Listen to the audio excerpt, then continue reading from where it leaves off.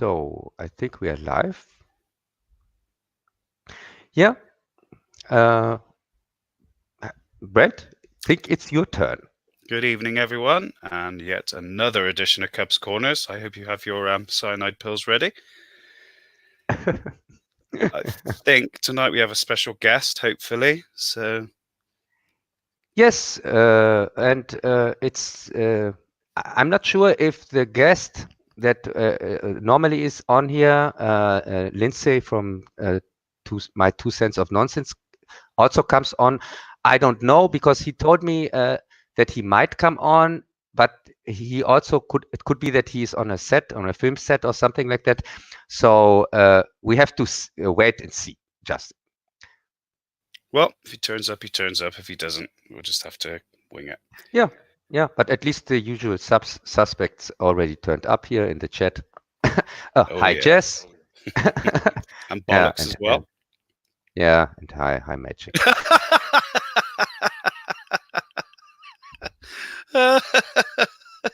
He might get offended. I doubt it, but he probably will.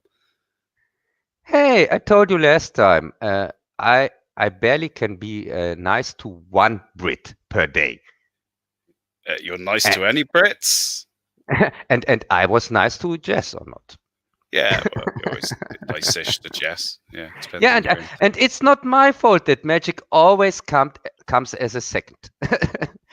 That's not my fault. So he's a poor second for you, is he? He will be upset about that. Yeah, but the second place is also not bad. Oh, it's not participation trophies. So at least he is the second best in a race of two. Okay. Well, I'm going to start with the trailer news this week. There's not a lot. There's an announcement trailer for Doctor Strange 2. Doctor Strangelove too? Yeah, Oh Doctor my Strange God. 2. Yeah. Not much else that's caught my attention, to be perfectly honest. Yeah, and this thing even didn't catch my attention. I thought this movie is still searching for a director. Well, I mean, I think the trailer only dropped like this morning, so Okay, let's have someone for it because they're announcing it. So yes, there were rumors that Sam Raimi is going to direct, and but as this rumor is brand new. I've heard it yesterday. well, no, that's what is there. It's Sam Raimi, and that would be great. So they already dropped the trailer. Okay, okay. So Sam Raimi, because yesterday I watched a video on that where Gary, I think, said that Sam Raimi is rumored to be. it was rumored at the beginning of the week. Yeah. Yeah, but definitely okay. So we get Doctor Strangelove Part 2 from Sam Raimi. Okay. I mean, literally from 20 hours ago. Yes, that's what they were saying. So Yeah. But I'm not looking forward to it. I'm probably the only guy on this planet who is not looking forward to the next Sam Raimi abomination, even as a huge Sam Raimi fan, because he has still make this here this Dr. Oz, this Wizard of Oz crap. He crapped out. That was his last movie. I'm still mad on that. well, no one's perfect. Everyone produces stinkers every once in a while. Yeah, but I back then in my review, I also criticized Raimi's decision to work with Disney, and because it really didn't seem to be a good thing, and now he's working with Disney again. So I'm not happy that the Evil Dead director works for Disney. Why should I? And also this it's one of the only companies around now that are doing films, isn't it? So you yeah, I haven't got a lot know. of choice nowadays. Yeah, I know, but in Raimi's case, it's really a little bit odd because he comes from Sony. He made the Sony Spider-Man trilogy, and yeah, I don't know. Yeah, Raimi and Disney, no, not for me, for sure. I have to see. And also, I'm not a fan of the last Doctor Strange movie. I thought it was boring crap, overblown CGI, boring crap with a super boring main actor. Even forgot his name. I think Garbage Patch or something like that.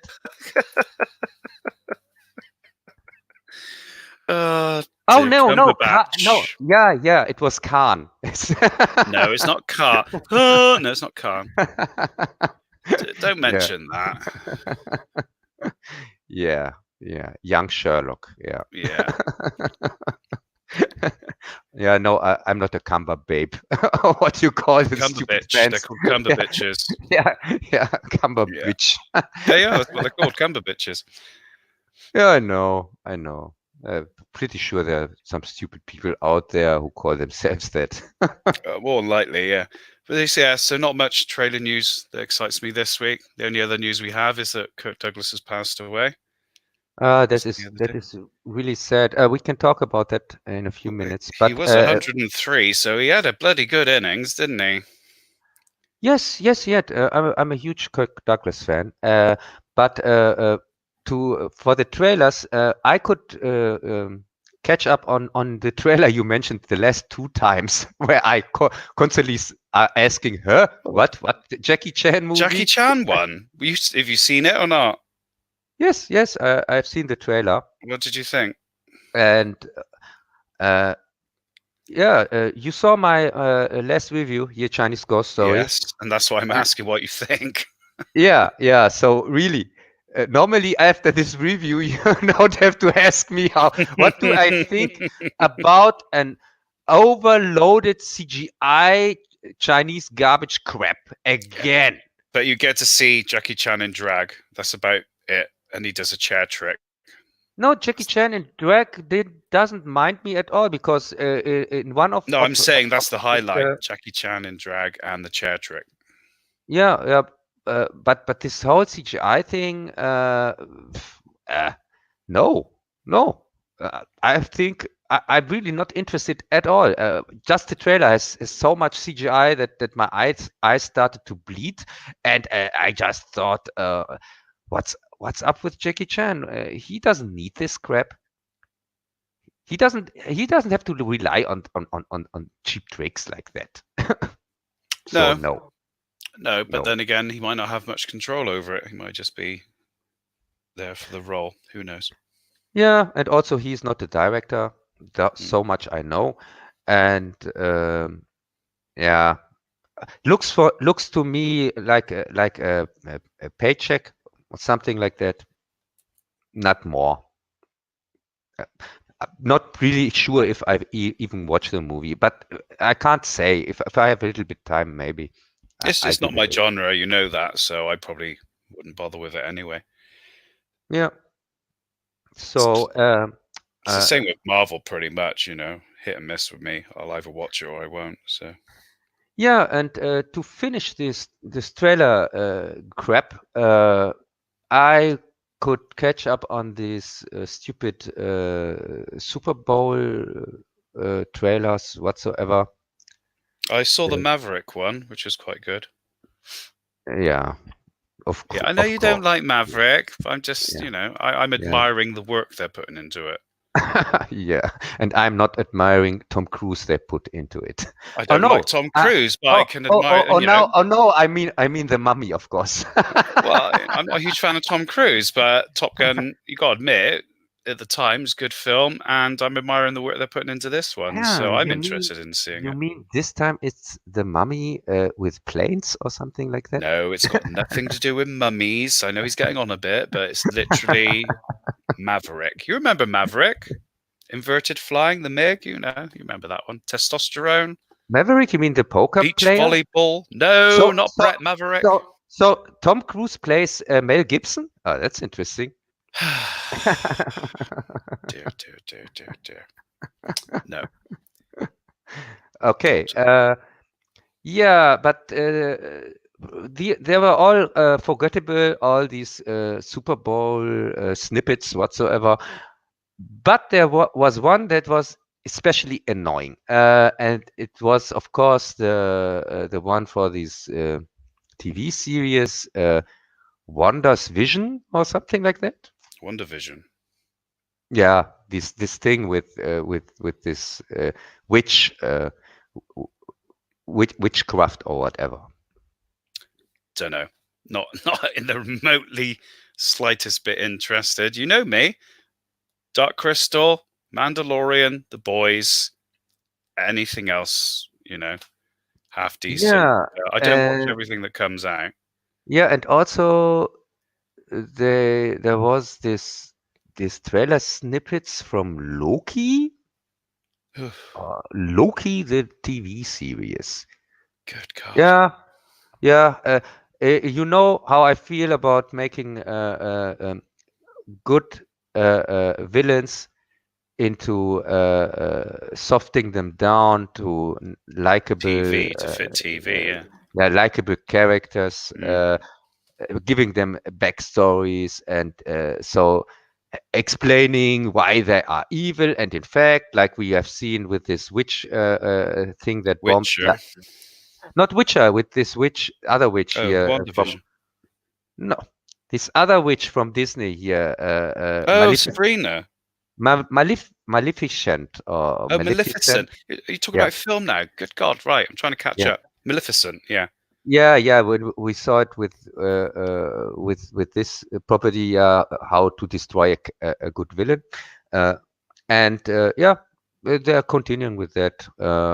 I'm not looking forward to that, and especially the one I'm least looking forward to is, of course, Falcon and Winter Soldier, because the Falcon is not Captain America, and he will never be. No point telling me that, Curb. I'm not the comic book fan. You need to speak to Jezra on that. The Yeah, number of no, Marvel films I've seen, I could count on one hand. So no, you don't have to be a comic book fan to see that Falcon. It doesn't make sense that he has the shield from Cap. He can't use it properly with his wings. It makes no sense. Also, he has no superpowers. He's just a regular guy. well, So what about Batman? He's a superhero. He's got no superpowers. yeah, yeah, like Batman. But yeah, Batman also. He has also no superpowers. He can't all. Yeah, but does also make no sense if he would use the shield. But yeah, no, not looking forward to that at all. And I'm probably the biggest Winter Soldier fan from the movie, but I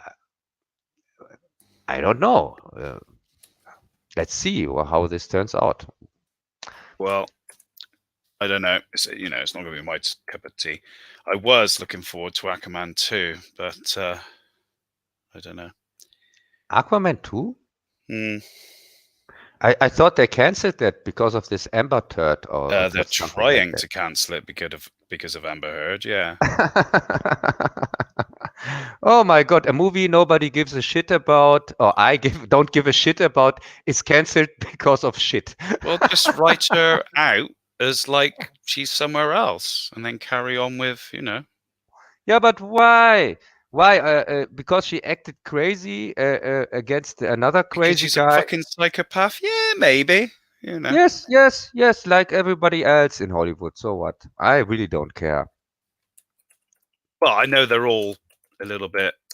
That goes with the territory, doesn't it?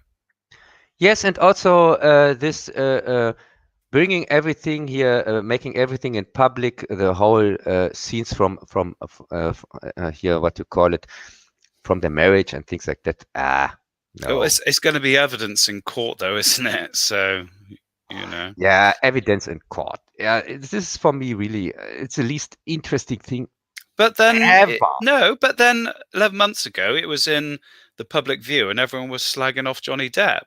So, No, no, not everybody. I wasn't. I even didn't get what was going on. I just thought, oh, why is everybody now turning on Johnny Depp? Did he did something more stupid than his last stupid movie? Yeah, but it's because yeah, of the Me Too thing, because they always think, well, it's got to be true if a woman's saying it. Yeah. Oh, we have Texas Yeah, gal in the chat. Hi, Texas gal. And and Dana and uh, memes, but he'll only be here for a yeah, couple of minutes. yeah, memes Uh, is also here, but memes has no time because he's on his way to the top. I think he runs for president or something like that. I thought he gave up on that. What? Hey, memes, you can't let Trump win again. Not president of the United States, president of the internet, you muppet. More Okay. important. Oh yes, it's a much higher thing, much better. It might be. You never know. The internet has a lot of power nowadays. So. So I think memes kind of gave up and made a 180. So he really is a true politician. Never thought that of him. He has it in him. Well, he's got plenty of skeletons in his, well, I'd say closet, but they're in his garden. But yeah, I Yeah, guess. but we are not supposed to talk about that on the stream. Oh, well, you can always cut that bit out. Yeah, yeah, sure. I'm going to cut that out of a live stream, Cool. as usual. Yeah, yeah. Well, you're German, so you're supposed to be able to do everything. Yeah, yeah. So, if you don't want to talk anymore about trailers or anything else like that, Yeah, we can talk about the late actor Kirk Douglas. yeah. You first. What? I'm first? No, you brought him up. I didn't bring him up. Yeah, sure. He hasn't been buried yet. Yeah, Kirk Douglas. You said he got to 103. 103. Was it Tuesday he passed away? Yeah. I Yeah. mean, me and Jez were talking about it the other day. It hasn't exactly been corpus mentis for the past few decades, so maybe it's a blessing. Yes. I saw him. I think on the Oscars or something like that a few years Well, ago. Is that possible? I saw him like in the 90s getting it when he could still stand on a Lifetime Achievement Award at the Oscars, and he was barely corpus mentis then. So, Yeah. to do another 24, whatever it was ago, years, must have been fucking hell for him. I'm of the mind that if I ever get to that sort of stage where I just can't do anything apart from poop and dribble all day, I'd rather be let go. Yes. I saw him lately in a movie that I reviewed. It was a bad movie, but he had just a small role. It was Oscar from here with Sylvester Stallone from John Landis. It was a garbage remake of a brilliant classic, French classic with Louis Define. And yeah, they dumped the story down for Sylvester Stallone because they have to. I don't know what you mean. He's one of the finest Shakespearean actors they've ever had. Really? Stallone wasn't a Shakespeare adaptation? No. What was that? Rambo? Or what? Rambo versus Shakespeare or something like that? He's got a good mind for screenplays and everything. It's just his elocution. Yeah. Yes. He's maybe he writes decent scripts. I give him that because I know he wrote the script for Rocky and even won an Oscar for it, I think, or was at least nominated. I'm not really sure. Yeah, he's done quite a few scripts. So. Yes, but he also wrote the script for Staying Alive here, Saturday Night Fever Part 2. So, yeah, before people start to putting him too high in the skies. Come on, if you had a girlfriend, you'd be like, do you want to watch Saturday Night Live? You know you would. So, like Ghost and all those sort of films. Yeah. They're the films where you can get your arm and go, stretch over on the sofa. That's what they're for. Can't see John Travolta really be friends with him after this movie.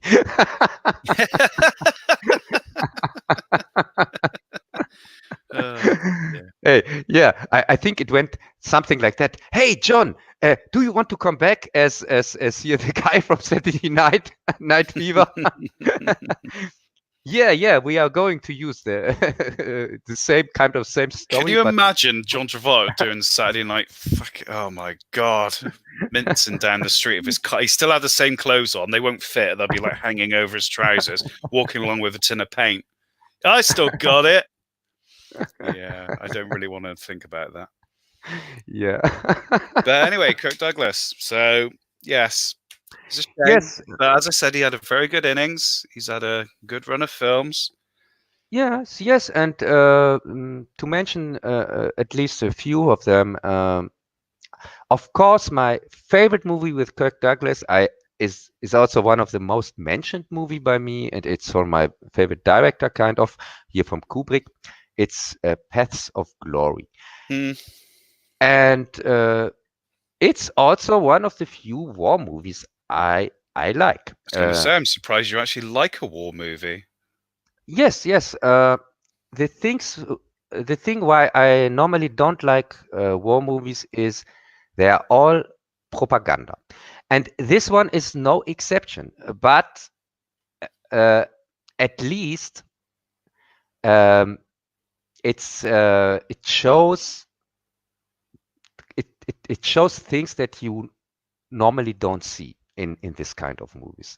Because for people who don't know what we are talking about, in this movie, it plays out in World War One, and it plays out in France, where France or French company uh, is going to attack, I think, the Germans. Yes. Yes, Yeah, usual. it's always the bloody Germans. So Yeah. yeah, if you can say World War One, World War Two, normally the Germans are involved. Yeah, Normally the Germans, yeah. And but it's a suicide mission. as most And missions were in World War One. yes, but the guy in charge, he doesn't care for his soldiers on the As French most side. generals didn't in World War One. He doesn't care for his soldiers, and he even he just wants this medal or this medal. He just wants the glory. Yeah. So he decides. He gives the order that the batteries should shoot at their own people to get them out of the what do you call it? The Where trenches. The Russians were good at that as well. the trenches. Yes, and but the guy in charge for the batteries or for the cannons or whatever, he wants this order as a written form, because he doesn't want to shoot on his own man. Yeah, no shit. And the thing is that this attack goes horribly down, and to keep face, the French army decides to take 3 men of who survived this attack and shoot them as an example for the others, that they never ever stay in the trenches, even if if they clearly just go out to die a few seconds later. And the movie is kind of about this 3 men who got as a defender Kirk Douglas. He's a commander, and He's a twice. colonel, isn't he? Yeah, colonel. I mean, he's higher up of them, of these 3 men, and he tries to defend them in court, of course, unsuccessfully. And the movie is about that, and it's really, yeah, I really, I have watched this movie so many times. It's so well made, and the story is so grabbing, and also it's based on a true story. And my latest information was that it is still banned in French. Back then, when it came out, it got immediately banned there. I don't know if it's still banned. I mean, a lot of things back in like Charles de Gaulle's day and that would have been banned and things like that. I'm not aware if it's still banned in France. As I said, my last information was from the 80s, 90s, or whatever. When we watched it back then, it was still banned. That I know for sure. if it's not banned anymore, I don't know, and I don't care because it's French, and who cares for them? Yeah. 1986, 11 years after Franco's death, film was banned by Switzerland as incontestably offensive. Yeah, sure. 1970, yeah, no. Yeah, I mean, even the United States, some military bases won't show it, but that's all I can find on it. Yes, So why should you they? can find it, you can see it, but you know. Yes, and but for me, this is one of the few war movies that really can claim to be an anti-war movie, like nothing new on the Western Front and things like that. Most war movies are anti-war movies. No, most Yes, war they movies are. aren't. They pretend to No, be, yes, they but are. they are quite the opposite. So you will tell me Rambo is anti-war movie? Yes. Oh yeah, sure it is. And It's about Rambo 2, PTSD. yeah, sure. And Rambo 2 also an anti-war movie? Not necessarily, but the first one And was. and Top Gun is an anti-war movie? Top Gun is testosterone-filled aviation. It's got nothing to do with war. Yeah, but it's a war movie or not? Or is Top Gun not a war movie? It's just a fun plane movie, like Yeah, planes. they just accidentally shoot each other down. They're Nerf Re- missiles. They're not real Really? missiles, Cub. Oh, Nerf really? missiles. Oh, Yeah. really? They don't No, have they no, don't no have one a died mission. in the making of Top Gun. Hey, No one. they don't have a mission in Top Gun. No, they're just there to play beach volleyball, drink Budweiser, and sing song. It's a musical, Cub. Didn't you get it? Yeah, really. Do, No, do, do, Brand, do. seriously. They have a mission in Top Gun. You can't say that Top Gun, Platoon, Apocalypse Now, the first Rambo film are the same. Really? Because Top Gun is entertainment. Just because it has planes and missiles in it. You could say that about Scorpion or Brad Dourif films or anything like that. You know. Yeah, okay, when you mix Platoon with Top Gun, yeah, I You actually just mixed Top Gun with war films, so yeah, but in Top Gun there is a war. There is a war going on. It's Yeah. not just the training sequences. it's not a war. It's a little bushfire. Aren't they It's not. attacking? No one's aren't declared they war. in- No, in it's an Top Gun, exclusion they are zone, and they crossed attacking- it. No, Hey, in Top Gun they are attacking enemies or not? if you listen, they have exocet missiles. They cross the exclusion zone, and they have to launch the fighters to defend the carrier because they can launch those missiles from 250 To miles defend? away. Okay, let's talk about that. That's To not defend- war, though, is it? That's, Okay, what military do they police defend? Do they defend the US? They or defend do the aircraft carrier. Oh, the aircraft carrier who is in the territory of another country. An aircraft carrier is a sovereign nation. Yeah, sure, whatsoever. Yeah, of course, the military it tells you everything to You're the explain one who started why saying Top Gun was a war film. For God's it sake. is, and the second one will also be a war movie, like the first. So Star Wars is a war film as well. Yes, they are. That's why it's called Star Wars and not Star Peace. That's a thin link there, Cub, to use Top Really? Gun along with Yeah. other war films. Yeah, but to pull out Star Wars out of your ass, that was really clever. I have to I'm say. just copying you, Cub. It has even war in the title. Yeah. Anti-war films, Platoon, Apocalypse Now. You don't say Top Gun in the same fucking sentence as any of the films you just mentioned. Paths of Glory or anything like that. No, of course I don't say that. Well, you did. No, I said Top Gun is a war movie and a That's like saying Glory Dirty Harry is a police recruitment movie or a police is an academy. anti-war movie. So that's the difference. Yeah, but Top Gun isn't any. It's just an entertainment film. Yeah, of course it's entertainment for people who are crazy for war, but I'm not, so it's not entertainment for me. Yeah, we know that. Yeah. But we're going off topic. We're talking about Kirk Douglas.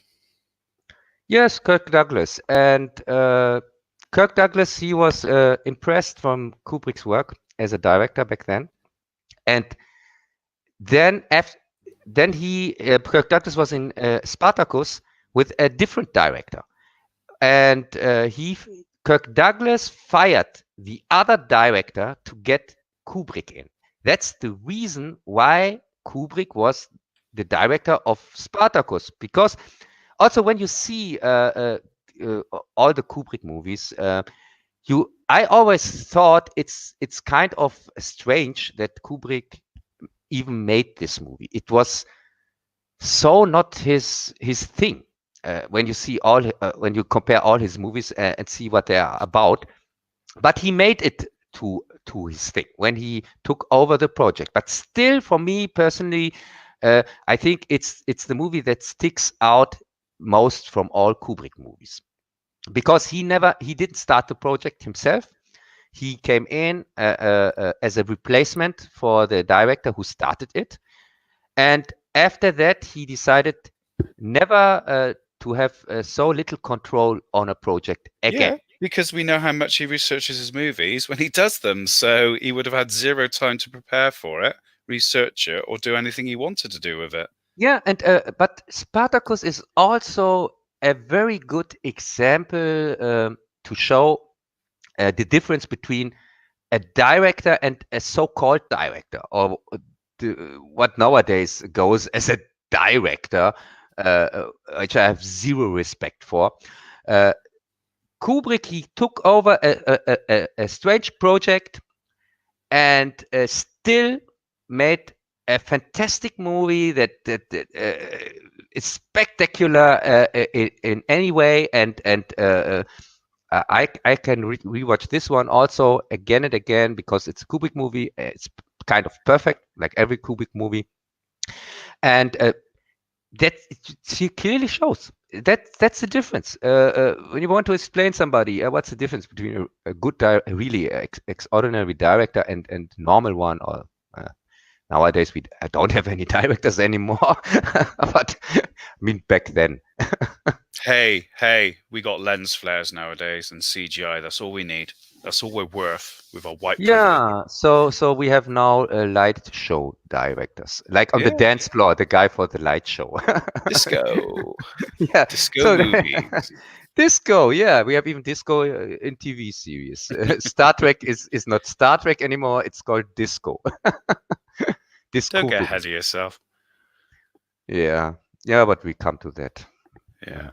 You can be Yes, sure. so no, he's done some good films, and obviously, as most actors around those days, he's done some stinkers as well. But Yes, and I would like to mention one of his later movies he made in the 80s, which was a little bit overlooked because I don't know if it was a big hit. I don't think so.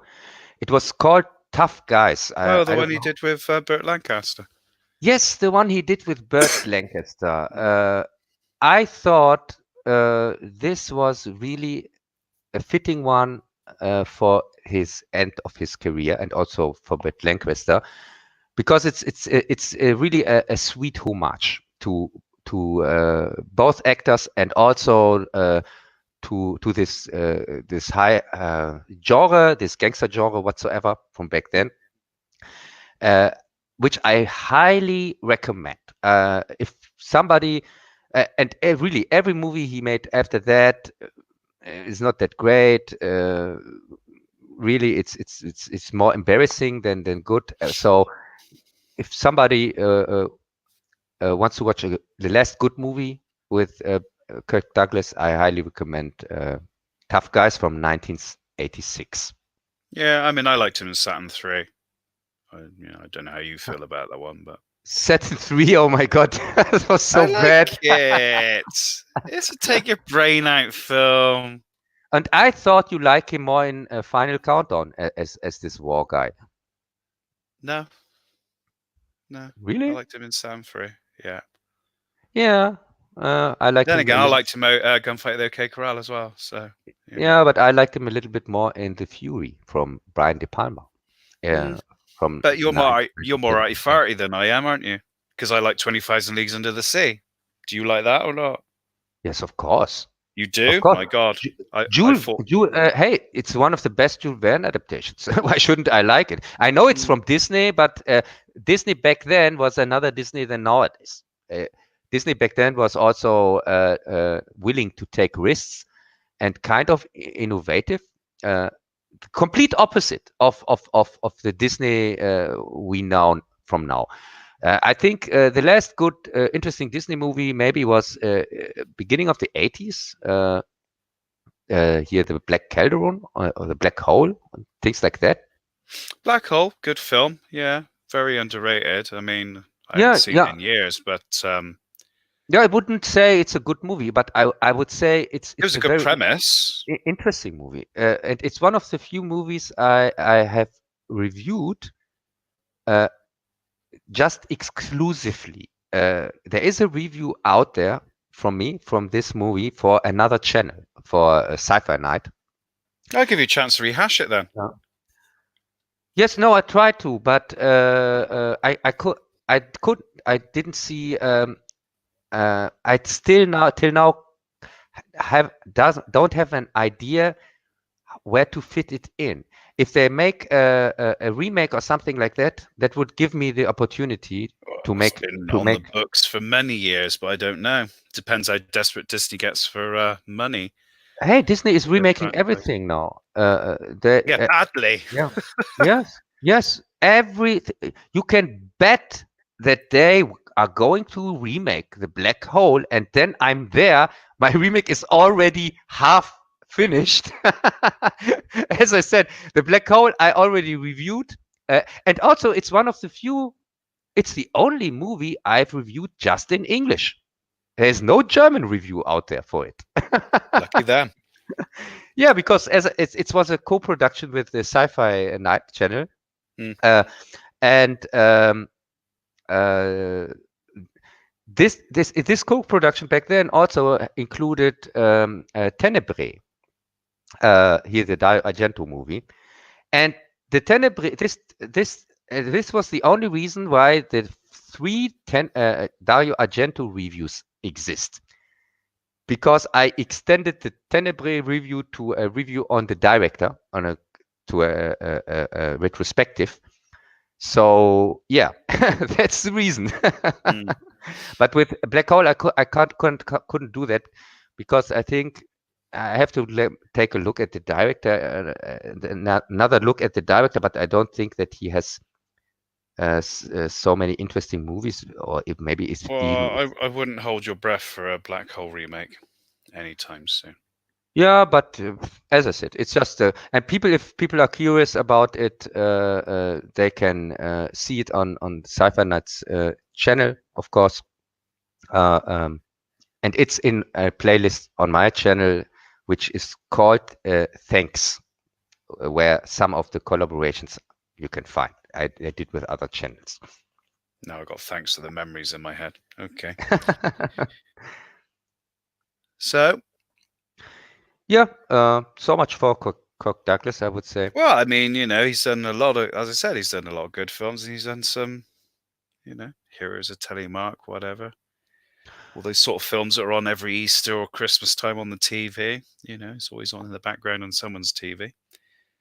Yeah, at least he was one of the entertaining actors. He had charisma, and even in a bad movie, he was most of the time the most interesting part of it.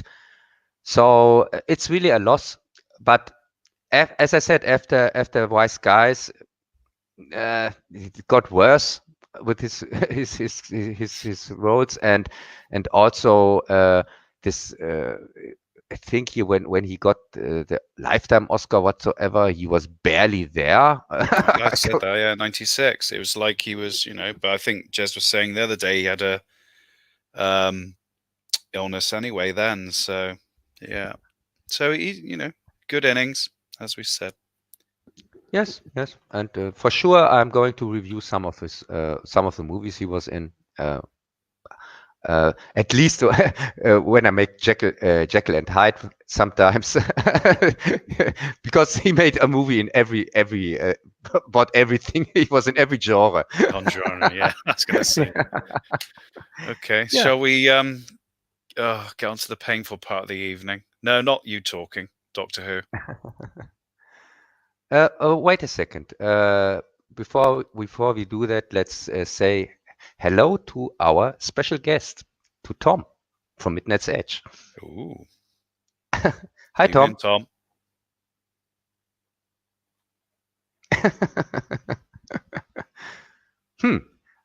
Yeah, but at least we said hello.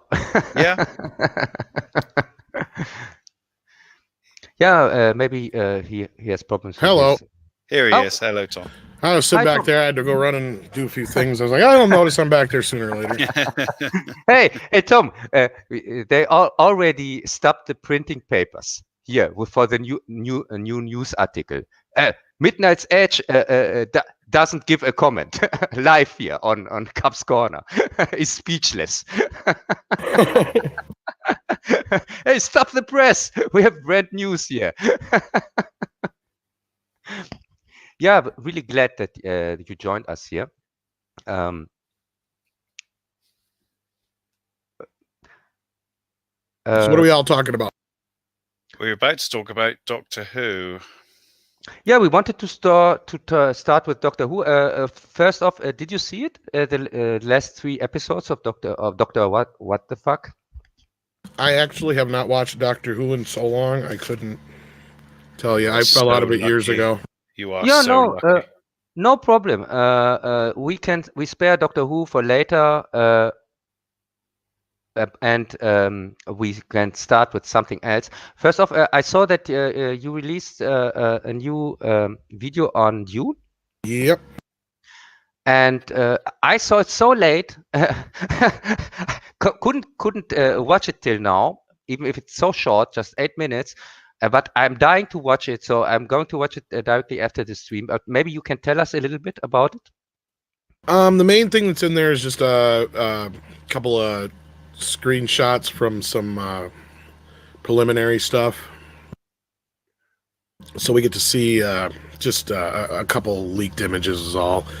Other than that, Andre just talks about what he's heard and what the images mean and stuff like that. Oh, okay. Yeah, we talked already about it a little bit here about Dune in Jess's stream 2 days ago. I'm really not sure if they can pull it off. Andre seems to be, as usual, a huge expert on this thing, and I'm glad for that because the only guy that I regularly watch besides Midnight's Edge is Pat from Please Rewind, and he's also a huge fan and knows this franchise, Dune, and knows the books and so on. So yeah, very cool that I get now two sources on this subject matter.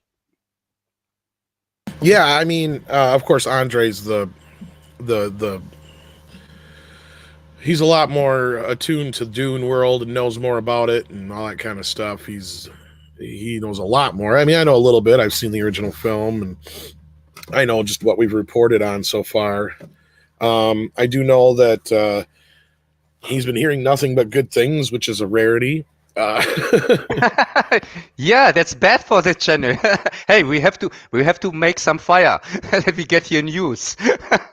Well, if anything, it just shows that, you know, we do get good news sometimes, and when we do, we will report it. And outside of the whole thing with Max von Sydow's character, they're talking about gender swapping and race swapping it. But yeah. There's reasons behind it, and Andre touched on that a little bit in his last video. That has to do with the Bene Gesserit sisterhood and all that kind of stuff. So we'll see how they work that out. I know they're good to go on that series for HBO Max as well. So it sounds like that Warner Brothers is kind of banking on this. So hopefully it works out for them. I hope so, because Dune is one of those franchises you want to do well, but I mean, I like the movies, so you know, Alan Smithy and whatever theatrical version they produced. But let's hope they get it right this time. Yeah, but when it comes to franchise like or properties like Dune or Akira, things like that, which are kind of not unfilmable, what you will call it, or where really fans gave up long time ago to get something decent. I think they need a trilogy. That's what it needs, a trilogy or a quadrilogy. You can't just do it in one film. That's what they need to do. I really don't hold my breath. It's really more like, yeah, maybe they shouldn't do it at all when it comes to Dune or Akira. These two things are. No. If I would have to say something, I would say, no, don't see that as a real life adaptation in Akira's place and Dune as whatsoever.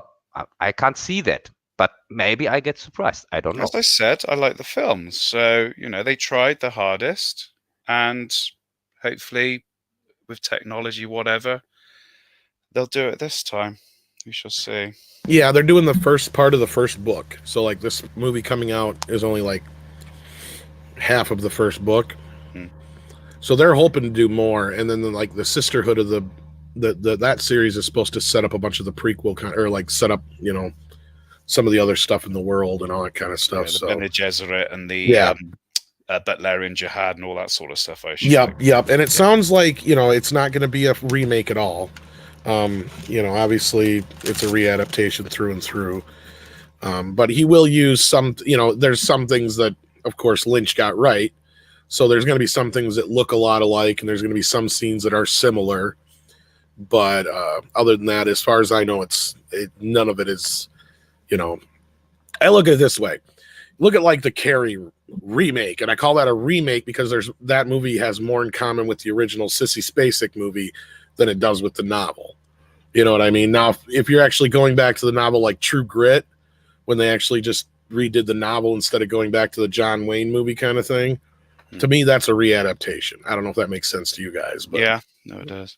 Yeah, it's funny because when you say they just adapt the first half of the first book or something like that, I have even good experiences with this kind of adaptation because I'm a huge John Irving fan. Here from the author here from Garb and Hotel New Hampshire or Cider House Rules, things like that. And there was the only adaptation of his work, which was kind of decent from my point of view, was in fact The Door in the Floor. It is the first quarter of his book Widow for 1 Year. I don't know if you have seen it, maybe. No, I've heard of it, but yeah, that makes sense. I don't mind that as long as they, you find a good spot to separate the story out. Yes. As I said, it got even Oscar nominations or even Oscar here for Kim Basinger. And here the dude was also in it. What's his name? Jeff Bridges. Jeff Bridges, yeah. And as I said, I was so pissed off from all adaptations I've seen till then, but this one really surprised me. And as I said, they really adapted just the first quarter of the book. And it's called even different as the book. The book is Widow for 1 Year, and the movie is called Door in the Floor. But it makes sense because it is about the Door in the Floor is really a part of the story. So they didn't just pull this name out of their ass or something like that. So yes, I highly recommend that. If somebody wants to see a decent John Irving adaptation, I recommend that one. I'll put it on my list. My list is too long already. Yeah. That was a joke, Cub. Yeah, I know. And now we have the funny and exciting part behind us. And let's talk about Puke. Tom, Picard? I've been watching the wrong series then, because I've been watching Picard. What? Yeah, I think I'm going to be the odd one in the room somehow. Okay. No, Tom, I know you can't say you haven't watched it because you have to, because of your channel, or not. Yeah, actually, I think we're doing a roundtable here in about an hour. Oh, Oh, it's so urgent. Yeah, I thought that. I thought that because when I saw the last episode, I thought, oh my God, I have to make an emergency stream or something like that. Every Friday we've been giving them a review. So far, it's been pretty. It's been an experience. That's all I'm going to say. Yeah, an experience, and we are going to talk about this experience because I could trick Brent here to watch it. I have actually been watching it. I've watched all the episodes so far, and I feel a bit more favorably about it than you do, Cub. Yes. I was surprised about that. Well, it's the Star Trek we're going to get for this sort of day and age, I'm afraid. It's better than Discovery. It's far better than the short tracks. It's not 100%, but it's what we get in this day and age, and it's not Doctor Who. Yeah, but is it really Star Trek? Let's ask Tom. Tom, let's talk about episode 1 and 2. Is this really Star Trek? No. Well, thanks for coming, Tom. That's the short answer, though, really. I mean... Yeah, but I just said the same thing. It's the Star Trek we have for this day and age. It's this generation. I have a problem with that because I feel like, and I'm not saying that you're wrong, Utini, but it's like, it feels like that's everybody's excuse for it, when it's like, no. If I have an orange, loads of faults in it. I mean, it's like if I have an orange though, and somebody swaps it out for an apple and still tries to convince me it's an orange, I'm just going to be convinced that you're fucking nuts. Oh yeah, Apple is the new orange. Didn't you know that? And so that's my problem with it. It has very little in common with anything that Star Trek represents. Now Picard is much better than Star Trek Discovery. I will give it that.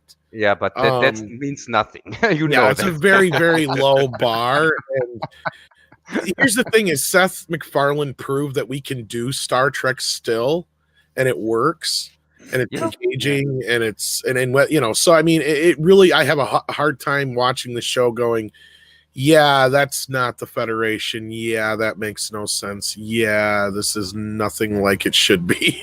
And again, it's sad as the story is interesting. It's the execution. Yes, and Tom, you can make sense of that. So the story goes you like think so? No, because I didn't get it. Really, nobody could explain that to me. So they cloned data from a positron or whatsoever, cloned his matrix, but this woman. What is a human? Just a human with a positronic brain? Yep. Does. But isn't that why should somebody put a positronic brain? So the woman is a clone or what? Just a normal human, like in Blade Runner? Or what? No, the impression I got was that they were trying to recreate a hybrid of data. You know, who wouldn't want to be as intelligent? Yeah, but if you have already a complete human. Yeah, but you clone a human. Human's a human. If you clone an android into a human, they're going to be. Wait a second. Why putting into this human a positronic brain? For which purpose exactly? Who wouldn't want a positronic brain and to be able to leap huge distances and things like that? And also I didn't get that exactly. So. Did they swap out her brain like in Frankenstein and put in a mechanical one or what? No, the impression I got was that they tried to recreate from whatever was left of data a new form of symbiotic life between all of the above. Yeah, but what's with the brain of hers? Has she now a human brain? With a positronic thing clapped on, or does the brain... My understanding was it was a positronic brain in a human body, which was created. It wasn't like somebody just had the brain removed and plopped in. No, I as far as I know, the way I gathered it, and again, like that's why I said all of the above, because I really couldn't tell you, to be honest with you. There's no reason she should physically be able to jump 10 flights of stairs like that. She's still technically human. Yeah, and Tom, what is with this rule that they have always come in pairs? Since when exists this rule in science? Because this show. I really couldn't tell you. So they have to come in pairs. You can't make one. You can't also make triplets or whatever. You have to be two for some reason. I guess that's the way it works. Yeah, it's More got to bang be for two. your buck. That don't look anything like Data. You wouldn't want a female that looked like Data, would you? We already had a female Data in. Lol looks a lot better than Data. Hey, a fistful of Datas. In this episode, we had a female Data. I rest my case. Yeah, what? This is supposed to be what Data would have envisioned as his daughter.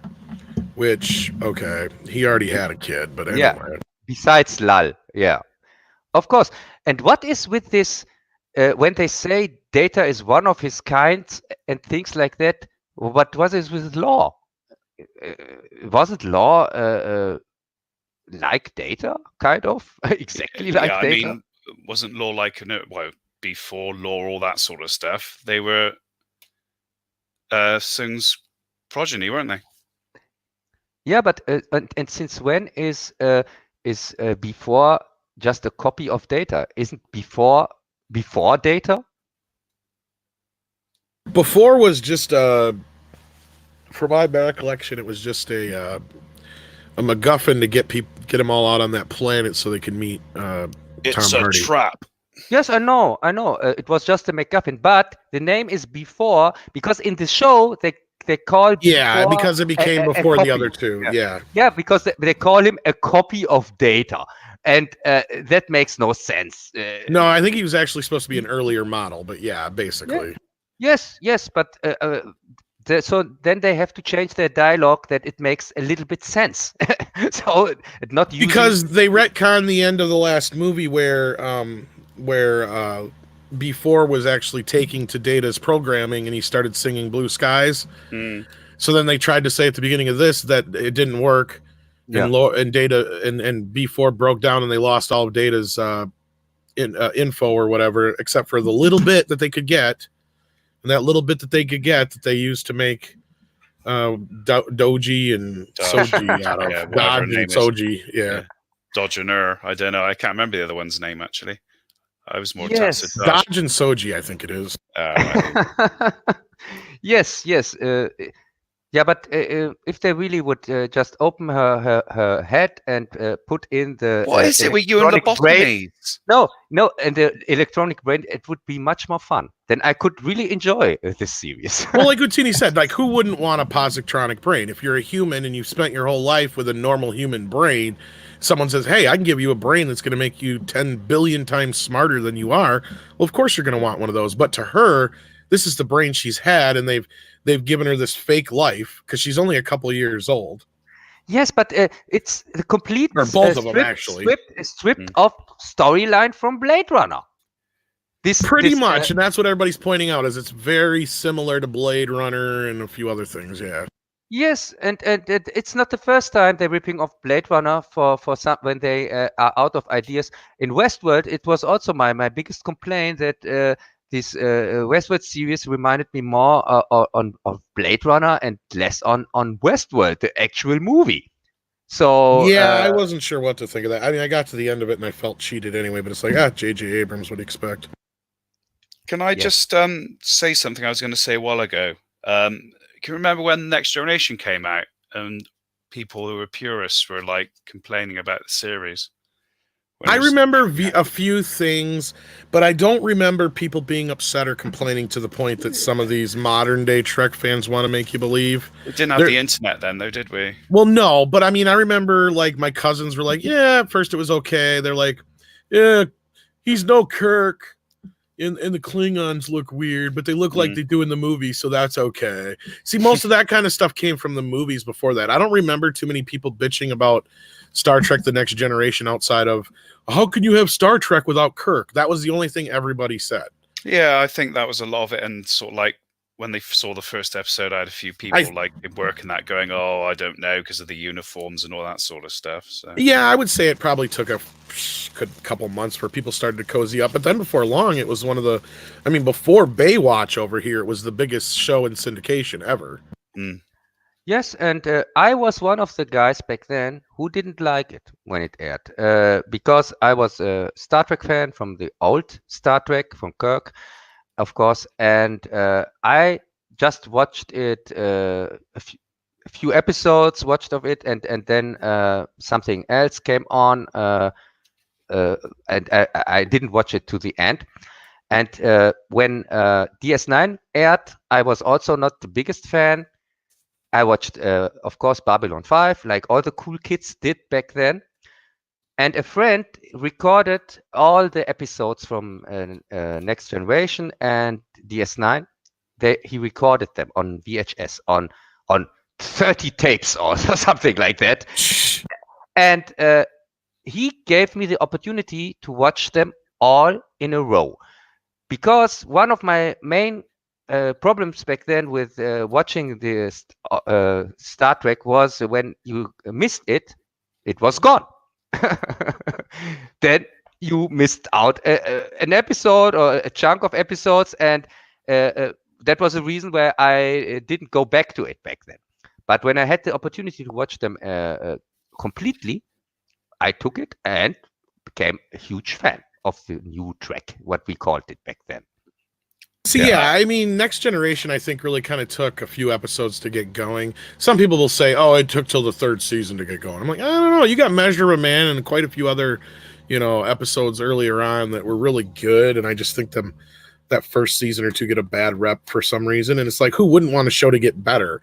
I mean, if you turn around and say, "Oh, the first 2 seasons are the best," and then it turns to shit for the next 8, who wants to watch that show? You know what I mean?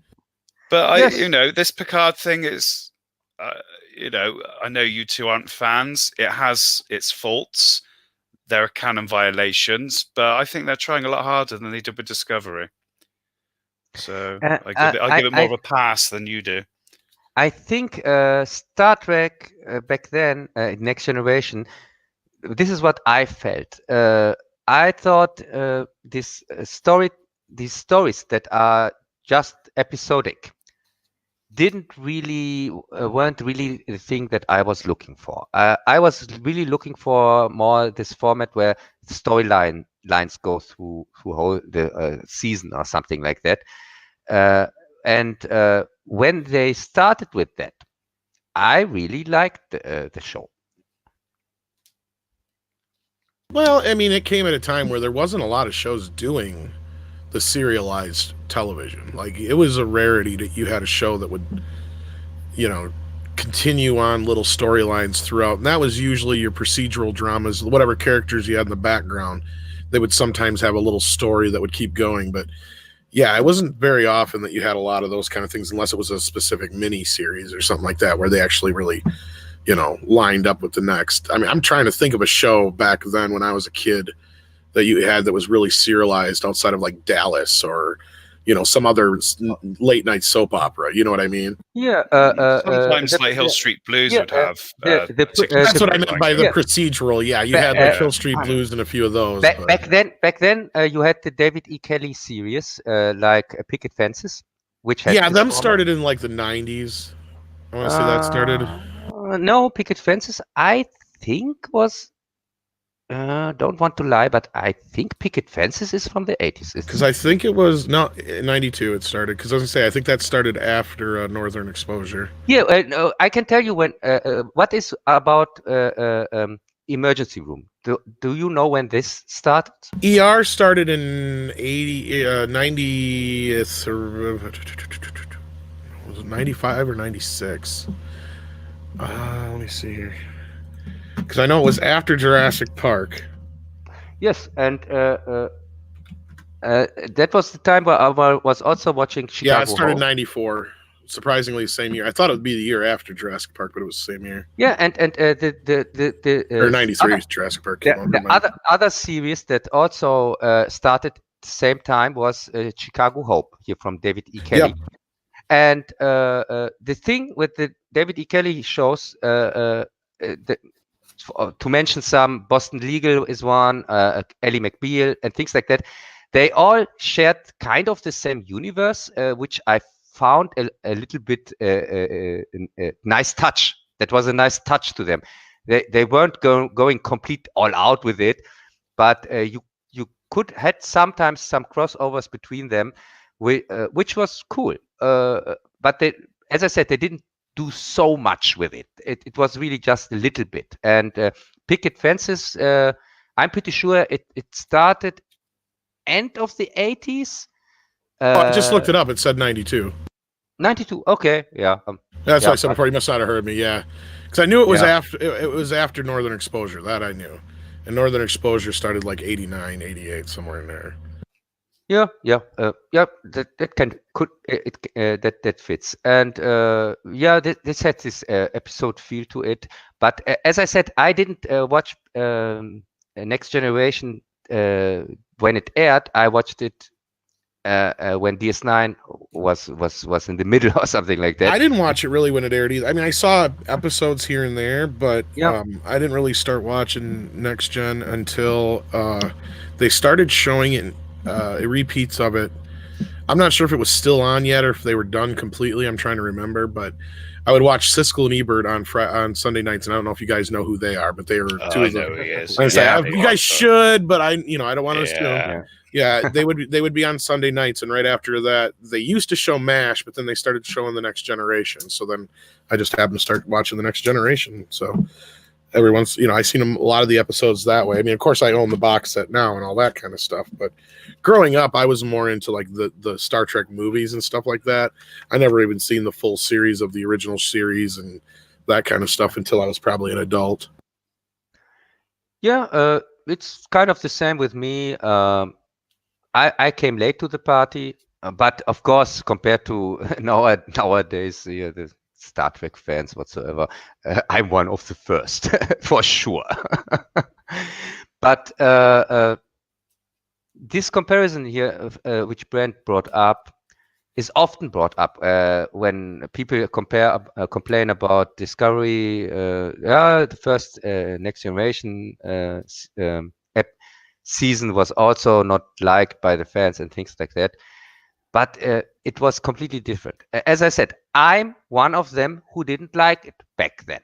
And I'm also one of them who liked Kirk more and couldn't stand Picard, or not couldn't stand him, but thought, this is not the Star Trek I used to know. No, and I completely respect people who had that feeling even at that time, or even, I mean, not now. It's a little difficult to listen to somebody say something like that because it's like, dude, we've had 20 Star Treks, But yeah, I can totally understand at that time there had been no other Star Trek.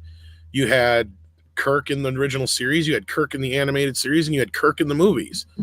It was like I totally get most people's perspective on it, to where you're like, why would I want to watch this? It would be like, all of a sudden now they just decided to just make some new series. The Next Generation had at first the problem that when Star Trek, Kirk Trek was watched back then from people like me, it wasn't watched because the episodes were so awesome. It was really more watched for the trash factor back then. So for the also a little bit for the camp factor, or what you call it. So you had that going for it, and then you had this serious incarnation in Next Generation, where it was serious, but it was not on the same level as a cinema production or whatsoever, or some other series. It had not that high production value, but also it didn't have this trash or camp value like the old one. So it didn't really fit. I can just speak for me. That was my problem back then with it. But after the first season, or even the first season, I don't hate. I think there are some great episodes, as you said, Tom. But you have to watch them in the right order, in a row, and then you get the experience. I highly recommend that. Because then once you get to the third season, I feel like it all, second, third season beyond that, then it starts paying off a little bit more. I mean, like I said, I totally get people's gripes with it. I have no issues with the show, especially now. And at the time, I can totally see, like I said, everybody was so used to this thing. It'd be like, I mean, I'm trying to think of a good example, but I can't. But, all of a sudden, maybe like, it'd be like the Addams Family. Like if they just decided to change the entire lineup of the Addams Family all of a sudden. You're not getting Gomez and Morticia and all that kind of stuff. You're getting, Stewie and his wife, Lily, or something. It would just be like, huh? Wait, what? And I totally get how people felt. Like, how can you do Star Trek without Kirk and Bones and Spock? It just don't make no sense. I mean, I totally get how that wouldn't register. Yeah, and also people back then didn't have the imagination that it is a cinematic universe. Oh yeah, I remember people going around going, "Oh well, this Picard guy, he's probably going to be like Kirk's." They didn't know I have a name at the time, but the new captain is going to be like Kirk's son or something like that. I remember a lot of people going around saying, and they had no clue what this was going to be, and everybody was just kind of like, "Huh?" Until it actually kind of came out, and then people seen, "Oh, okay, it's." Kind of like the prequels. The prequels were really kind of similar to that. Because like my dad, I tried explaining the prequels to my dad. He still don't get it. To him, that's little Luke Skywalker. He don't understand. he still don't get it. It's not computing to him. He just hears Skywalker, and all he knows is Luke. It's like... Talking about the prequels, that is also the point where Star Trek started to drop the ball. When they themselves started prequeling with the Enterprise, with the last real Star Trek series before this STD crap. Enterprise is also a prequel. It's a prequel to the Kirk time, and I couldn't stand that. Here we go, a series I like again. Here we are. Stuck in the middle. I don't say that I don't like the series. I say that I couldn't stand the idea back then having a prequel in general. And it took a time till I got warm with the series. Now, why not explore the lore of the formation of the Federation? Why not go into the past? Nah, I didn't mind Enterprise as much, and then I mean, I guess it gets itself an out at the end without getting too much into that. But I mean, no, I mean. Yeah, prequels inherently is where things go wrong. I can't argue with that. It's really tough to do any kind of prequel where you're not so far removed from everything else that you're not boxing yourself in. That's the biggest issue. Yes, I can tell you just one example for a successful prequel, which is The Godfather Part 2. And it is not even a real prequel. It is half prequel, half sequel.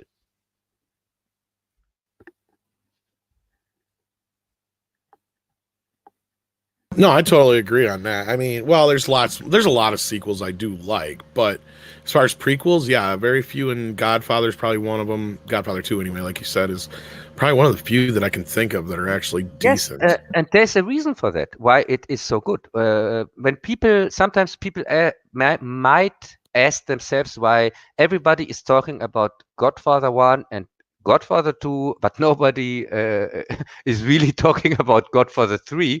And the reason for that is that Godfather 1 and 2 is based on the same book. It's based on Mario Puzo's Godfather, who wrote the scripts for all movies. And Part 2, as I said, is also from the book. Yeah, it's also from the book. So that's also the reason why it feels. Even there was a big, I think, 10 years between them. Tom. Between 1 and 2? No, I think it was only like 5 or 6, maybe 7. Because the first one was 71 or 72. Yeah. And the second one, I think, was either 76 or 78. I can't remember which now. I can't remember who was before or after Star Wars. I'm trying to remember. Yeah, but it was not. It was. Could have been 76 because Rocky won Best Picture in 76, so it wasn't 76 then. Yeah, but it wasn't 77. Maybe it was 78. So yeah, it was probably about Yeah, but it was also not usual that they let so much time pass for a sequel. Sequels back then, even I can remember that sequels came out very quick normally. They didn't wait so Well, you long. didn't really have a lot of sequels unless it was like a Planet of the Apes type movie. You didn't really get a lot of sequels. A Yeah, horror movie, maybe, that'd be about it. Like they did like a lot of the Dracula movies and stuff. But no, at that time, sequels weren't a big thing, and that's how George Lucas got away with hanging on to the rights to his sequels because Fox didn't give a shit at that point. They didn't have any long term. The sequels were a dirty word in Hollywood. And up until like the 90s, they really didn't like sequels that much. Like they would generally be embarrassed by them. Very rarely would they really tout a sequel outside of knowing yes, that they would make about half the money the original did. That was the only reason they yeah, made them. yes, and then they had all right to think so. Don't forget the hilarious sequels. Here, Staying Alive, it's a sequel to Saturday Night Or Fever. right, and there's a perfect example because they didn't even want to call it anything close to the other one because they didn't Yeah, want people thinking it was a yeah, sequel to the yeah, other. yeah. Maybe because they thought about Grease too. Well, yeah, any numeral in the title, unless it was a horror movie, was very taboo and still is, surprisingly. Yeah, yeah. Uh, yeah. Now again, I think sequels. I was never a big fan of them, and even if a sequel to Evil Dead is one of my all-time favorite movies, Evil Dead 2 probably one of the best movies ever. But still, sequels. In general, I feel that way. Still, I felt back then that way in the 80s, and I feel nowadays also that way. Every time when a sequel is announced, I think, no. And the same goes for a remake. Back then, it was also with the remakes. They were not really uh, laughed when they were announced. Well, I mean, they call them reimaginings now, don't they? But that's for the Yeah, well, now, yeah, they went from remake to reboot to reimaginings to whatever word, because that's what, yeah, because remake is a dirty word in Hollywood. Now remakes are the new sequels. That's kind of the thing. Yeah, yeah. So you combine the Well, just Blade, like we were talking Blade. about the other day, like Friday the 13th, Paramount was even embarrassed to have them, even though they did nothing but make money hand over fist with them. You know, they were just, they were those dirty little secrets they had, you know? Yeah. Yeah, yeah. It's still hard to believe that they even really that they are even from Paramount. Even nowadays, when you watch that, you see the Paramount starting with Paramount. You think, oh my, yeah, they were the guys in Well, they charge. need the money, don't they? Now So they do, definitely. And they don't have Jason anymore. Yeah, but these big companies, they are, from my point of view, they are all sellouts and liars, and you see that clearly. Can see that clearly here when Tim Burton wanted to make his Nightmare Before Christmas. Disney didn't want that. No, here first, what was the case? They were so embarrassed from it or something like that they didn't even want their name attached to it. Yeah, it's ironic. I just got the soundtracks to those in the mail. I've got the original one from back in the day when it still had Touchstone on it. They were so embarrassed by it, or they thought it was going to flop, and it was so too scary for kids. So they released it under Touchstone because it got a PG rating. And then years later, when it was a hit, of course, it was a hit. So then they turned around and re-released it with Disney over the title. So like my re-release soundtrack is a Disney's, you know, Nightmare Before Christmas. But the original one, I'm looking at it right now, has the Touchstone Pictures thing on it. Yeah, and even if it was not directed by Tim Burton, No, he just designed it and wrote yeah, the story. Yeah. yeah, he was it was directed by Stephen. Don't what? Do you know the director, Tom? I'm trying to look at his name right now because I can't remember. He's I think you're right. It's Steven something. Yeah, not Stephen Herrick or was no. it? It's something else. No, Yeah. that is the guy from Critters, I think. Yeah, that is.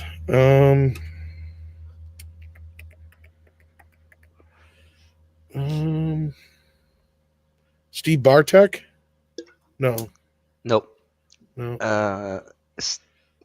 What's I'm wasting all this time. I could just look it up.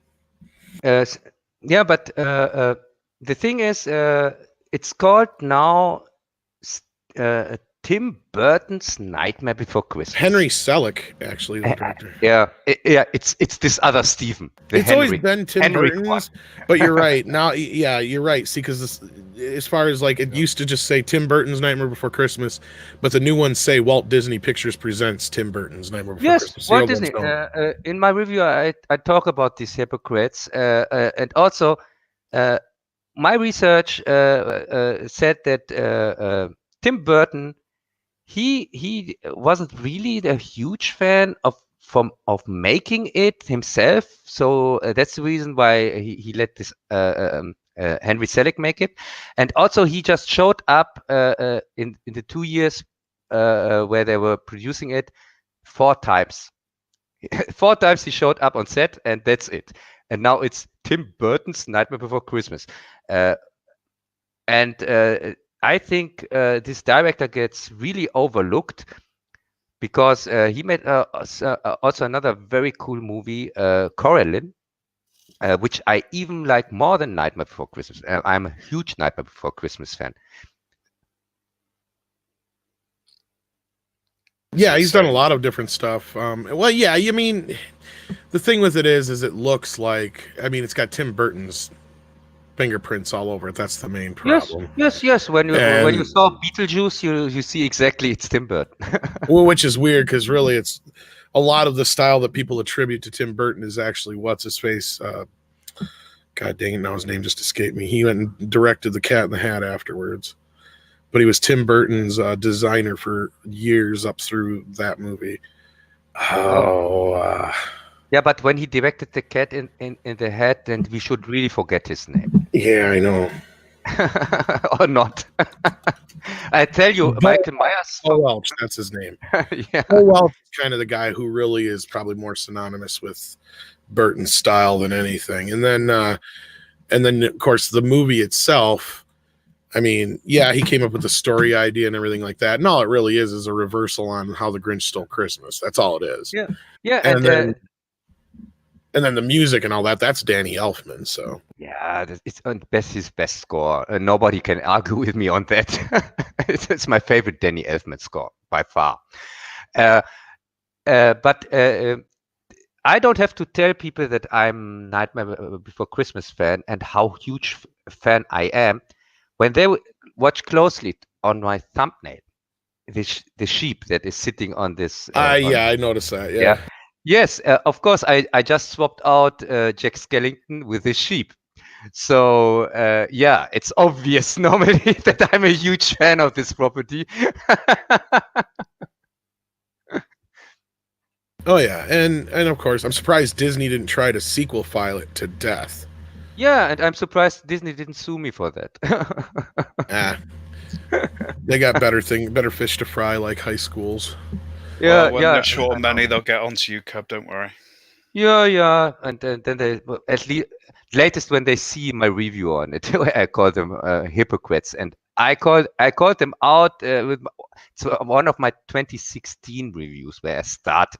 So I'm not on the. I hated Disney already in the 80s. So and now you're being libelous, so they get extra money out of you. Win-win. Yeah, whatever. Yeah, but to finish up this Puke thing, let's talk a little bit about this last abomination, this last episode. Well, I was going to say some of the faults I had with the episode was towards the end. No, Brett, can you tell us what the episode is about? Well, the episode is Jean-Luc trying to get a ship. Really, isn't it? And a little bit. Okay, so you've only seen the first 2 episodes. You haven't seen the third one, then? No. No, I've seen 3 episodes. We have seen them all, but for our audience that they know what we are talking about. Oh, okay. Yeah, the continuing adventures of Jean-Luc Picard trying to get a ship. A little bit of flashback. You mean CSI Picard? Yeah, CSI Picard. Another fight scene in the chateau. Not as much swearing this week, I seem to remember. Yeah, but it starts out with a flashback as usual, or not? Yeah, but I can't remember her name. The lady who's out in the lives out in the rocks. Yeah, What's her name? so we get now another lady that is constantly yelling at him. No, well, not really yelling, just a little bit miffed. I wouldn't just call her pu- yelling. just putting him in his place. Nah, not really. She's miffed Oh, with really? him. Yeah, if Yeah, you've but, never had a woman miffed with you, Cub, that is tame compared to a woman who's miffed with you. Are you talking about the attic chick that he goes to see in the trailer house? Yeah, that's it. Yes. They start They need to do a better job of explaining why she's pissed at him. Because she lost her job when he resigned That's from bullshit. the That's Utopia. bullshit, because she's sitting there telling him, like, egging him on. It's like, you're the one who egged his ass on. How that makes no sense to me. Something And then else she said got a to memo saying that she'd been sacked, and because she also, obviously supported him. No, Brent, we have to make the story up again, because obviously Picard went in saying, hey, this commander or whatever, this woman had this plan, so please don't forget, if you punish me, to punish her also. Or what did he do? How did they know? How did they know even that she is involved in this thing? Well, even if they didn't, even if she did, She's on his staff. But here's my point, though, is that she made the choice to go along with him in the first place. Yeah, she supported him. She's on his staff. And for her to hate him now because she supported him and ended up, here's the thing with all these, we've seen Kirk do this a million times. I get in a lot of trouble if you guys come with me. You do realize this. They're like, yeah, we're willing to take the risk. This is the one time you've seen it where they took the risk, and the risk, they called their bluff. So how can she be pissed at him for him doing exactly what she expected him to do? And the blowback is just what's going to happen because it's not his fault. Well, she probably didn't expect the great Picard to lose his job, did she? So, Tom, did I get that right? This whole thing with the rescue mission and things like that, it was not even his plan. It was all her plan. I'm not even sure if that's the case, but I'm not sure what the fuck she's blaming him for. That's what I'm trying to get at. Yeah, I was gonna say he pretty much put his own ass on the line for it, so it didn't matter. Yeah, and he is admiral, damn it, and he resigned. So what is it about? Who is this chick? But does it not happen that if you have someone high up and they've made if they've resigned, then their staff tend to go as well? Does that not happen? Which is fine, but why is she blaming him? Because, like I said, she went along with him. She lost her job and career, didn't she? We have here a typical Kurtzman situation again. A chick out of nowhere who nobody knows, nobody gives a crap on. They didn't use somebody which we maybe known from one of the old series or whatever, from the cinema releases. No, they pulled this actress out of their ass and made her out that she's something special. We have no clue why. You had a man in the episode as well, the captain of the ship at the end, who also had his issues. No, but my whole point is that she knew the risk going into this whole thing. That's the thing, is she knew that Picard was going in there, and there was a chance that he was putting his ass on the line. And then she even knew when he put his resignation up for this cause, and they ended up calling his bluff.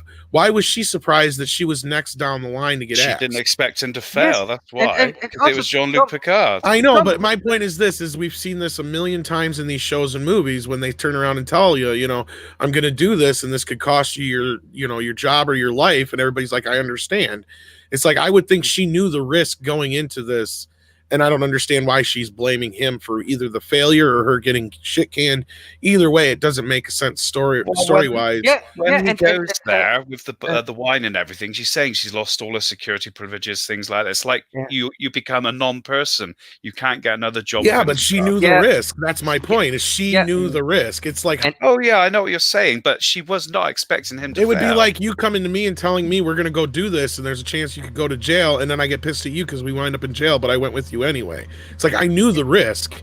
I can't blame you for that. I get that, but it's not very well presented unless there was something else that happened between that time that was a better reason, but she gave him the reason, and that's the thing. He didn't contact her in all that time to see if she was okay. Yeah, that's that the was only good. another. That's about the only thing, and it's really kind of thin. Yeah, and also I can tell you exactly what this scene was about. Kurtzman again had this bland character that is boring and nobody gives a crap on. So how to make her more interesting? He creates drama when in fact there is no drama. He just pulls out of his ass these things like, yeah, probably she is behind the plan. Probably or she's all in with Picard. She's his partner the whole time. And she's important. And now Picard did something. We are supposed to think that he did something wrong. So that's the whole reason that this character is not the bland, boring character it is. Well, he is partially right. Okay, yeah, he didn't contact her in all that time, so that is a good reason to a point. But then again, he's coming up to her, he's telling her she's right, blah, blah, blah. I didn't really have too much of a problem with those characters outside of you're right, Cub, that they're just it's a Kurtzman thing to bring in a woman to blame. Everybody's pissed at Kirk, Jesus Christ. Everybody's pissed at Picard for something. You know, everybody's got a reason to hate him right now, and it's white man bad through the whole show so far in a little bit of a way. And then you got the super woman who can do anything, and then you got this one chick. She's an addict. That was in the leaks. There's more to that, and then there's more to this other doctor chick that's going to come up too. But I'm not going to spoil that for you guys. Don't forget the woman in black was also there. Sunglasses. They are now back again. Yeah, and hanging up is a thing too. Yeah, because they had to do it again in the last episode. Hanging up will never get old. It's a wonderful thing to do. Hey, but really, when this scene appeared, this woman in black here with the sunglasses, I laughed out loud. It was the first time where I just laughed. I thought that was hilarious. I thought this is a spoof on Star Trek or something. Yeah, it's on par with a lot of the dudes speak. Like all the young people talk like kids do now. That's the other thing that bothers me.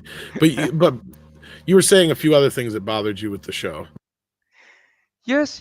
Don't get him to give you a list. I meant you, here Brad, all night. I meant you, Brad, but with myself, it's more towards the end. It was where's Space Dock? Because Space Dock wasn't there. There's one ship floating above Earth, and it's not Starfleet. There's nothing else around, and I didn't think they're allowed to go to warp in the Earth's solar system. Keep an eye out. Somebody might be stopping in here. Huh? Yeah. Keep an eye out for somebody stopping in, possibly. Okay. Oh, okay. Thanks. My biggest complaint about this episode probably is it was boring and nothing happened really. And also the few things that happened, like this action scene where you could see a 90-year-old Picard fighting these guys together with his servants. He didn't do very well. He got flung over the table. Yeah, here's the thing. Picard would have broke his hip, been killed by the explosion, and he's learned how to run in his old age. Yeah, and his servants are kind of super fighters. They're Tal Shiar. They were both Tal Shiar. They established that in episode 1. Oh my God, that's a huge honor. Andre himself. Greetings, everyone. Hello. Oh, thanks, Andre. I can't believe that. Tom, thanks that you told Andre. It's so cool from you. We only got a few minutes, but I thought I'd surprise you quick because you were asking me about all the Dune stuff, and I had no idea how to answer it. Yeah, Andre, first off, thanks that you were willing to appear in my special, here, Spider-Man special, and gave me the lines together with Tom and Rob. It's the best part of the That was the Puma Man one? Yeah, the Puma Man one. Yeah, and I'm highly disappointed. Yeah, and I'm highly disappointed because I thought we made a great Puma Man review, but you also can't stand Puma Man like everybody else. Well, no accounting for taste, I guess. Yes, we talked a little bit about your Dune series. I'm really excited Yes. about that. It seems like when it comes to things like Conan and Judge Dredd and Dune, this is kind of you really passion or something like that? Yes, yes, it really is. It really is. I really genuinely care about those things. I'm not going to claim to be a really super hardcore fan of Dune because I've only read the first novel so far. So far, I'll read all of them, but so far, I've only read the first Dune novel. So I can only call myself a casual fan of that, but it's a world that I really, really enjoy and I'm really fascinated by. Conan and Judge Dredd, there I'm a huge hardcore fan. If you ask me what are my 3 favorite fictional characters, they're going to be 1, Conan, 2, Judge Dredd, 3, The Punisher. Oh, So yes, I'm very much so fascinated by those. So there I'm a genuine fan. yeah. This is really nice to hear because so we can expect if something comes up with Punisher that we get maybe a series like the other 3 ones here, like Judge Dredd and things like that. I would very much like that. I hope so, but you'll certainly get coverage from me when something next happens with it, and you'll certainly get editorials and everything down the line. Just have to find the time for it.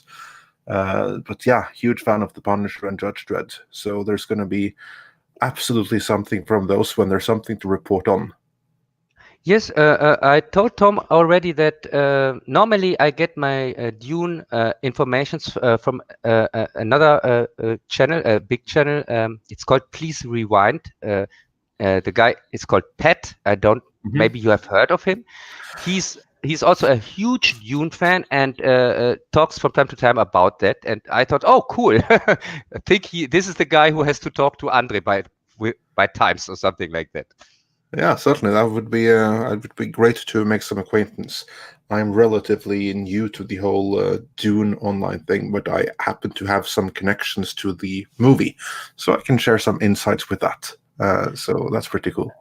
What do you think? I didn't see the last video because it was too short here before the stream. But this you seem like not optimistic, but not. There's not really the thing. Oh yeah, I'm pretty sure this will be great or something like that. Well, I will say that because right now, in this moment, everything looks great.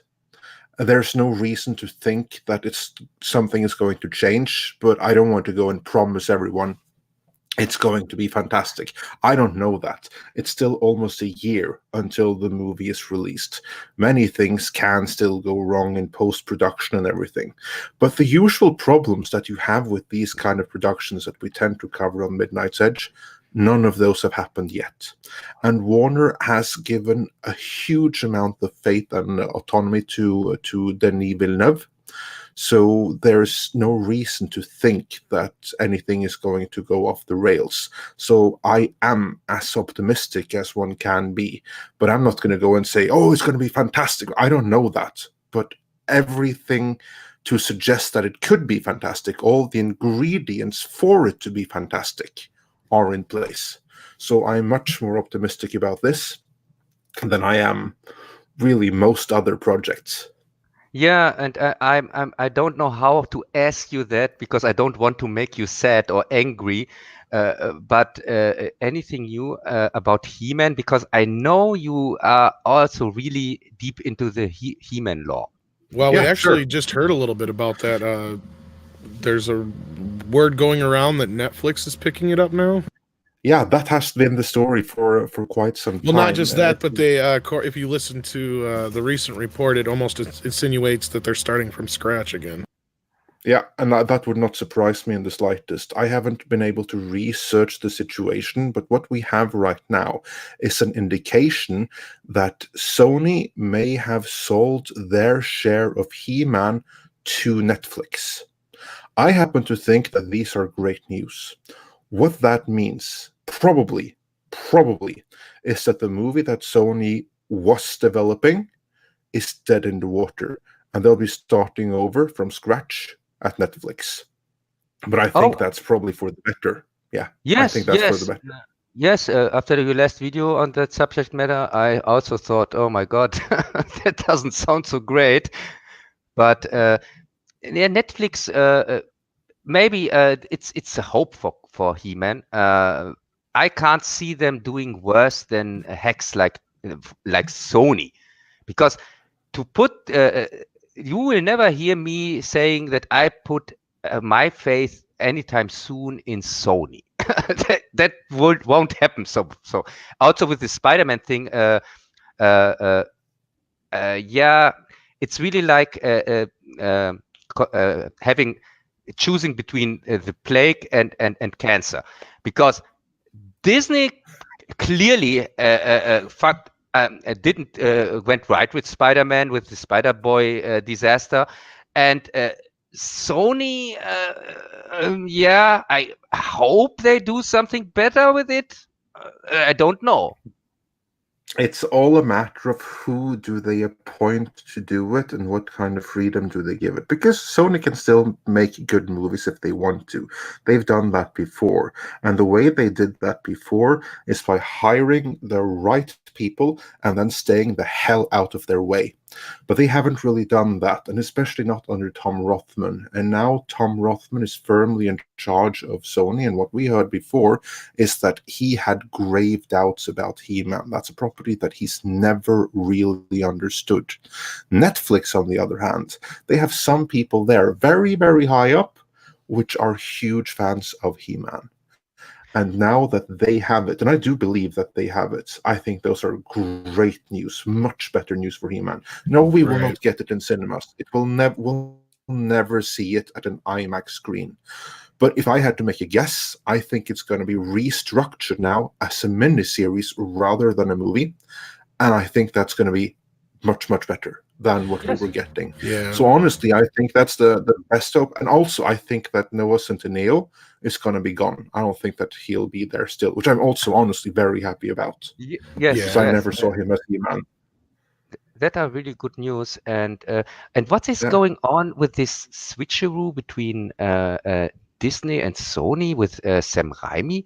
So now, yeah, because there's no switcheroo. Sam Raimi has never been Sony staff. Sam Raimi is an independent contractor who has happened to work a lot for Sony, but he's still an independent contractor. There's no switcheroo there. It's just that now Marvel has hired him, who used to be hired by Sony before. No switcheroo.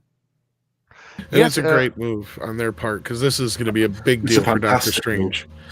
Yeah, it's a fantastic move. Since the last movie from Raimi, this Wizard of Oz Army of Darkness ripoff, I have really not so much faith when he works together with Disney. So I don't know what I have to think about this news that he is the new director. Yeah, but Cub, you hate everything. Yeah, I know. I know. Like, I mean, I didn't even here's hate the thing, though. that movie that much. I like that movie. I was going to say, I didn't mind it. I thought it was all right. Yeah. Raimi is not working with Disney. He's working with Marvel. And those are two different things. And yes, it's true. Marvel is under Disney, and they have like some things that they can do and they can't do. But really, Kevin Feige is Bob Iger's superstar, and he has considerable creative freedom. And I think that probably Iger is going to allow Kevin Feige to make something, I imagine, like Army of Darkness. I would imagine that they want something with a little bit of horror and with some comedy in it, and that's probably why they didn't get or why Scott Derrickson walked. Yeah. That he said, no, we have to go all horror. And I made a video. I was completely behind Scott Derrickson, and all my hype for the movie was gone when he was gone. And then we got Sam Raimi. I think that's a great move, and I think the movie is going to be better for it. Yeah, just because it's last. Yeah, just because his last few movies haven't been all that doesn't mean he can't do it. Just look at Joe Johnston, who made the first Captain America movie, the first Avenger. What was the movie that he did before that? The Wolfman remake back in Oh my God! 2010, I saw and that it in the was cinema. god-awful. Yeah, even know. I know. I saw that Yeah, even in the cinema where you sit in the car. What do you call it? Car drive-in. cinema. Drive-in. It was Yeah, the drive-in. first and Drive-in. Yeah. last drive-in. And for people who want to try that here in the chat, never go to a drive-in in the winter time. That is really not a good idea. Where did you see that drive-in? Here in Germany, in Essen, in a In town is called Essen. in Essen. In Yeah. Essen. Okay, yeah. We still had one back then, and I never tried it out my whole life, and I had just the opportunity. And of course, I knew if you go to a drive-in, you have to watch a horror movie. So I decided Wolfman in December. So yeah, that was a great idea. Yeah. But anyway, point is then that he came off of that. And then he did Captain America, the first Avenger, and he fired on all cylinders. That's what I think is going to happen here too. I think that Kevin Feige is going to put everything in place. Probably everything is in place already, so that Sam Raimi can just come in and work his magic, add in some humor, add in some Bruce Campbell, and I hope it's going to be really good. I'm certainly optimistic. Yeah, this is like you're heading to like Disneyland, and your parents are like, "We're not going to Disneyland," and you're like, "Son of a bitch!" But we're going to Universal. Yay! Even better. You know, it's like. I'm going to give it a chance, of course, because I'm a huge Sam Raimi fan, and but I'm not a huge Disney fan, and also not the biggest Marvel fan in general. But as I said, I will give it a try. Yeah, I hopefully you will be pleasantly surprised by it when you do. But anyway, I have to be leaving because I have to finish some stuff before our next live stream. I have to get going too. We gotta do our own Picard review here in a few minutes. So I want to thank you guys for having me, and hopefully you enjoyed having Andre here. I knew you guys would love to talk to him. It was a really big honor, and thanks for that. I highly appreciate that. Yeah, and certainly, and thanks Andre, for having me all together. And Andre, we Europeans have to stick together. There's actually another gentleman who's usually hanging around these guys too. He's in the chat right now. Digital Pollution. He's also usually in here too. These guys are pretty funny, but yeah, I've told you about him a couple times. So awesome. Yeah. Awesome. Yes. Yeah, sounds very good. Every Wednesday he's on. He has the Digital Pollution stream every Wednesday. So Tom joined us a few times, and you have also an open invitation, of course. Oh, wonderful. Thank you. I appreciate that. All right. Well, I'm going to join Andre, and I have to take off with him. So take care, guys. Ta-da. Okay. Yes, bye. Okay. Danke. Auf Wiedersehen. Auf Wiedersehen. Normally. Yeah, that was a surprise. Nice surprise. You're happy now. Yes, 2 days ago, it was also a huge surprise when we had Tom on Digital Pollution stream. Yeah, he's been on before. It was nice when he's on. You know. Yes, it's always cool. And but we have here. I thought RoboCup is in the chat. He was. But but no, it's just this new model, RoboCup 2. Well, the warranty ran out on the other one, so.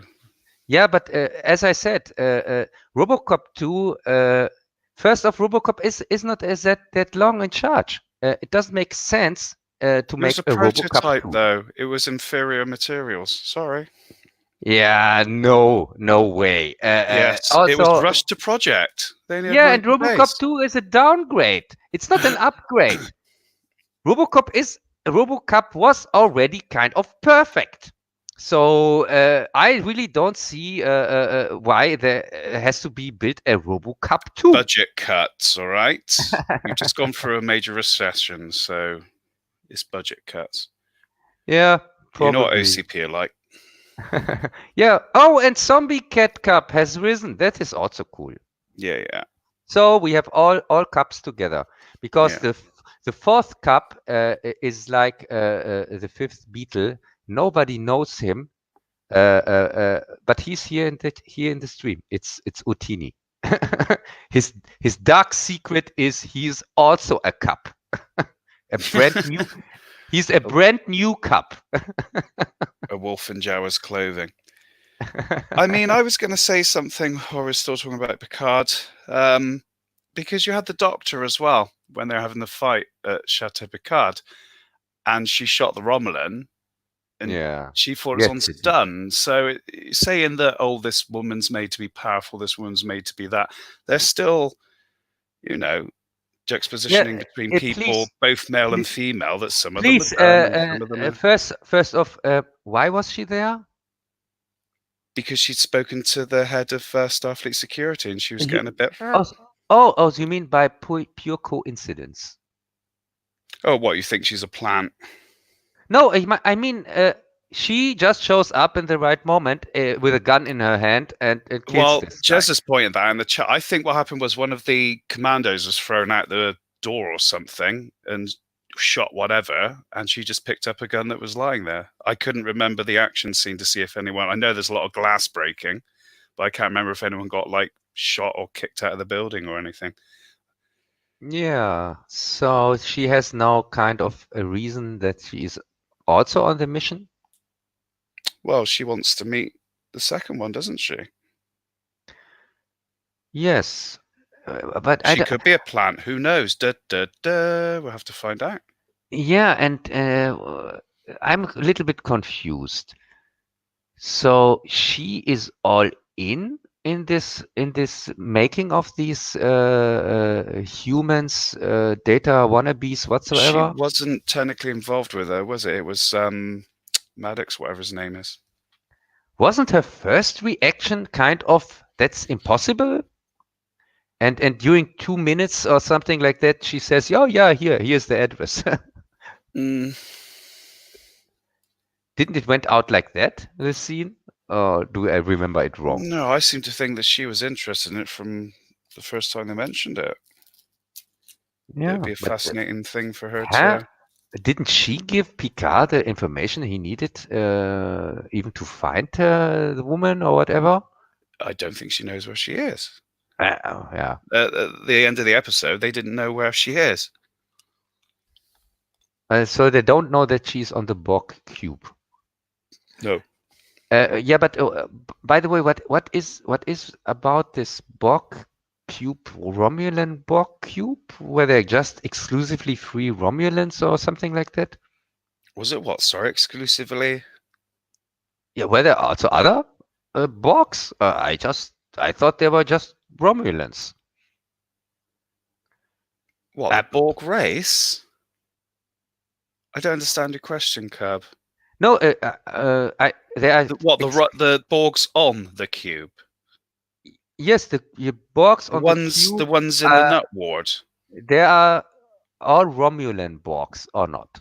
No. Or are there also Borgs from other? There'd be Borgs from other species on board. Yeah. Yeah. The ones that when she went to speak with that woman who was playing that game, they were mainly probably all Romulans because they've been working in the cube and they've gone into the grey area. And here this main woman, this twin sister whatsoever, which I constantly calling a pumpkin because she looks like a pumpkin. She's got a slightly odd chin, I find. Yeah, moon face or whatever. Yes, this non-actress, she is something special, most important thing in this galaxy, or did I get that wrong? When the lady said she's the destroyer, which one are you? Because there's two of them. Yeah. One's a savior, I guess, and one's a destroyer. Really? That's interesting. Why is one... I thought they were twins, kind of the same. And also they seem to act also the same, because she has also this mother hologram whatsoever that puts her into sleep, or it did put me into sleep. I didn't know if she I also don't think the followed. hologram's a real person. I think it's a computer program Yeah, obviously. that they think And they've got a mother. And yes, she said some words because she was going on about balls or something, balloons, something. yeah, And that was because she'd already had an episode where she disarmed that woman, which she shouldn't have been able to do. So she was starting to trigger. So that was a way to put her back in her box, I guess. yes, and this guy, her boss is Hugh or Yes, what? it's you. Yeah. Okay. Why not? He used to be Borg. If you Yeah. want a Borg expert, you may as well get someone who was a Borg. Yes. But it's a Romulan thing or not? It's a Romulan operation, but they're not above using someone who knows what they're doing, are they? Evidently not. It's not as if they've got much fucking choice. They don't have a Yeah. homeworld anymore, so they need to. Yeah, but wait a second. Aren't the Romulans portrayed in this series? Oh, RoboCop, he's back again. Yeah, Very he's cool. noticed. Yes. Aren't the Romans portrayed as what? No, only the no, Splinter Group no, who are against there AI. are, aren't there portrayed here in this series kind of more paranoid than normally even, and They might be a bit paranoid after losing their homeworld. Yeah, maybe. so why should they put a non-Romulan in charge in an operation where all of them were kind of Romulans? Well, he used to be a Borg. I just said why. He's kind of an expert on being Borg. Yeah, but before he was Borg, he was not Romulan. No. So that's my question. And he's not Borg anymore. And I said that the Romans are not above using other races. Yeah. For their Okay. project. Yeah. Okay. If they, yeah, whatever. If it fits the script, I guess, then it's okay. So that's what you think, Cub. You know. Yeah, but any so race will take people, yeah, no, and they Brett. will recruit them for their own purposes. Yeah. So Brent, please explain to me what was this scene where we had this interrogation here where they were questioning this. First off, they can disarm all most of the attackers and put them on a chair or whatever, and are starting to question one. Oh, the commandos. We're going back to Chateau Picard now. Yeah, but we're also on the Borg cube because I did say that the two people that were with Picard used to be Tal Shiar, so they're Romulans. Tal Shiar, or are they from the secret? No, they're not from the secret group that hate AI and robotics and all that stuff. Okay, but she said but one of the servants said to the guy servant, the woman servant said to the guy servant, he's this and this like you. Yeah. He's a stupid blockhead or whatever like you or something like that. Yeah, it was a joke. Really? Yeah. Because I thought maybe because he's former like agents like them? No, he's Tal Shiar, the same as her. And they're I can't remember the name of them now. The ones that are against AI and robotics and things like that. Yeah, but why compare her partner or the man with this thing from the guy from the? Kill him. So for you, the scene made sense or what? It was a joke. Yeah, he was about to do him in, and it's like saying, "Oh, you're as bad as he is."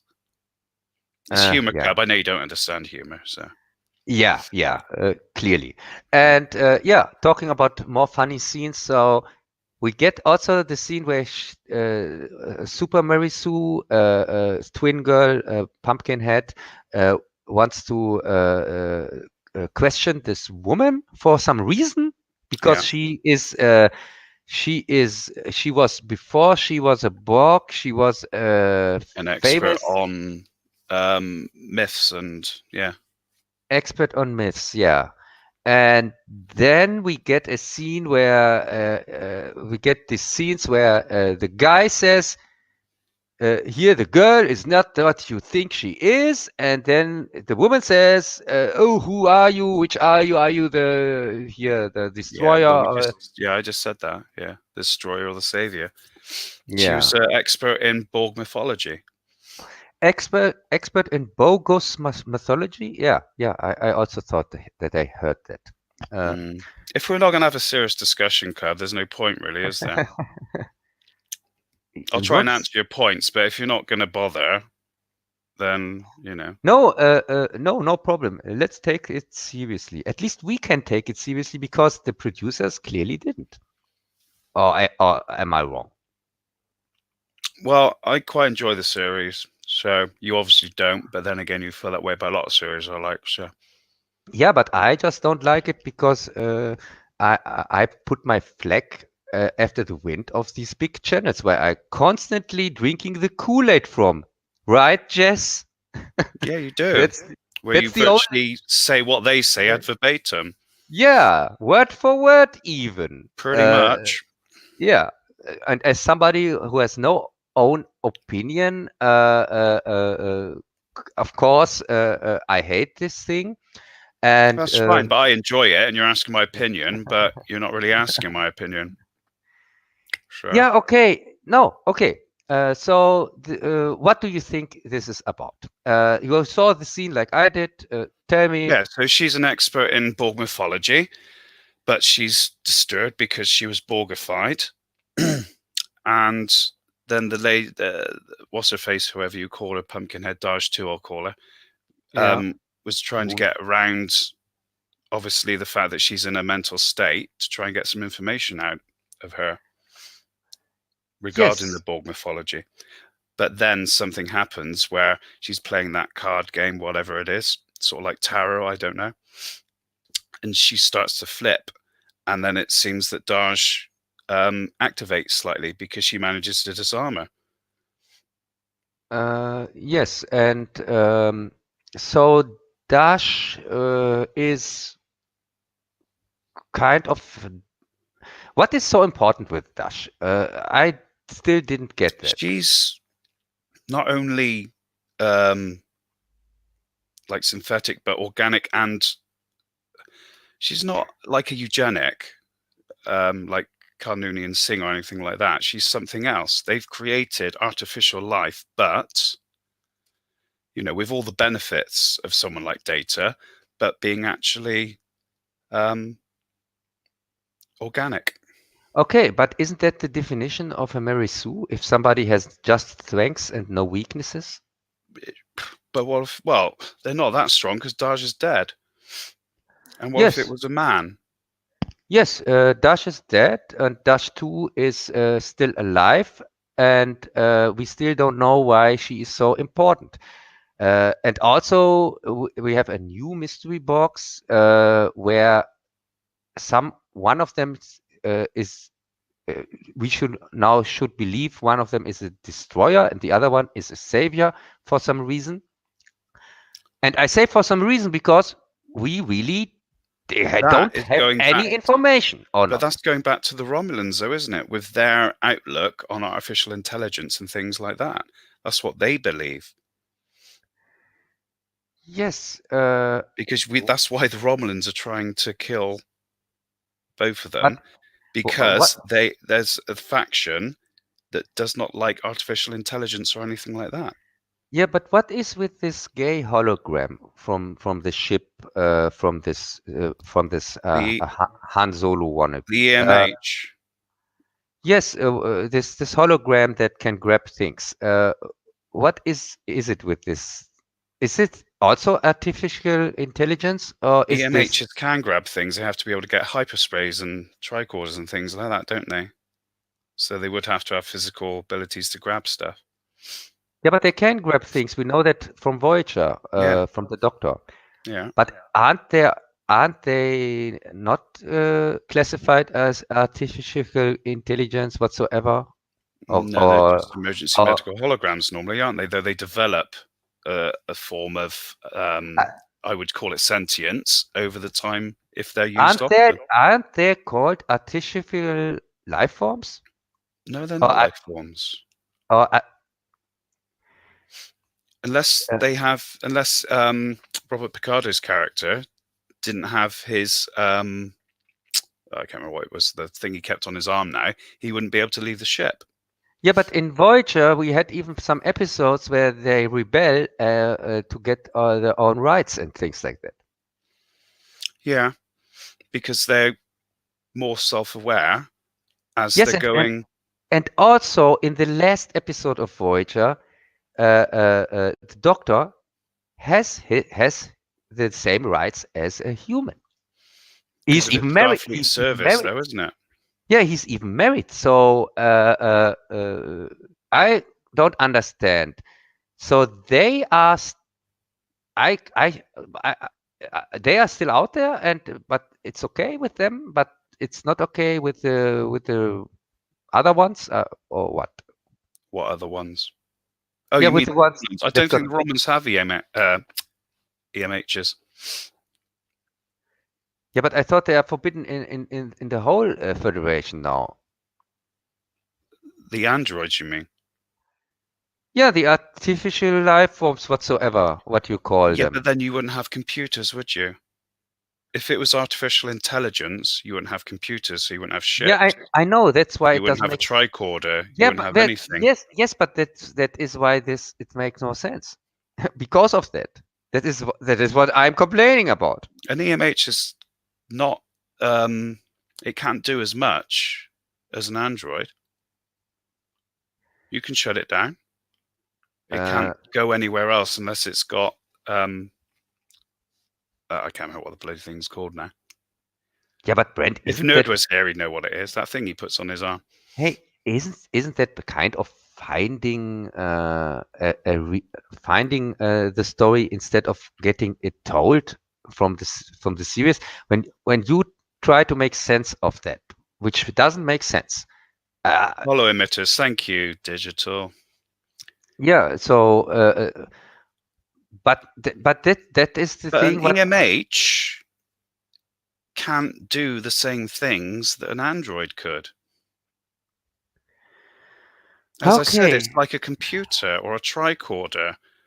You could go down the line of species and sentient species as well. Yeah, but because that one's intelligent. We can't let that one live. Yeah, but he had his portable emitter, and when he puts it on, he's like an android. Not really. He can walk where he wants to. Yeah, but he can't do the same things that Data could. No, he can do even better. He can even change his look, and we saw that also in a Voyager episode. So he's even more dangerous than an android. And it's easier to disrupt a hollow emitter than it is an android. Yeah, whatever. Yes, okay. And so this episode ends with them searching for this Maddox guy. Because what exactly do they want from him? He created Daj in the other one. Yes, and what is their goal? What is their end goal? I still don't know what are they want to achieve? Why are they doing this whole thing? No idea myself. But Daj came to Picard for help, and then they went down the rabbit hole, and now they're trying to find the creator. Yes, okay. But what is with? Isn't their goal to save anybody? Maybe to save the Romulans or something like that? Well, they've given the Romulans a Borg cube. I mean, I guess Picard may be feeling some guilt over what happened. Yeah, but Picard didn't give Remus. Yeah, but Picard didn't give them anything. He wasn't in charge anymore after he resigned. Or did I get something wrong? Sorry, I wasn't listening then. I was reading the chat. What's that? Picard wasn't in charge anymore when the Romulans got the cube because he resigned. Or did I get that wrong? No, Cub resigned before it all happened, didn't he? Picard resigned before it all happened. Yes, so they got the cube. Or did they even get the cube from anybody? Or did they just take it? Or did the Federation say, yeah, here's a Borg cube? But if they did, the I thought Federation. the Federation gave them the cube. Yeah, but no, it makes no sense that the Federation has anything to do with it, because if they had, they would know that Dash 2 is on the ship. Well, no, they wouldn't necessarily, would they? Yeah, they were they would know who is on this ship. She's if they not would, Federation, is she? She's just a doctor. yes, but they would know. They're like private contractors.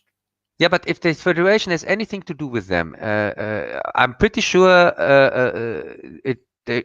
at least they would know who is working there. Not the Federation, no, because it's a private operation. Okay. Yeah, so in fact, we know already that Dash 2 is on this Borg cube. So in next episodes, probably we see that they find her or something like that. I doubt it, not so quickly. As I said, she's private contractor, and it's not really to do with the Federation. So there's not really any reason for them to know. Yeah, and also they don't go directly to her. Of course, they have to go. They have to go first to the Maddox MacGuffin guy, and then he gives him probably another Sith Wayfinder, something like that. And then they, at the final episode, maybe they get to Dash. That's the wrong franchise. Yeah, but feels like that, or not? No. Yeah. Yeah, so that's the end of this episode. And before we start with Doctor Who, Doctor What the Fuck, Brent, maybe you can recap this fourth episode, because last time you didn't watch it, and I can grab in that time a beer. Yeah, that's the Doctor one, isn't it? Yes, it's this awesome one where we got more than one female doctor, and where Captain Jack shows up, and yeah. Oh, she was quite good in it. The actual Doctor. Yes, the second one was good. The first one is was not. Oh, no, we know the first one's awful. Yeah, go on, grab a beer. Yeah, I grab a beer. Just you can start. I'm back in a minute. Yeah, that's fine. Don't rush back on my account. Yeah, so the Doctor Who, I don't even know if anyone watches the Doctor Who episodes, to be perfectly honest. I'm getting fed up with watching them. But it's the Judoon turn up after a fugitive. They think it's one person who is this lady's husband. But eventually, plot twist, it ends up being that they're after the Doctor. Two doctors in the same time zone seem to manage to exist. Captain Jack turns up, stealing a ship as usual. Takes a couple of the companions. There's not really much else that goes on in it. It's a better episode than most of them, but I didn't enjoy it. It's still not proper Doctor Who. And then it just ends up Gallifreyan is contracted the Judoon to capture the Doctor. And I'm back. I hadn't noticed you gone. Did I miss anything? Nope. Something about Doctor Who, maybe? Nope. And so the other Doctor gives her a lift back home, and they both part their ways, and that's about it. Oh, that doesn't sound so bad. So it was a good episode? Well, no, it wasn't brilliant, but it was better than most of them. It was just basically two Doctors existing in the same timeline, and another Gallifreyan doing a contract on her. That's about it. That's all you can say about the episode. Yeah, you mean the same Gallifreyan who come from this planet that doesn't exist anymore? Yes, but the Doctor was supposedly from a different time or from the future. They couldn't figure out who was who. Yes, that was also interesting. So obviously this Doctor... It wasn't interesting. It was just, Yeah, obviously this That's Doctor... how we can get two Doctors in the same bloody screen. Yeah, but normally when we get to doctors, they at least one can remember the other one. It's not that they pull them just out of their head or something Yeah, like that. because they're from different times. But this one, they're supposed to be at the same time at the same place, which was technically impossible. And both TARDISes existing at the same time at the same Yeah, space. and yeah, but also it's clearly an a doctor from the past. No, she doesn't think so. E- She Huh? thinks she's a doctor from the future. It's the other doctor that thinks she's a doctor from the past, but she's saying she's a doctor from the future. Yeah, but because she knows she has no screwdriver and Because she can't remember what happened. wait The a other second. doctor without the screwdriver. I'm At not the gonna- beginning, she can't remember, but when she remembers, she remembers. Yeah, because she had her mind wiped. Yes, but her mind came back or not? Yeah, because she broke the glass. Yes. Oh, spoilers, by the way. Nobody watches this crap besides No, us. so I don't know why you talk about it. We have to watch it, but nobody watches it for himself or something like that. Yeah, but so the new doctor, which I think is a doctor from the past. Yeah, but she And- thinks she's a doctor from the future. Yeah, but And the doctor from the present doesn't think she's a doctor from either, because she would remember. yeah, but it doesn't make sense in each direction. She has Yeah, to be which a is what doctor. they say. It doesn't make sense. It can't happen. They can't have both being the same timeline, both same doctors without knowing of the timeline, and both Yeah, and TARDISes also being in the same timeline as well. Yeah, and also in this timeline, Gallifrey still exists, and in the other one, in our timeline, it doesn't. Yes. So yeah, and also they sent a woman after the female doctor, the second one, which is also kind of for this show typical. Well, it is because if you watch the scene where the doctor that doesn't know she's a doctor, everyone in the high street is female, but I saw one man through the whole scene. So Yes, and by the way, for the chat, if somebody wants to join, he can do that. Because Brent knows that I like it when we have here 3 persons at least. So somebody feels like he wants to join. Here's the link. You can see it. So yeah, this new this Black Doctor whatsoever, I like much more than the original one, which is not the original one, than the Whittaker one. yeah, And okay, now you saw the episode. My review about it when I said she won me over as a doctor in the first seconds. Is that correct? you did say that. She's a bit more like a war doctor, isn't she? Yes, and also she's threatening or not? Well, I just said that. She's more like a war doctor. Yeah. Yeah. But she's. I mean, when she is angry, you don't want to mess with her. No. When this other doctor interpretator, or what you call it, imitator, this Judy Whittaker one, you don't care at all about if she's there or not. You mean she's acted angry at any point? Because I've never seen her act angry. I've never seen her do much of anything. She makes funny, funny faces. Yeah. And also having a thought, it tickles. That's all I get from her. Yeah, and what I also think is this thing that really bugs me, that she is not cool in any situation, calm, cool, whatsoever. You always think she's a normal woman that is dragged into the situation, and that's it. Well, I get the She's impression always panicking and things like that, which is not typical for the Doctor at all. Right, I get the impression she's ditzy. Yeah, because why should the Doctor panic? He has seen so much. He's lived so long. I think there's no situation where he loses his cool. There's maybe one when the Daleks appeared I was going again. to say he does lose his cool with the Daleks.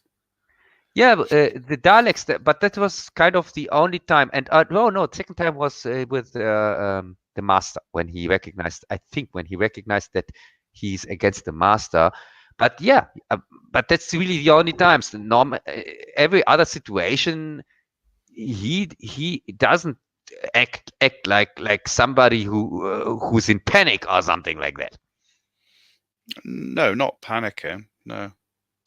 Yes, and yeah, let's talk about this Captain Jack appearance. What is Well, it? he's stealing a ship. He's always fucking stealing a ship. That's what Captain Jack does. Yeah. Did you get that he's gay? He was gay in Torchwood. Yeah, Well, no. he's not gay. He's pansexual. Yeah, but in Torchwood he was straight compared to this version here. Well, Or not. he hasn't been around for a while, and he hasn't seen the Doctor for a while, so I don't know. Yeah, but he was in this few minutes where he was on screen. He was more gay than in complete Torchwood and every appearance in Doctor Who.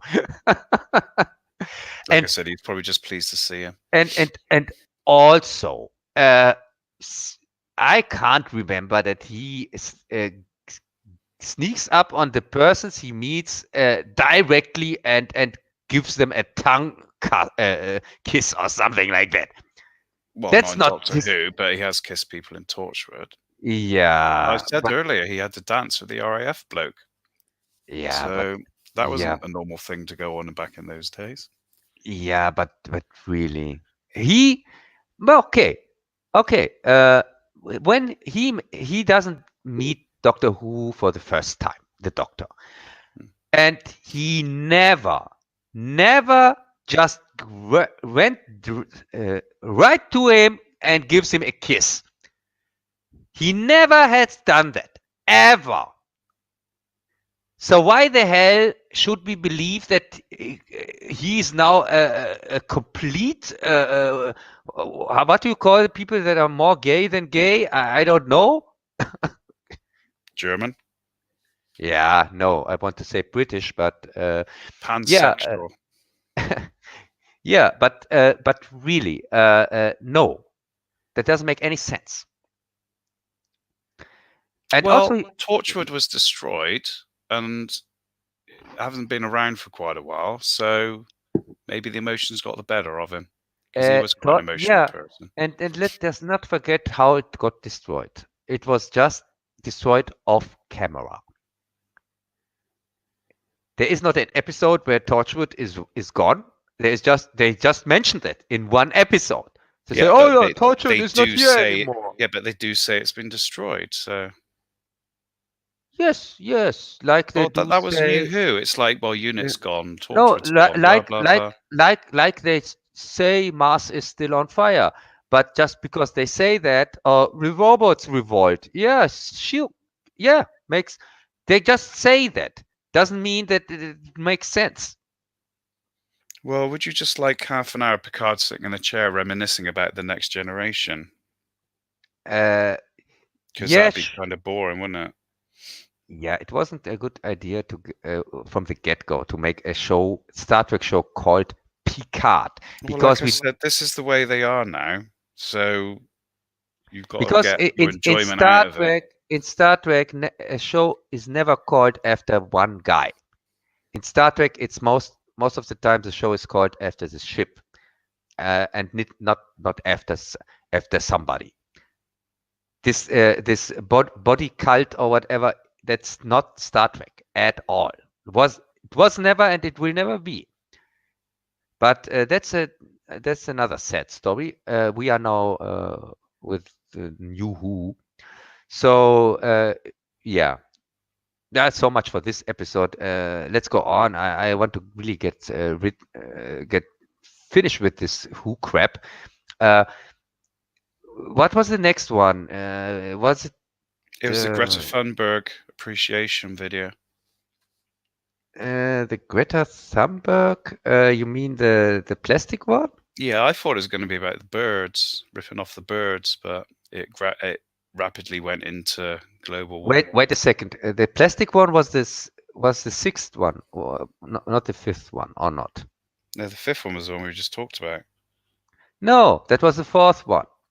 Oh no, the fifth one was the Orphan 55. No, No, Orphan I can't. 55. No, I don't know. They're all just fucking rolling into one. Yes, I know. Yeah, but as I said, this plastic one is It's the latest one. The latest one is the sixth one, and the one Fugitive of Jadoon. No, That's the one we just talked you were about. right. You were right. Yes. No, I was wrong. Did you just say I was right about something? Can someone get that soundbite? Yeah, because you skipped the Nikola Tesla one. Because I didn't want to watch the Nikola Tesla one. Yeah, I know. don't want to watch any of the fucking ones, but you know. I know. Yeah. You explained the Nikola Tesla one week before, so there was no point me watching it. Yeah. What? Jess wants to come in. Okay. Don't do it, Jez. Don't do it. Hi, Jess. Hello. Hey, guys. Hello. What's going on, fuckers? Hey, nice that you. I just thought I'll bring some casing and some jokes into this very boring affair. Cool. Well, I've been told I'm not allowed to laugh as much as I normally do, so. No, you know the score, Brent. If you laugh, he'll only fucking mute it. Yeah. Hey, Yes, Cub, great show tonight. Yeah. Especially when you shut the fuck up and it become Midnight's Edge.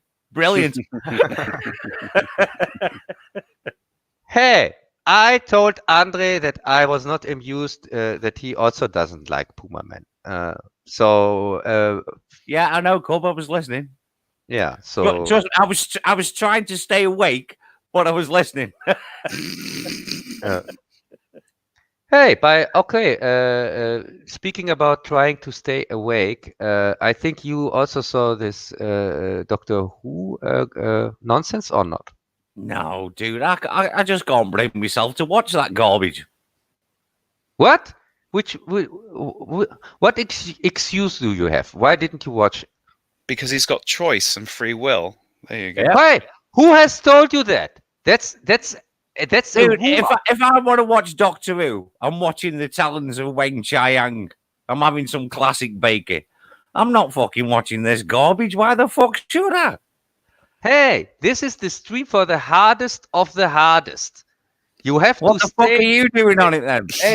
Hey, you have to stay at least through one episode of New Who and one episode of new Star Dreck or whatever. You know, I don't normally. Cobb, thank you for having me anyway. You know, I don't normally nip in because I don't want to make it sound too much like our show. You know what I mean? This is why I stay out. No, this is the superior version. But I thought I just better come in, try save the sinking ship. Yeah, sure. Yeah, but we are talking about New Who, and I thought that you maybe have. Oh shit! All right then, put me backstage. I'll come back in 10 minutes. Hey, no way! You are in here and you stay here. There's no way out. It's like Escape from New York. If you are in, you never get out again. I've got to wait out in a minute because I got work tomorrow, so I'll be going That's what soon. that fucking thing is on my wrist. Yeah. But we also figured out that we talked about everything. No, we didn't. Wait a second. The plastic one. Yes. We didn't talk Greta about that one. Thunberg appreciation video. Yeah, Greta Thunberg whatsoever. Why was there I haven't seen it. Was there a clip of Greta in it? Yes. It may as well have been. I think she's going to be the next Doctor. Hey, first off, it starts off with a lecture from the Doctor, quite in the beginning, an off voice where she talks about the planet or whatever. Well, she says how many people are on the planet and we're diverse and wonderful, and then it just goes on from there. As I said, I thought it was going to be a remake of The Birds, but it wasn't that good. Yeah. For somebody who knows the whole galaxy and also is thousands of years old, she's a real human fanboy, seems like. Yeah, and then it just degenerates there into, well, just degenerates into a mess. There's no way to describe it. It's got a disease, people from another planet who turn the Earth into a polluted wasteland to try and find a curse, a cure. Yes, the problem is that we have here plastic, which is consumed by everything and everybody, and of course, turtles love that shit, man. What's up with it? Hey, and of course, from birds, which means we get a kind of shitty remake of The Birds. And then they say about we have microbeads and we're ingesting the plastic, and so the disease is attacking us, and it's basically just trying to find a cure. And but who cares? Most of us welcome death. It's just not coming soon enough. Do you know what I mean? Yeah. Fucking bring it on, pollution. If I'm eating battery acid now, am I? Great, long as it's fucking cooked. I don't give a shit. We welcome death, man. Look at the world we live in. We welcome it with opening arms, with a loving embrace. It can't come soon enough. So I learned to stop worrying and love the Armageddon. So the doctor is fighting with her companions against these. First off, there are people transforming into plastic or something like that. No. Or into these boily things, and then they explode. They technically turn into I assume it's chitinous, so it's bone. Yeah. I didn't get the impression that was plastic they were turning into. They exploded like sand. So. Okay. Yeah. I thought it's plastic, but I have no clue. Well, no, then they'd be autons, wouldn't they? Yeah. Then why do they explode? I don't know. Yeah, but who cares? Yeah, and so to fight this, they have also to fight against birds that randomly attack when the script says so. Yeah, I didn't understand the bird thing, to be perfectly honest. I didn't get it because I thought it was all about the birds to begin with, but then they just seem to forget about them. Yeah, but don't you know when birds eat plastic that they randomly attack? No, when birds eat plastic, they tend to die. But they are, dude. Back when I was a bit of a crusty, punky fucking hippie, dude, back in the early 90s, right? When I was going through that phase of my life, it wasn't that they ate the plastic. It's just like, your 4-pack rings and your 6-pack rings. Yeah, they get wrapped in it. Yeah, they get fucking caught in it on rubbish tips and they can't move because they can't fly off anywhere. They can't do shit. That's what it was all about. They weren't eating this shit. They're not dumb animals. They put plastic in their mouth. They spit it out, man. They're not morons. They go, that's not food. You know what I mean? It was more of them getting caught up in these 4-pack and 6-pack fucking rings. You know what I mean? But they still, that was more the issue back in the day. Yeah, but they still just made them carnivorous, and then they sort of gave up on why. No. Beard might be a beard, but it's not dumb. It's not going to put something in its mouth and it doesn't recognize as food. It's not going to start eating plastic. Yeah, no, but they're going after this. Yeah, but climate change is all a fucking lie anyway. It's all about taxation. They go about this mini plastic, microplastic or whatever. Microplastic. Fucking is there such a thing? If I could be honest, I'd try to loop this shit up right now, but I can't be bothered. Microplastic. No, so of course, when birds just what the fuck is when the animals eat this microplastic, of course just the birds. No, I just want to randomly know what attack. the difference is between microplastic and plastic. Microplastics are defined smaller. as all forms of plastics less than 5 millimeter. They can enter the oceans as primary microplastics, such as beads. So, from in other personal care words, just products. a bit of plastic then. Well, Yes, yeah, it's but just a enough bit. gets added. I mean, it's not small amounts that get added; it's huge amounts, obviously. But microfibers from cloves and pre-production pellets from pre-production pellets. Oh, it stops there. Oh, there you go. Yeah, Yeah, so but basically, it's just rotting bits of plastic which have broke down that much. They are now microplastics, and Well, that's they're the more fucking like concern. yeah, something like little that. pellets. And so these birds, as I said, randomly attack when script says so. And also we get a policeman who is in love with an astronaut No, or he's something like married that. to the astronaut. Oh, married to him. Oh, okay. And we get the second gay kiss in Doctor Who after last episode. Here, no, the one before where Yeah, so it doesn't matter if there's a gay kiss in it as long as it fucking saved the story. It was like a moment of peril on the last stand or whatever. Well, you know it what I was actually. Yeah, I don't know where you're going with all this gay stuff, Cub. mean? Well, because he's a homophobic. He's Oh, fucking now I German, understand. for fuck's sake. Come on. yes, yes, and Yes. yes, and He's I'm proud of hardwired in that. his fucking DNA to hate everybody. So anytime Yeah. we see a gay scene, you're just gonna go on about it. Yeah, of Don't know course. what's wrong with it myself, but there you go. That's Long as, probably it, some long, gay as it, relatives. long as the gay kiss is earned.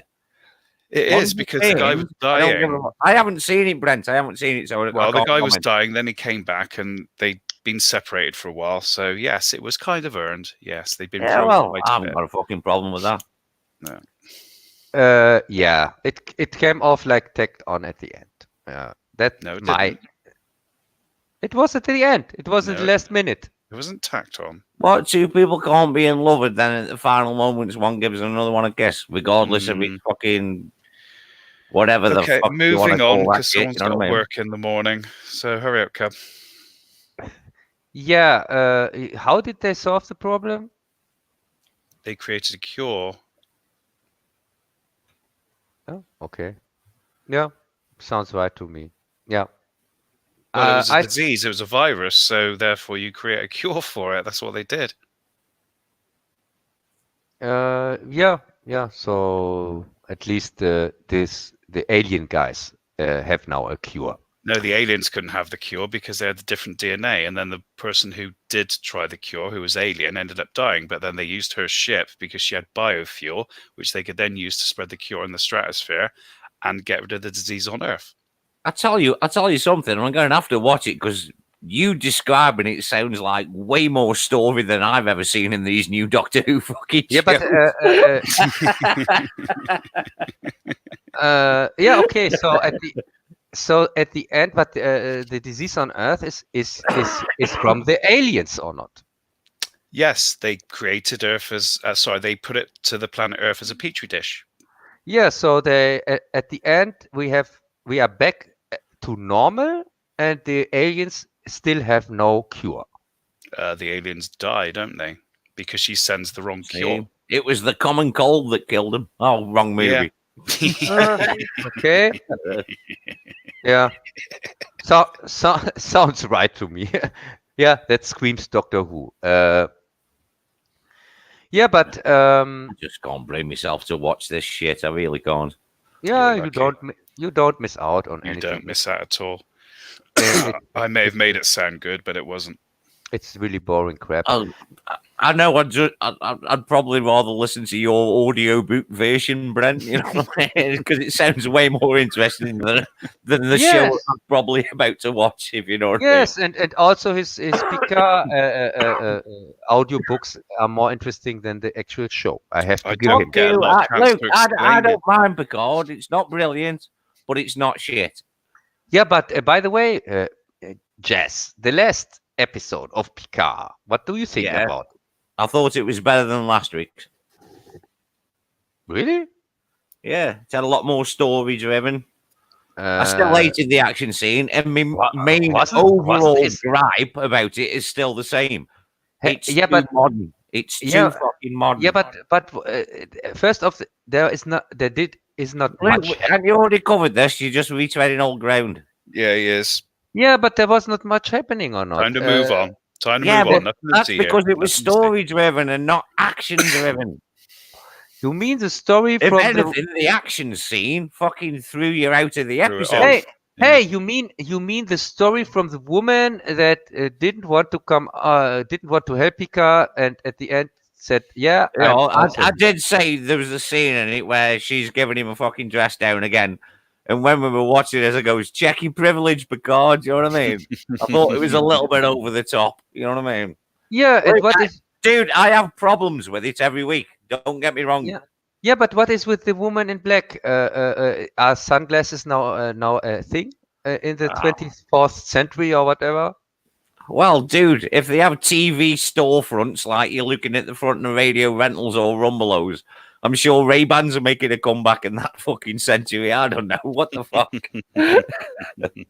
Yes, and what was with this acid pill? Did Pika did everybody has dementia? Because when they strapped the guys here on the chair, they knew exactly that the girl Pika is so upset about died because of the acid pill. He knows Okay. that. And I've got another problem with it. I mean, Alison Pill next to Patrick Stewart, because I like Alison Pill. She's a good fucking actor. I haven't seen her in anything where she hasn't disappointed me. I think she's a damn fine actor, Alison Pill. Yeah, who is that? But the blonde-haired scientist chick. Oh, you mean the one that appeared out of nowhere and is now on Yeah. board? Here, this is what I'm going to, Cub, right? All that kerfuffle in the action scene, right? Where the fuck did she get that gun from? Yes, I asked the same question, and Brent said, "Yeah, it was from the guy who was thrown out." And No, I No. said it. They beamed said in. it. There was no outside party outside the house. Yeah, but they were all fighting beamed and there in was for a the lot of action. glass being broken and people being thrown around. so- Brent, you saw it. We were watching it together. They all beamed in. And what did I say? Where the fuck did she get that gun from? There was no perimeter party outside. There was nobody standing guard. They all beamed in for the action scene. She comes in with a fucking gun. Where the fuck did she get that from? yeah, Then and she must be also, a plant then. I don't know. hey, and also, No, she dude, it was comes, just bad writing and didn't make any sense. yeah, and also, And she comes- also, where the fuck can you just holographically get a bottle of scotch at any point on your starship? yeah, that was And don't interesting. say fucking hollow emitters, because that shit wouldn't be real. No, It's I a wasn't going to say holographic- that. I was going to say that might be the actual You fucking hell, can't just replicator. beam a bottle of scotch on your no. fucking dashboard on the bridge. That might be a There's replicator. It might replicators, not be. Replicators replicate the real thing. A hologram is bullshit. I don't That think it was was the a crocodile hologram. I chip think in that was that show probably as a well. replicator. So I don't know. Yeah, No, you maybe. can't just beam a bottle of scotch on your console on the bridge. Doesn't fucking work like that. Hey, he has clearly a replicator on his desk where he. What? He's got a control desk. desktop fucking replicator. Yeah, clearly. It's Oh, not a he's- huge he's chip, is fucking- it? So he might. He's clearly not running it on fucking Vesta, is he? No, he's clearly a single, and I'm pretty sure he has also a microwave there. But did you see how he was flying in the ship in the end as well? He was sat in the seat and he was literally had his hands up, and then there was. Disco Wolverine. Fucking hell. Yeah, and also this gay hologram was that him Are again? you assuming his gender?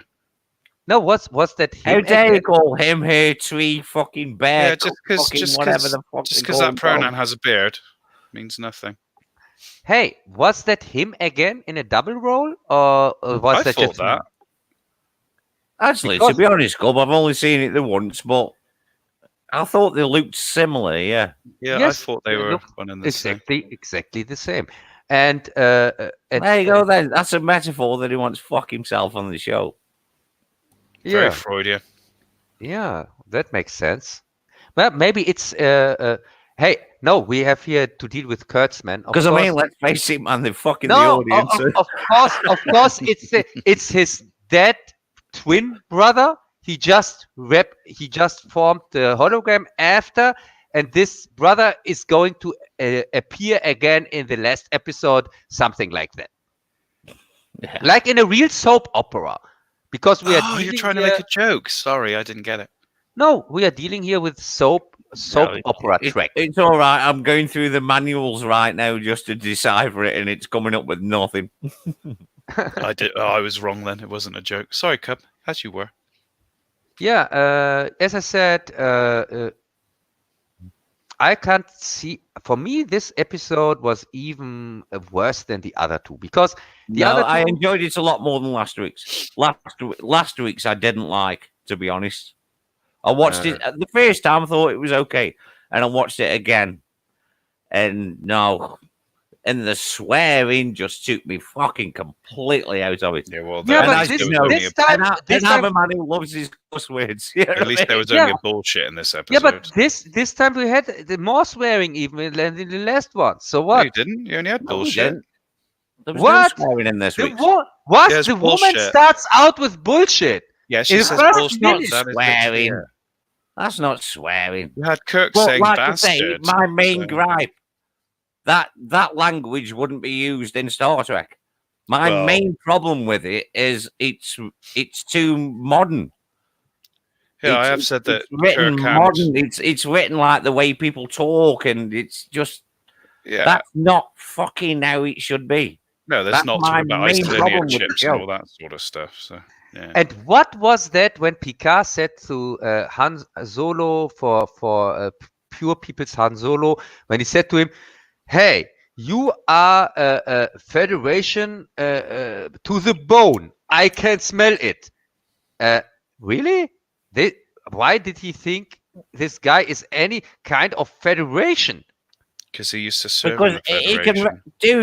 He was a Federation officer, became an admiral, man, and there's an old saying, Cub, you can smell your own. It's an old saying. Yeah, but which Federation does he mean? When a Marine meets another Marine who's never met fucking years later in a bar, they say we can smell our own. You know what I mean? Yeah, it's a saying. It's a military saying. Okay, so the Han Solo wannabe who comes off like a rogue or something like that, he reminds Picard for which Federation? The old one he knows, or the one that it's now turned into? Well, we don't know yet, do we? Because you have to watch it every week to let the story unfold. Right, gentlemen, I'm gonna have to bug out because I've got work in the morning. Brent, okay. Yeah. As always, dude. I'll catch you later. Yes. Always a pleasure. You guys take care. Everyone in the chat, take care, and I will see you soon. Thanks for take care, buddy. Ta-da. Bye. Yeah, as I said. Oh my God, he's left me alone with you. Yeah, he's still here. Oh God, this takes us back up, just me and you. Yeah, just me and you, like in the old days. Hey, if we can get Pete in, then we have really the old days. Well, no, that was later, wasn't it? Because if you recall, the first few episodes, first 3 or so episodes of the Digital Evolution podcast were just me and you. Yes, and on Dawn's Fields. And the first episode, if you would like to hear it, is available on my BitChute account. Just look up Digital Pollution Podcast on BitChute and you can hear the very first episode of just me and Cub. Hey, why don't you plug it here in the chat? And also... I've just plugged it, dude. That'll do. I've got it in. Jess, did you put a link in your descriptions? Maybe. Yeah, dude, you know what I'm like. I don't really give a shit, you know what I mean, about plugging stuff and blah, blah, blah. Then you don't have to constantly plug it. Just say it's in the description. You can leave it there. Yeah, but nobody reads the descriptions anyway, dude. Really? Yeah, but you miss out because when you read the description for this, dude, how many times, right? Can you remember when I used to have a fixed link for the Discord, and the Discord link used to be in it? And then I'll have people in the chat going, "Give us a link for the Discord." It's in the description. Hey, Jess, do me a favor and read the last 2 lines of the description of this video. Yeah, but now you're asking me, and I have seen them anyway. You mentioned a couple of channels, and I do believe I'm at the bottom. Without me scrolling down, I have actually read them. And I do believe I'm at the bottom. Yeah. In all fairness, where I belong, I suppose. Hey, wait a second. I say there after I present the other channels, I say annoying Brit Channels, but at least with and Pup I give you as a props guest. every time, dude. Every time we've ever done a fucking a podcast, your channel is always in the description. Hey, plug harder. Yeah, Dude, like I say, people don't read the descriptions. You know what I mean? yeah, I know. That's the reason None why. of us scrolling down. Oh. I'm supposed to scroll down, write a comment, and eat Cheetos at the same time. Oh, that's too much. Too much Yeah, energy. nobody can do that. But your last stream on Wednesday, 2 days ago, that was a real surprise with the appearances or not. Yeah, it was nice. Tom dropped by. Yeah, I wasn't expecting it. Tom dropped by, Pete dropped by. We had 10 people in the stream. Oh shit! Yeah, it was a full house at some point, wasn't it? Yeah. Yeah, and also we had the old gang together, the Dawn's DLC. Yeah, man. Yeah. Oh, yeah. Yeah, but we were so many people that you couldn't get that at the first look. I realized that also. I realized that a few minutes later. I thought, "Oh my God! Oh, we had our old stream back again. Yeah, the old band. It was getting the band back together, plus all the roadies. And everybody. Yeah, it was fun, man. Yeah. Yeah, what I can remember about it, Club, I mean, well, which is nothing because it was 2 days ago, but yeah, it was fun. Of course, it was fun. What I can remember. It was fun till Magic joined, but till then it was really fun. I have to give you that. Right then, Cub, you're going to have to entertain your listeners for while I go get a beer and take a piss. Back in a moment. What the fuck? Yeah, okay. I'm going to entertain. Oh my God, Magic.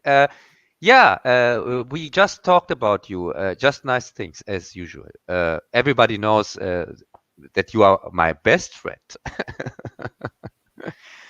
Hey, it's not a joke. On my Discord, Magic got even supported from me to almost German, which not many have got this honor here in Germany. The last one who got this came from Austria, I think. Not sure about that. Yeah, but as I said, he's on my Discord server classified as almost German.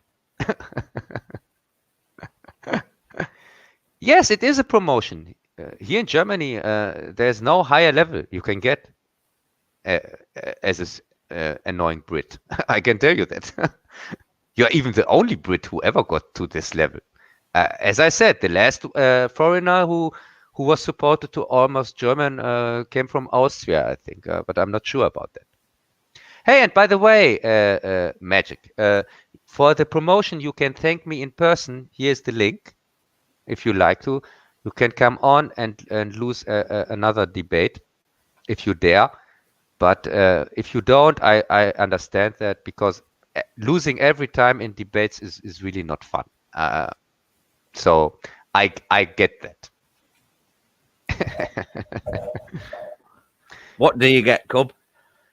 Oh no! I just told the people about the promotion I gave to Magic here on my Discord to almost German.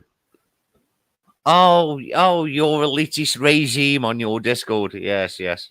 Here in Germany, not many people got this treatment. Not many foreigners get this high level promotion. The last one, as I said, came from Austria, I think. I'm not sure about that. Yeah, and he is the only Brit who got this honor.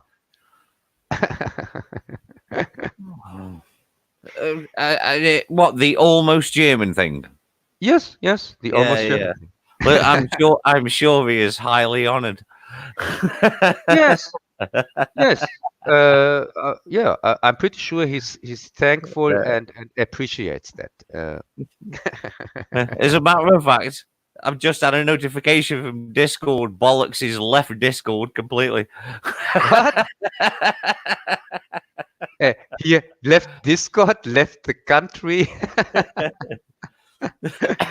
Oh, How dare you call me nearly German, sir? Oh, when you look out of the window, you see a rocket start. He leaves even Earth. Well, Yeah. some people will go through any lengths to get away from you, Cub. Hey, That's all no. I can say.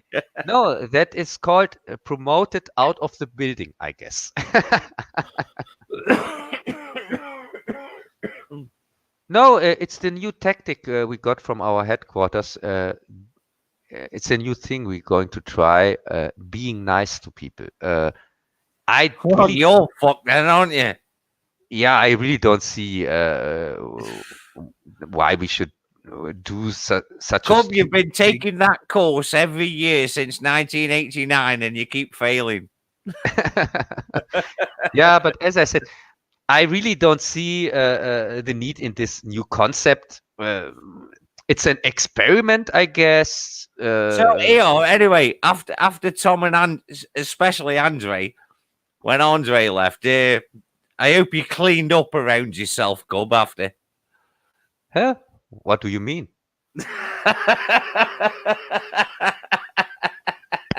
Hey, it was a nice surprise. And I Dude, really, it was beautiful. I'm just taking the piss, man. You know me. no, and normally we would have Lindsay here. It's a friend from which I know since 5 years or something like that. All I was saying is, Cub, make sure you cleaned up because cum stains can be fucking hard to get out of some fabrics. Yeah, whatever. Yeah, and it was really nice. Yes, that's where I went, people.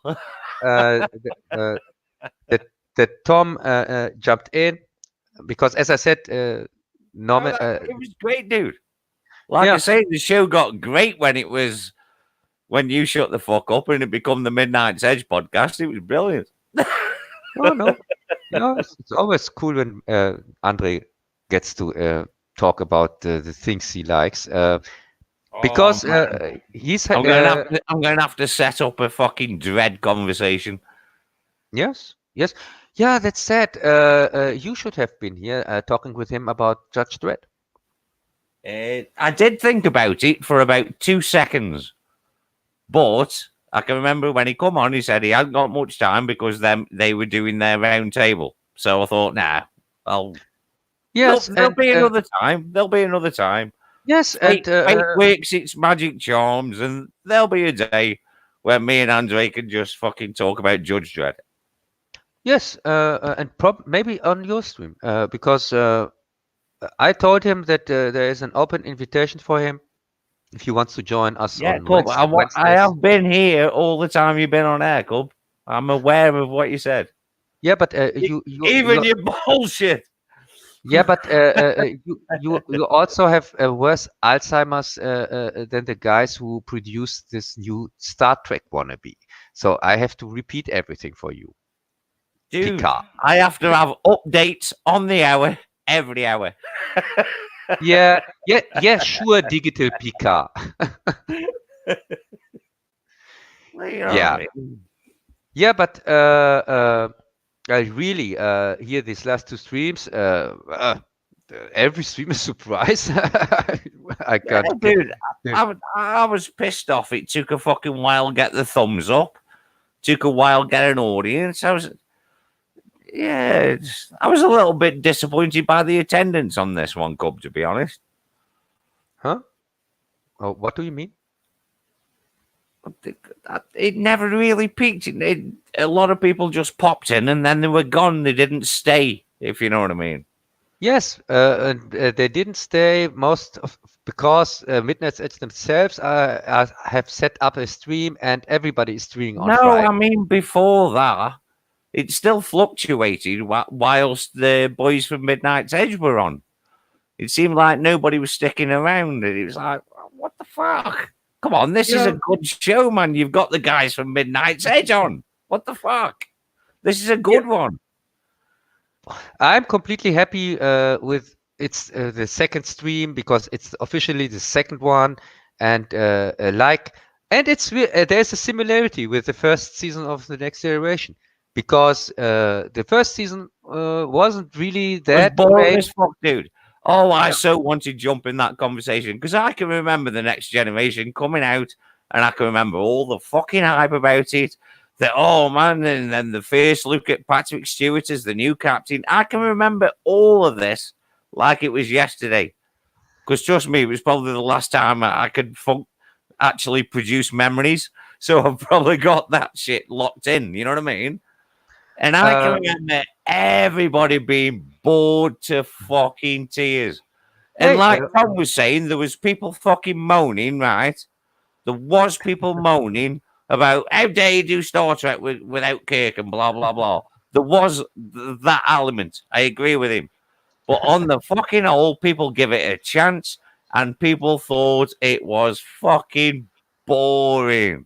Yes, we have here a guest, Armitage Shanks. Armitage Shanks is clearly British because it was a lavatory manufacturer here in England. Yes. Well, I'm glad somebody's been paying attention then. Yeah, hey, and bollocks. Yeah, and the thumbnail gives it away. It has to be British. I agree on that. Yeah, it's bollocks, dude. Yeah, it's also my way of saying this show is shit. Yeah, bollocks.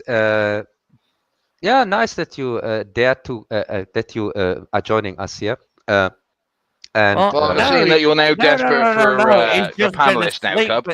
He's just been asleep for 3 hours and he's just come round. Yes, sure. Well, after he heard you blow your load twice, once when Tom come on and then when Andre come on, I wondered what that silence had a shudder to it. I was very amused when Tom first came on. It's the change in attitude. He did exactly the same thing on Wednesday. Where he completely blanks Brent. He's co-hosting the show. It is. It's amazing, isn't it? It's just like, Tom, let me think of something I can make me sound like I'm your biggest fan. Tom, I'm going to start the German fap. Tom. I'm smelling again something. Something yellow. We're gonna take jealousy. There is it again. We missed that. This pure jealousy. Oh, how we missed that here in the stream. Oh, I don't think it's jealousy. Yeah. It's just seeing it what it actually is, Cub, which is, oh, I love you, Tom. I worship you. Let me give you money I don't have. No, but I can understand that. Dude, you know why it took 5 seconds for him to recognize Andre was on. Now you are not. Now you are not longer in the club. You left the EU, so you can't play with the cool guys anymore. And the US couldn't care less for you. Now you are not in the EU anymore. So yeah, I can see that clearly. Oh, no, the British, you see, we only hang around with winners. And since you lot have decided you want to be a bunch of losers, we're off. You know? Yeah. It's not your fault. It's just I don't know what it is about Germans. See you later. I don't know what it is about Germans. You just have a thing for, not winning.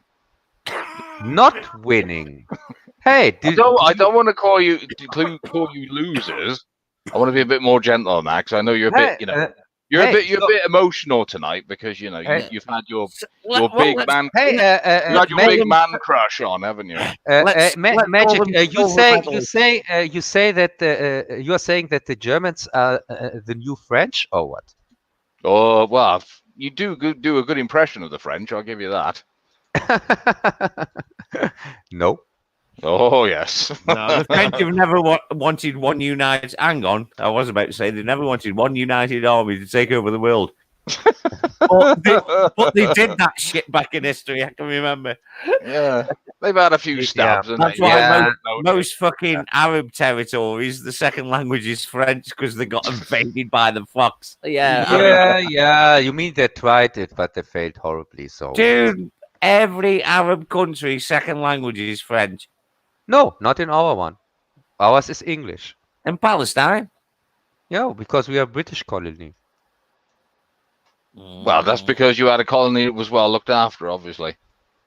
No, when the French and the Brits gave the colonies Speak themselves, the Queens, now go fetch me my fucking cup of tea.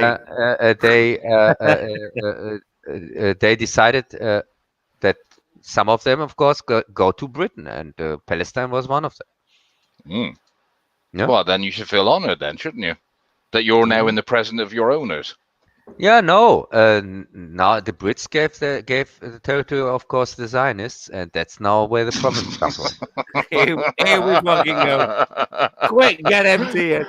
I'm going to start this, bingo with everybody every time Cubs on the screen now. Is how long can it go without mentioning either Zionists or Jews? Hey, I never mentioned. I never mentioned. Do you know what? And I think Andre sounds a bit Jewish, Yeah, but and, I think Tom might be as well. Oh, Yeah, but, controversial. Hey, I have no problem with that because Zionists are not Jews; they are Zionists. That is something completely different. Really? Yes, it is. It's a Zionist. What God do they both follow? Hey, Zionists don't follow What any God God. do they It's both a follow? sect. Hey, Zionists. What God do they both follow? Just answer the question. He's going to say money, isn't he? No, yes, the Zionists. In all fairness, it is the one and only true. Yes, and God. also the Zionists are a sect. They are not a religion. Cubs just going, why have I let these fuckheads on? No, really. Hey, we have also Christians and other religions who said from themselves they are Zionists, because Zionists it's not a religion. It's a sect. Yes. Yeah, it's a sect, and also even Trump says from himself he's a Zionist, so it can't be a religion. Well, them Zionist clubs, have you seen them, man? Fucking big parties, fireworks, sacrifices, if you're to believe Alex Jones. Yeah, also as well, Cub, if it's such an organization that's obviously got a lot of money, I think it's about time you join them. Then you won't have to keep asking me to find you, illegal downloads of films. You'll be able to afford to buy them yourself, won't you? Hey, what the best of it is? You tight bastard, just get a VPN, you fucking tight-fisted twat. Yeah, and also you have the right connections. Thanks to you. you. Just get a VPN and then download to your fucking heart's content. So I asked the right guy. Everybody else in the world does. Yeah, but you ask anybody in China, none of their computers are in China. Well, that's the Chinese who are still upright at the moment. Well, yeah. Fucking old bollocks, that picture you sent, like Raccoon and fucking Raccoon City Evil, Resident Evil stuff. Oh, man. I know, it's frightening, isn't it? Yeah. That made me fucking laugh, man. That did. Being a big fan of the Resi game series, yeah, that made me laugh. Jess, by the way, with which Jess are we talking now? Is it 6 beer Jess or 7 beer Jess? Try 8. Oh, 8 beer Jess. Cool that you are here. He's feeling very good around about now. Yep. Yes. Well, I was obviously feeling charitable. Yes. That's a point, actually, when we're getting paid for this shit. Yeah, fucking tell you. Oh, don't tell me. Checked in the mail. No, the thing that Magic was talking about is I asked him that he maybe helps me with an upcoming project that comes after, because he wants 2,000. Because he knows you want 2,000 plus views on your videos. No, that is a coincidence. We still are figuring out what they have in common. All right, and I'm going to make a video about something we enjoy. I'm going to make a video about Transformers bollocks, and I'm going to have bollocks on it, and let's just see if it's a coincidence. Yeah. No. I mean these 3 videos that are all over 1,000 hits and where you are a part of. The only ones where Oh, you here we are a go part of. again. And He just can't get over oh, this, can he? That there's a you- bit of a yeah, connection between those 3 yeah, videos. yeah, you big and hitters, you big yeah, hitters. You mean? yes. Cobb, yeah. We're still searching for a connection. Probably we'll never find it out. It's a crazy coincidence. I'm pretty sure. You don't know the levels of power where bollocks fucking works every day. Yeah, but this You process, just think he's a humble civil servant who gets paid a lot of money. Always no. way above that, sir. The thing why the reason why Damn rumbled. the reason why I thought that Magic is maybe the right guy to ask for help is it's about an English British property. It's about Edgar Wallace, See? who's His a name's famous. now Dr. Bollocks because he doesn't want to seem too modest without putting PhD on the end. Mm. No, Technically, it's Dr. M. Bollocks, if you don't mind. Oh, sorry, Stu. I stand corrected. Yes. yeah, and I thought, and I wanted to also speak with you about that, and also with the other Brits I know, because I can't get my hands on some of these movies of the British No. versions. Let me stop you there. Get What a you mean is, VPN. it's not that you can't get your hands on them. You can't be asked to look. Like with that last video you asked me to look for, No. it took me about a minute to find it. If you'd actually bothered using, I don't know, a search engine.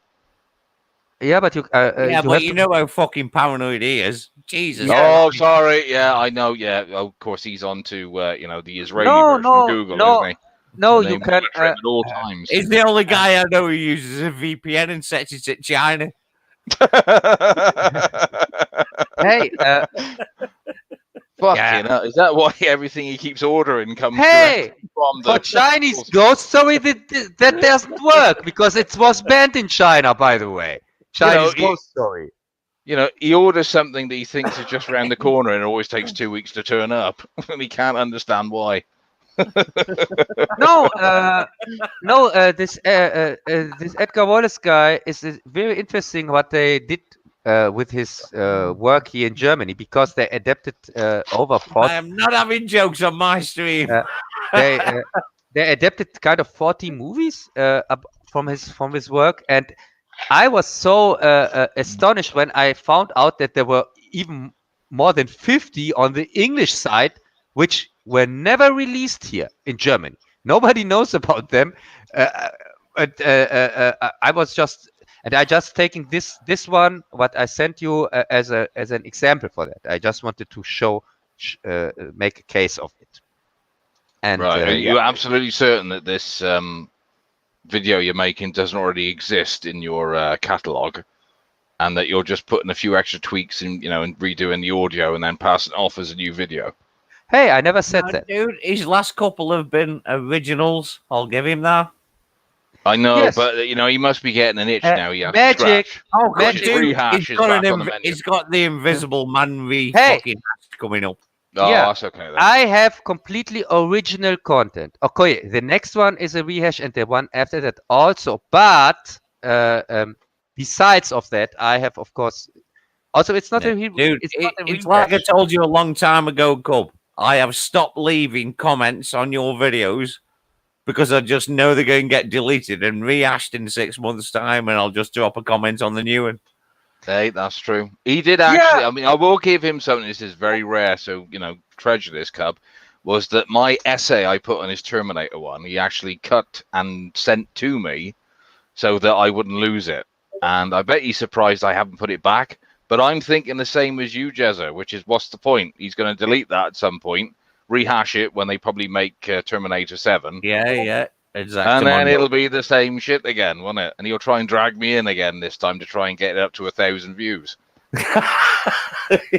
Yep. Hey, I would never do that. Really? Really? I have DMs to Really? prove the opposite. The first video performed so well. Can you please come back for a sequel? Mm.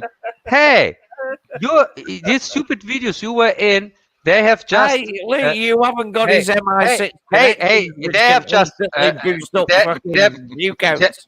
No, they have just thousands of views or even 3,000 or whatever. But my videos, which I do on my own without any help, You are don't also realize. no, they're also very high. The highest one has even 350 views or something like that. Mm. You But don't that's not realise 1,000, that is Mr. it? Bollock slums it with us, you know. He's the guy MI6 go to. This is why he can just instantly walk into work one day and go, give that video 2,000 views. If only it was that simple. I think it's the Yeah. fact that we just timed it perfectly, though. Just as the the Uwe Boll fan club were obviously meeting in Germany, and somebody Yeah. obviously looked on YouTube for some videos to watch, and is like, "Oh, not only have we found one, but it's from a countryman. Yes, They must be good." Yeah, Then it's they watched crazy. them and they realized they were fucking horrible. No, And they Magic. realised, who's this fucking Brit guy? He's funny. Magic. It's crazy. It's crazy because the English ones I made have thousands of views, and the German ones nobody cares for. And Uwe well, there Boll you go, fans see? Uwe Boll fans clearly don't speak English. I can tell you that. I know some of them. No. I bet what's called they're mostly Canadians. I bet Yeah. that's what Where they he are. lives, yeah. Yeah. 'Cause I'm sure I heard Pete say that. Hey, you know, Even he Anthony likes them a lot. Bourdain was in one of his movies. Don't Yeah. drag Pete into this. No, I'm sure I've heard him say he was a fan. Dude, It might have been him saying it in my head, but in all fairness, if I ever come into a fucking couple of million, mate, I'm moving to Canada like tomorrow. well, you can go and Weed's sample one of legal his in reps. weed's legal in that country, man. And no matter what else they can throw at me, it's fine by me. Here, Jess, I'm going to grab another beer. Try to talk to this other Brit guy. Yeah, don't worry. We'll crack a few jokes on your behalf. So Absolutely, yeah. If anybody's watching us at the moment, do us a favor and go over to the Midnight's Edge channel and watch that. It's probably a lot better than this drivel. Well, yeah. In all fairness, yes. And don't forget to give us a downvote as well. Yeah, well, the all-important downvote, of course. Obviously. And then later on, come back and leave a shitty message in the comments. Yeah, something along the lines of that one, that brilliant one somebody left on his Uwe Boll one, which is, I can't understand the word this Mexican's saying. Mexican saying. That is one of his best comments on his videos, isn't it? I don't know who that person was, but Mexican saying. Yeah, I don't know who they were. I'd like to shake their hand. Oh, fuck. I forgot about that. Yeah. I can't understand a word this Mexican saying. You see, that's the one good thing about a video going semi-viral is you will get, weirdos turning up and leaving silly comments, which is always nice. And voice, if you're listening, you're welcome. Oh, is the nerd of Von in the chat? Is he? No, I think he's doing. He's probably editing a video. I should imagine. Oh, right, okay, fair enough. Is he eating another 1917 ration or something? Is he? Fuck, I tell you what, man, he's going to open the wrong ration tin one day, man, and no more videos. I want him to eat one of those. Those new Burger King ones that's got like 20 million times the normal amount of estrogen that a burger's supposed to have. Because you could start off with voice looking his normal grumpy, manly type person, and he slowly gets more and more feminine as the video progresses until the end. Did you see his reflections upon live video he did when it seemed like he was having fun and a little bit younger on his bike? Oh, those ones. Yeah, I saw one he put up before he'd cleansed his channel before, and that was not quite gone into full miserable mode. That was. As soon as he come on, we instantly took the piss. I started calling him Easy Rider. You know who it is. Oh yeah. Hey, I'm back. Hang on. Does that mean he was supposed to die at the end? Can you not go away again, Cub? We're having fun on the stream. Yeah, sure. If that makes no sense. How can here be fun when the German guy is not here? Well, it's just suddenly got colder since you come back. It certainly has, yeah. Sort of like the desire to carry on suddenly fades away. Yeah, sure. I know exactly for a fact that you are dying to work again with me, Magic. Really? Of course we are. As two failed fucking comedians, yeah, we'll take any work. Hey, and I have an upcoming project that really might pique your interest. I wanted to make a fun. I doubt it, but pitch it anyway. Yeah, fire away. No, I wanted to make a fun review, not a. Whoa! I think you mistranslated a word there. Hang on. Are you sure your Google Translate's working properly there? Yeah, I'm sorry. I could have sworn you used the word "fun" there, Cub. There's certainly no translation in German for that word, is there? Are you sure it doesn't translate to conquer or something? No, and because you missed out on the Terminator one, I wanted to make one on Lady Terminator. It's exactly like Terminator, so. Lady Terminator. What's this, like a porn parody or something? Yeah, kind of. Oh God! Oh my God! Is this what it's become? The Lone Wolf Cub reviews the Ava Braun parodies. No. Hey, have you never heard of the Not that I know about these movies. No. No, really. It's Terminator knockoff from No, Luke, hang on, there is one you missed. Would you see Princess Leia blow fucking Chewie? You can't unsee that shit. No, it's you say that, I bet you still had a wank, didn't you? No, I didn't. It fucked me over, right? Two of my most favorite forms of entertainment, two of them. They should never meet. No, I couldn't fucking handle it. I just had to turn it off. I have a suggestion for you though, Cub. Is that you do realise that there is a studio, which I believe is called the Asylum, that does all these cheap rip-offs of big budget films. It's nothing like that. They did one. Sounds like Tapes going fucking suing for copyright. No, it could really. Well be. Because there is one film I noticed. Hey, Adam. Hey. There is a film. There is a film they made called the Transformers. Yeah, I know. It was one that was made on with CGI on a budget of about $500,000, and I think we ought to review that one instead. Hey, but it will be a part of the review. As I said, but Lady Terminator is a real classic. It's not from Asylum or something like that. It's intended to be serious. It's not a slapstick parody. It's a serious Terminator knockoff from South Korea or something like that, and it's hilarious. It's really. At least I know it's going to have some nice looking chicks in it. Yes. No, you get everything. 4'3" women with flat heads, perfect at putting your pint on. Yeah. Hey, Adam, have you ever heard of Lady Terminator? I was hearing you talk about it. Filmed in Bangkok, right? Yes. Yeah, he knows it. Yes, and it's not this cheap Asylum crap whatsoever. No, it's a serious movie, and it's hilarious. It's you can really have fun with that one. Really. Sounds like Adam watched it for educational purposes only. As I said, I heard Cub talking about it, so that's it. I just heard what Cub said. Right, okay. You made sure everybody was up in bed, fast asleep, and then quickly put that DVD on with the volume turned down. What do you mean? Holy shit, he's going to blow his brains out. This guy's got guns around the house. In this house, there is no Stop listening to Cub fans. Or put them guns in a locked safe or something.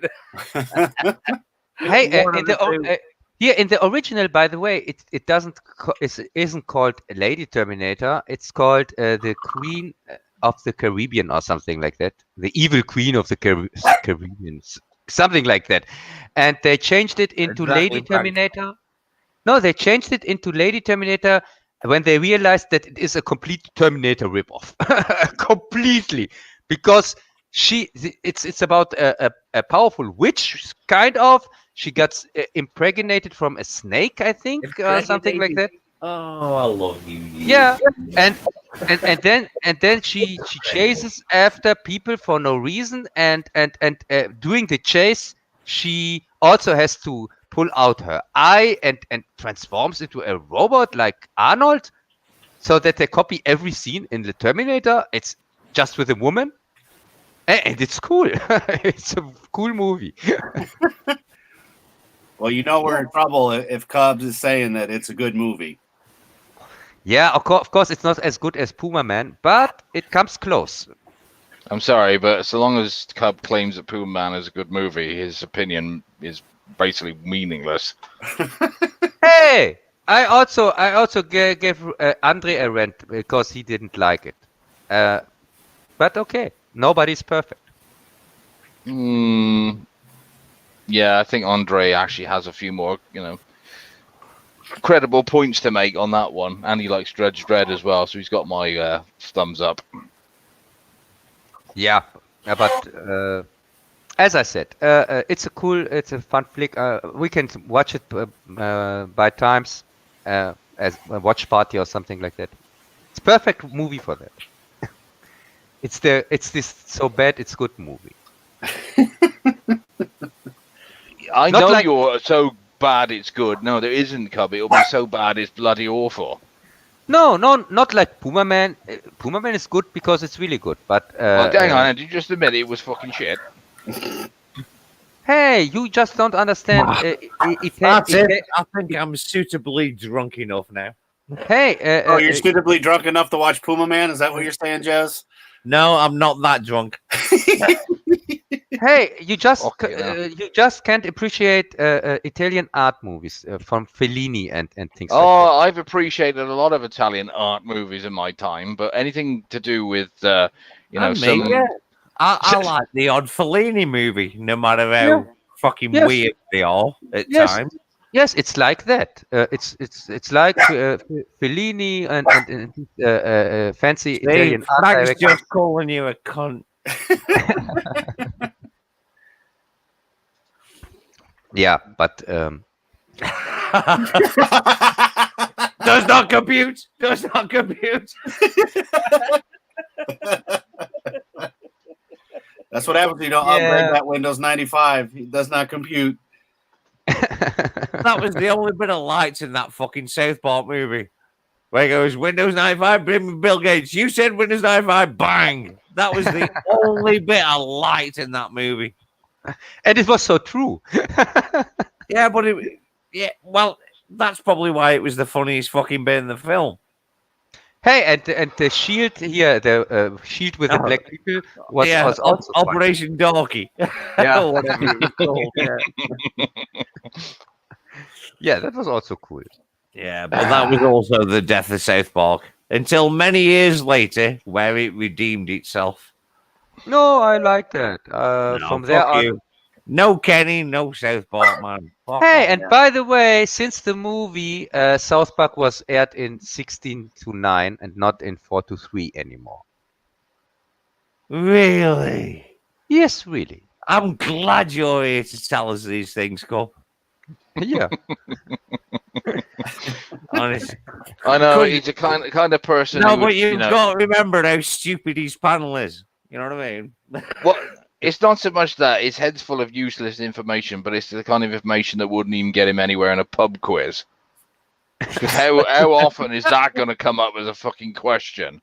At what point did Hey. South Park go from 4.3 Hey, to fucking first, widescreen? Magic, first they have No, to in let all fairness, it's Did it- common knowledge if you know anything, even if you watch the show casually.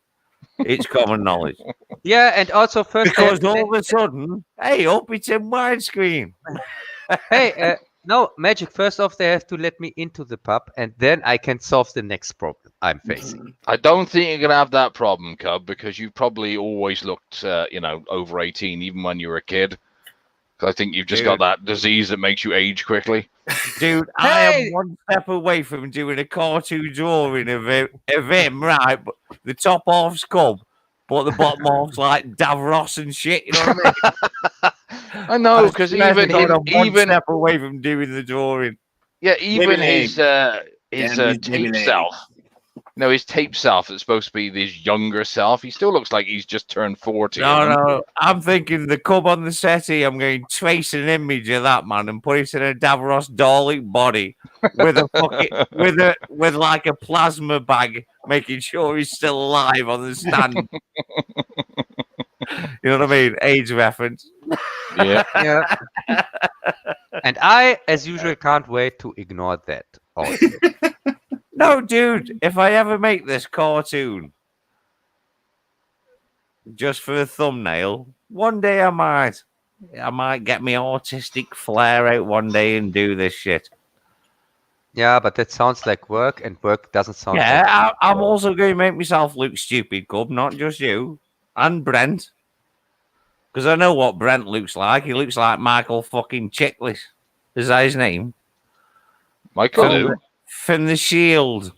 You mean the Thing? Yeah, who played the Thing in the Fantastic Four movies. Yeah. See, so there you go. I know what Brent looks like because he looks like Michael fucking Chiklis. Yeah. Sounded like you might be trying to say he looks more like the Thing. Yeah. No. I know he's a big lad, but I didn't realize he was that fucking girthy. No. Yeah. Oh, you've ruined me. You ruined it for me now. Am I supposed to call him a homo if he fucking looks like that? Honestly, he looks like that Michael Chiklis guy. Fair enough. He must be the top then. Okay. Yeah, and if you want to draw a magic, of course, nobody knows. Oh, don't worry. If he's going to be in it, I'll just draw a cunt. No. What you have to do, you have to draw me with a big hook nose, soiling me hands together. Yes. That sounds. Yeah, like just that. washing your hands on money. It's getting cold in here. Chuck a few tenors on, will you? Yes, that makes sense. Exactly how I imagined him. I know. You should see me swimming pool. I just dive into fucking 50s every morning. Hey, Adam. It's a hard knock life. It is. I'm gonna be back in a minute, full of bullets. We know you Scrooge McDucket. Hey, this picture was with Spock. See, and this the is dog. what I never wanted to happen. I never wanted Cub's serious stream turn into our bullshit. Well, he had a serious stream, and now it's happy hour. Okay. Yeah, go on. I'll go with that then. Yeah, Yeah, and, this is like the after party bit that you forgot to cut out. Yeah. Actually, no. What this is like the old world class bullshitters thing they used to do for the Patreons. Yeah. After hour. But because Cub is nowhere near the fucking numbers he needs to actually have a Patreon, let alone have an after party. He's got to stick it all into one show. yes, and I urgently need watch time. So Yes, as you put it, bollocks. The Good Morning Pop Culture refugees. There's 3 of us here now. I know that's what your Discord server is slowly turning into, isn't it? It's like a sanctuary for those who escaped. Well, I can't help but bring the rest with me, so it just kind of happens that way. I mean, that was funny. That was funny as fuck when Moist was on, and then DJ D was like, "Holy fuck!" Yeah. Like I remember a few of these people. Yeah. yeah. It's something you wouldn't understand, Cub. They come for the laughs. Yes, I can't understand that. Yeah, come for the laugh, stay for the German. Yeah, it doesn't really have a good ring to it, does it? No wonder I lost views on last week's show. I didn't even know YouTube did that.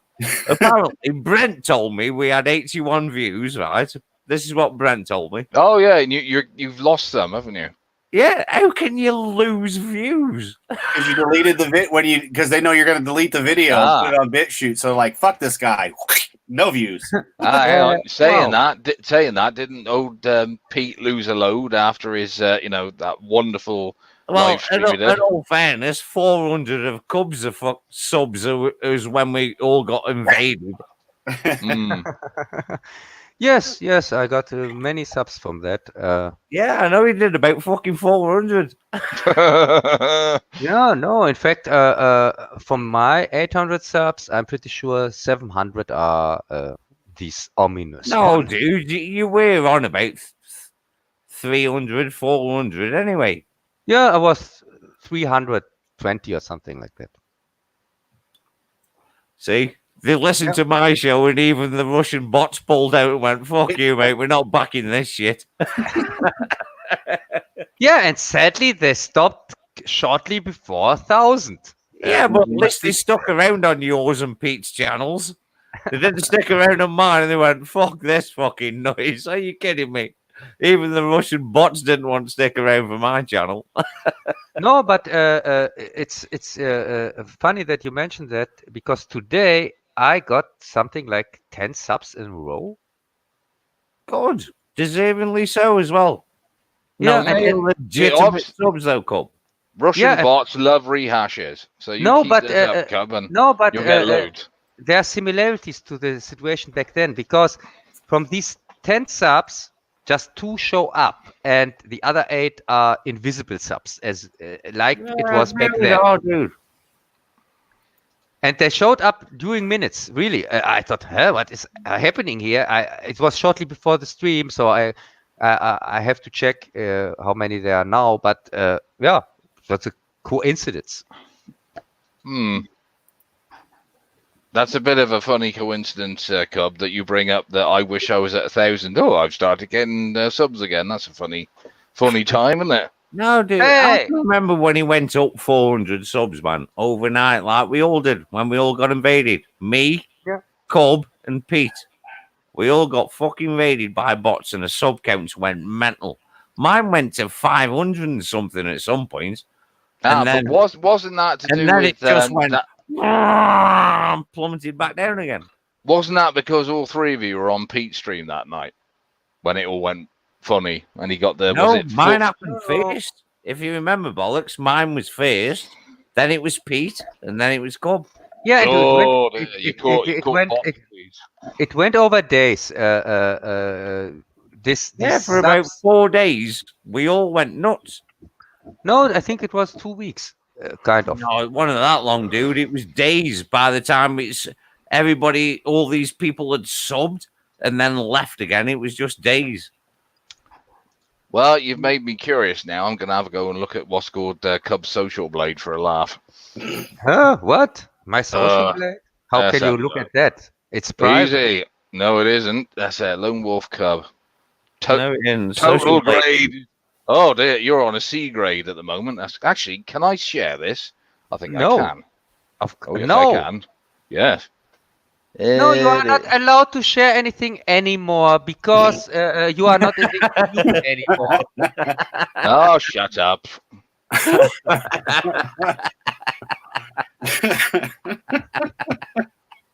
Right, here we go. Let's have a look at this. Okay, now I've got the Armitage Magic. I have to edit, by the way.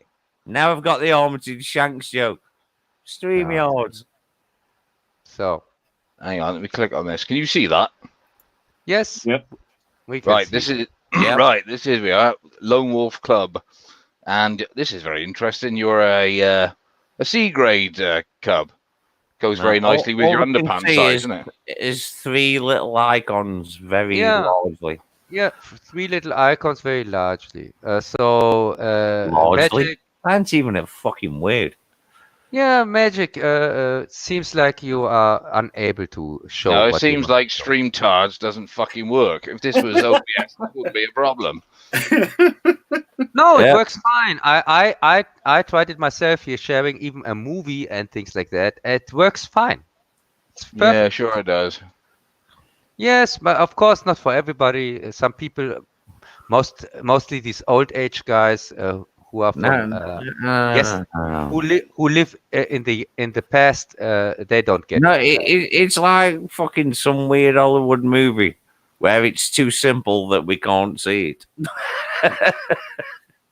Or you can see it, but you don't have your glasses on. I'll go with that one. I'll go with Adam. Yeah, man. Right, here we go. Adam. Right, can you see Yeah. that? Yes. Yes. Right, here we go. Then let's have a look at this shit. Oh, that's a nice echo. There we go. There we go. That's what it is. The nice C grade there, Cub. See that? What are you? 9,453,989th place on YouTube. That's in the world. That's nice to be proud of, isn't it? Hey, in the world. At least you're not Alright. 10 millionth. Yeah. But in Germany, I'm pretty big. I'm pretty sure. Really? Yeah. Well, I'm more interested in the fact No, that... no, Cobb. Not David Hasselhoff on YouTube. Yeah, it's more... I'm looking at this bit here where you've got... was it estimated... I can't even see any of that shit. It's way too small. Estimated monthly earnings. Right, you're going to love this. 11 pence to 2 quid. Oh, so much? Cool. Yeah. And yearly estimated earnings, £1 to 22 quid. Hey, where can I get? Dude, Where can I think get you better this start money? getting that glass coffee table out and a couple of wide-angle lenses. Yeah. But we should go to the live subscriber count then, since he reckons he's got an extra, what was it, 10, whatever it was? Yes, but it was today and shortly before the stream. I think it takes 1 or 2 days till he... Because here, this is the old one. 820 and 400 of them with the bots back when we all got but radio. this is the old one. I was on 830 when we started the stream, and that's the reason why I bring it up. Ah, there you go. See, it's not caught up, bollocks. That's what Yeah, it's not. Yeah, but it's as I said, these older guys who live in the past. That's a shame. They are not caught up with with things that are really going on. Well, Frank's doing fine with 56 subs. He's happy. Yeah. Those bots can come in at any time and get him up to 900. You know, Even Adam, a dog who can't use a computer's got more subs than your life. Hey, Adam, hey, Adam, this 56 beat my Caps Corner. It's more than double. See what I mean? He never fucking listens, does he?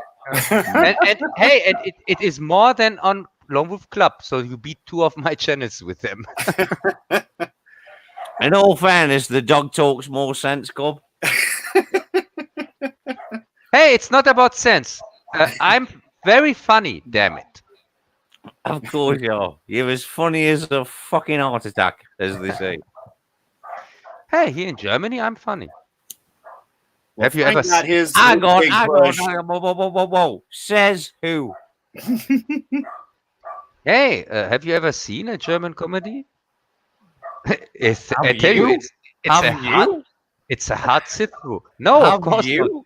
not. Of course not. Nobody has. I tell It's you like- what, dude, if I ever come to Germany, I'm going fucking find a comedy club and I'm going to drag you by the scruff of your neck and be my translator.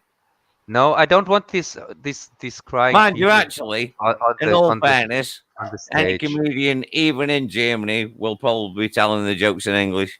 No. You know, being the dominant language over 3/4 of the Hey, globe. You know, No, I don't like German comedy clubs. I can't no, stand you seeing crying people on the stage and people who are just sitting there in the audience till the poor guy on the stage. I am hangs sure they exist. They've got to. Not everybody could be as unfunny as you. Hey! I'm not going to lay an entire fucking race to fucking on the basis of you don't understand jokes. Hey, I'm probably the most funny guy here. I hate to say this, boys. Unintentionally, maybe, yeah. We actually have an update. Oh, really? Okay. Yeah, we do. Hang on. Let me bring this what's called screen share thing back up again. Okay. Hey, where is it gone? Where's what gone? The screen share thing. Oh, you don't want too much, do you, freaking Cub? Hang on a minute. Do it right now. Right. Here we go. Okay. Huh? Is that a joke? Nope. Still nothing, I- bollocks. Wait There a we go. sec. Wait, There we go. wait a second. It's really not a joke because, as I said, when he started, I thought I was constantly on 820 since my birth, and then No, you weren't, It- dude. You were on like 400 and something, and then we all got invaded, and then you went up to like fucking 900, and then you went down to 800 and something. hey, it's happening again, Jess. No, That's it's funny. not happening again. You've got 10 legitimate subs. Oh, Yeah. it's a happening. No, yeah, didn't you see the account? It's on 876. I know for a fact the Russian bots are going to stay clear of my fucking channel this time. they pulled out the last time. Yeah. Fuck you, I'm not supporting that shit. I think the problem was you just weren't enough pollution for them. They were expecting way worse than what you spew. No. Adam, Mhm. it was dead weird, man. When we all got invaded, I went to, I think it was 529 subs. I got Hey, that's not a joke. before it That's- went fucking plummeting back down as the hours went on. You know what I mean? So, Jess, you want to tell me, since we started the stream, I have 60, 66, no, 65 subs, just since we started the stream. That Yeah. means in 3 hours, kind of 60 subs. That's not normal. Well, think about it though. What happened Wednesday? Yeah, what happened Wednesday? You tell me, Adam, because that was Wednesday.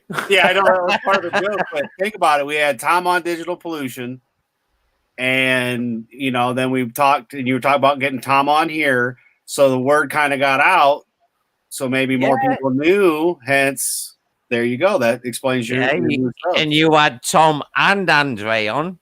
Yep. Yeah, Andre himself, he normally doesn't appear on any streams. I was really shocked. Well, that's what I mean. So I know you were cool. We all heard you fucking come. Yeah, he filled the cup again. Oh, But yeah, yeah. I mean that was the thing, dude. So you had Your love other is channels like bad medicine. that help promote you to get you, if you got 10, 12, 15 subs out of it, that's good because now more of your content will be shared throughout the world. Mm-hmm. Well, is that necessarily a good thing? Well, it is for us. Yes. No. You are completely right. It's really about time that my content gets more out of in the world, that people hear what I have to say, especially about this annoying Brits and things like that. So yeah, I agree completely. Because on that you. joke never gets old. Never. I mean, that's as good as mine. The only reason I am here is to expose all of you to my wiener. Dogs. Dogs. Yeah. Mm. So, I mean, See, Hey, I like feeling that in the joke. punchline now. Hey, I like that joke. Here in Germany, this is a real. I know funny you joke. like the joke, Gub, because you find something funny and hang on to it for like months. Fucking months, man. Yeah, here, Adam. You they know just- how to bury a joke Yeah, and stamp on it and set fire to it. Adam, as I told you, these guys here, these are we called them back then Brits. They were back then in the EU, but now then they left and never heard of them anymore since No, then. it's because we decided to leave the sinking ship. That's why I say it. Yeah, but you left it by jumping into the water, or what? No. Yeah, no, but we knew the future, and we knew we're gonna have to defend our island again one day and wipe out you fucks. hey, the only thing why I am pissed on the Brits is why they didn't take us with them. That's the only reason. Really? After your fucking past criminal record? Oh yeah, jump on board, mate. All sins are forgiven. Fuck off. Yeah. By your DNA structure, you're a bunch No, of nasty bastards. No, Magic confused this stream with the EU, and that's why he immediately left. But then he remembered, oh no, it's not the EU. I can join again. Oh, welcome back, Magic. No, he was just thinking of a good punchline. Trust me, I know Magic. No, he's British. It has nothing to do with the joke or something like that. Really? No, clearly can't have anything to do with the joke. I'm constantly explaining the jokes to the Brits. Okay, explain it then, Cub. Explain your jokes. Joke. Joke. Yeah. Singular.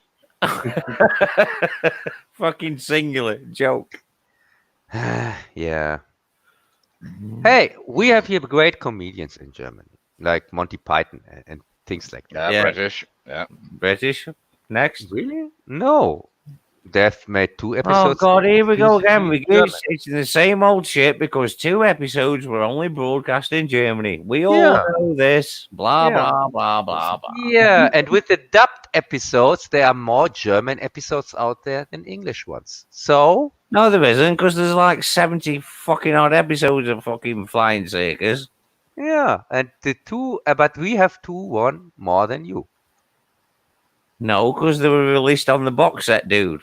Many years ago. Yeah, but they were never dubbed in English. No, dude. If you fucking watch them again, they're in English and dubbed into German. No, You prick. but they're they in don't English. exist They're in English. fucking English, you So muppet. no, I thought you have seen Socrates, Socrates. Hey, Jess, It's I thought Socrates in German, Hey, then. I thought you have Is seen. he? No, he fucking isn't. Shut Holmes- the fuck up. Holmes and Watson. There exist more German flying circus episodes than English ones, and that means there are more No, German. it than doesn't, because they were just 2 episodes which never made it on air in the BBC. Which And you in never. order to sell the Flying Circus Yeah, to Germany, there are 2. they hung a pair of nuts to German TV and goes, "Hey, oh, mate, we've got 2 here we've never broadcast on the BBC. Jess, I If know. you sign this fucking deal, right, we'll give you these 2 episodes." Hey, Jess. That's I know. exactly how it went down. Hey, I don't want to be mean. I know you are a huge kind of Monty Python. I know you don't want to be mean, but you're German, so that's the way it comes out. Hey, Get in the I know you are a huge Monty Python fan, and I am willing to explain you the jokes in the 2 episodes you were never going to watch. Shut up, dude. And watch in English, so Dude, I'm going to explain them to you. I can name you a Monty Python sketch, and you wouldn't get the fucking joke. I don't have to. There are, as I said, there are more German episodes out there than English ones. Right so- then, out of all fucking whatever the fuck 70 episodes or whatever the fuck it is, I'm probably wrong on that number, but whatever the episode count, you get every joke, do you? Yes, of course. Out of every episode, even the shit ones, because there was a lot of crap in there as well. You've got to remember there was a lot of shit in there. Not every sketch was a fucking diamond sketch, because it wasn't. What? No, here in Germany, every sketch was No. Python did some shit sketches, man. It's not like every sketch every week was fucking brilliant, because it wasn't. Hey, as I said, we laugh here about every sketch. See?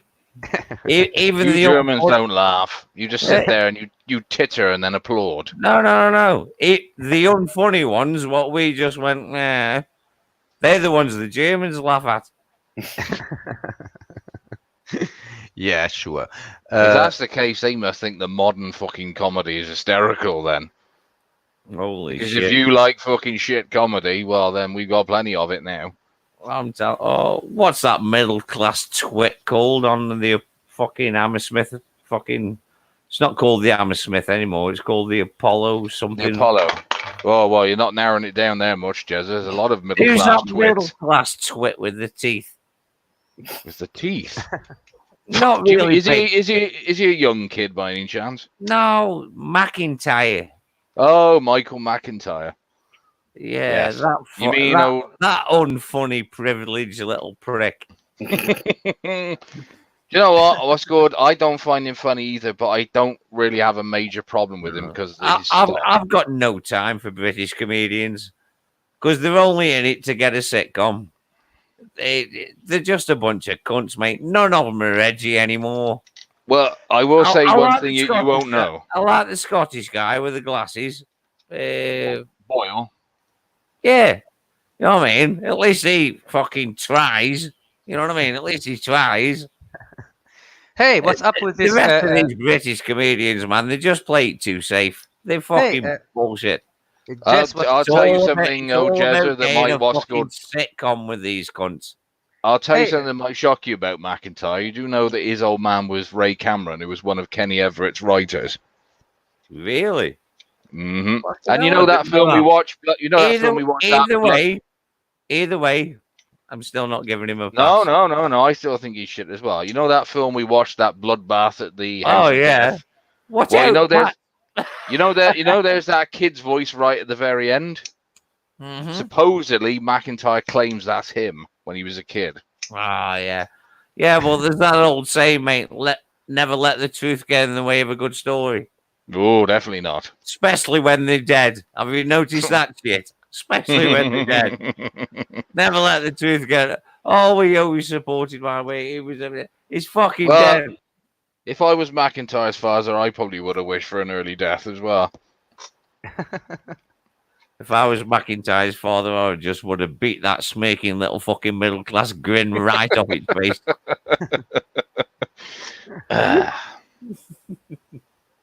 Nah, British comics, man. I've got no time for them.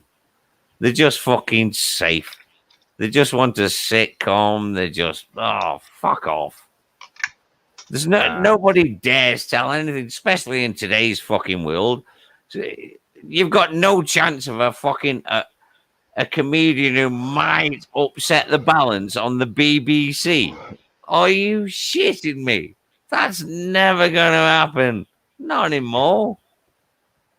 Channel 4 used to be edgy, but they're all about the fucking, I don't know, transvestites selling Tampax or whatever the fuck they're doing on Channel 4 nowadays. Yeah. No British comedians. They're garbage. All British comedians are fucking garbage nowadays. They just want play it safe, get a sitcom. They are. I think that's what I mean. Is I think they finally caught up to the German level. Thing is, bollocks, man. This is a guy. Fucking in the 80s, I heard Sam Kinison. I couldn't fucking believe it. After growing up on a steady diet of the comedians, you know what I mean? And then I heard Sam Kinison in the 80s. I was like, holy fuck. This shit is fucking funny. You know what I mean? And then I've fucking always loved stand-up, man. I've got fucking a huge folder full of stand-up. Fucking love this. I love this stuff. We've talked before. I even considered it. You know what I mean? We've talked about this shit. Fucking. Hey, by the way, comedians. UK comedians are just safe as shit, and they're just bullshit. They're not funny. They're not, and sadly enough, American comedians are being dumbed down as well by this hate cancel culture. You offend me. You offend me. You offend me. I don't like that joke. You offend me. How about get the fuck out the comedy club? I can't do with this shit. If you silence comics, they're the last fucking word on fucking. Don't silence comics. That's what it. Oh God, the whole. You know what I mean, bollocks. You appreciate comedy. Well, I did. Yeah. How all this shit is happening, man, and trying to silence comics. It's driving me fucking insane, man. It's the last voice you've got. They were there to fucking. If it offends you, walk out. Don't listen. Don't try to cancel the cunt from his next gig. It makes me angry, all this, though, because I fucking love comedy. Stand-up comedy, and Oh, so you loved What's going this, on makes me fucking yeah. angry. Jess, so you loved this episode from Twilight Zone, the comedian? No, Cobble, I'm on about real stand-up comedy. Even though that guy is Kamalin Najir, I don't know his name. He Hey, is actually a comedian, dude, and I have seen Yeah. some of his stand-up. Yeah. And Yeah. trust me, the Twilight Zone episode is way better. Yeah, here in Germany, he's a funny guy. He's as popular as David Hasselhoff, I think. But I don't Dude, believe that. He's not fucking funny. I've seen his stand-up. He's not funny. Hey, we have here, I don't know if they still exist. We have here some foreign celebrities who who speak German with an accent and are kind of comedians, I guess. One is called, was called Ron Williams. Did you ever heard of him? Ron Williams. Yeah, he's a black guy, and he was a kind of clown here in Germany, like David Hasselhoff. And What about Ron Jeremy? You know, he's quite big in most countries. Yeah. Especially, it was big in the 70s. No, never heard. Actually, funny, he looks quite authentically German as well. Funnily enough. Yeah. Oh, yeah, and this Michael Winslow guy, he was also kind of big, not really. Yeah, but he was constantly put into movies, into German movies. It was annoying as hell. Well, it must have been disappointing when all 7 of the Police Academy films, dried up for him. Whatever happened to that remake? What's supposed to happen about 5 years ago? What, the Mahoney film, wasn't it? No, they were going to do a fucking reboot, a complete fucking reboot. Oh, well, last I heard that Gutenberg was trying to get a what's called Mahoney film made because haven't most of the cast, the original cast, all fucking died now.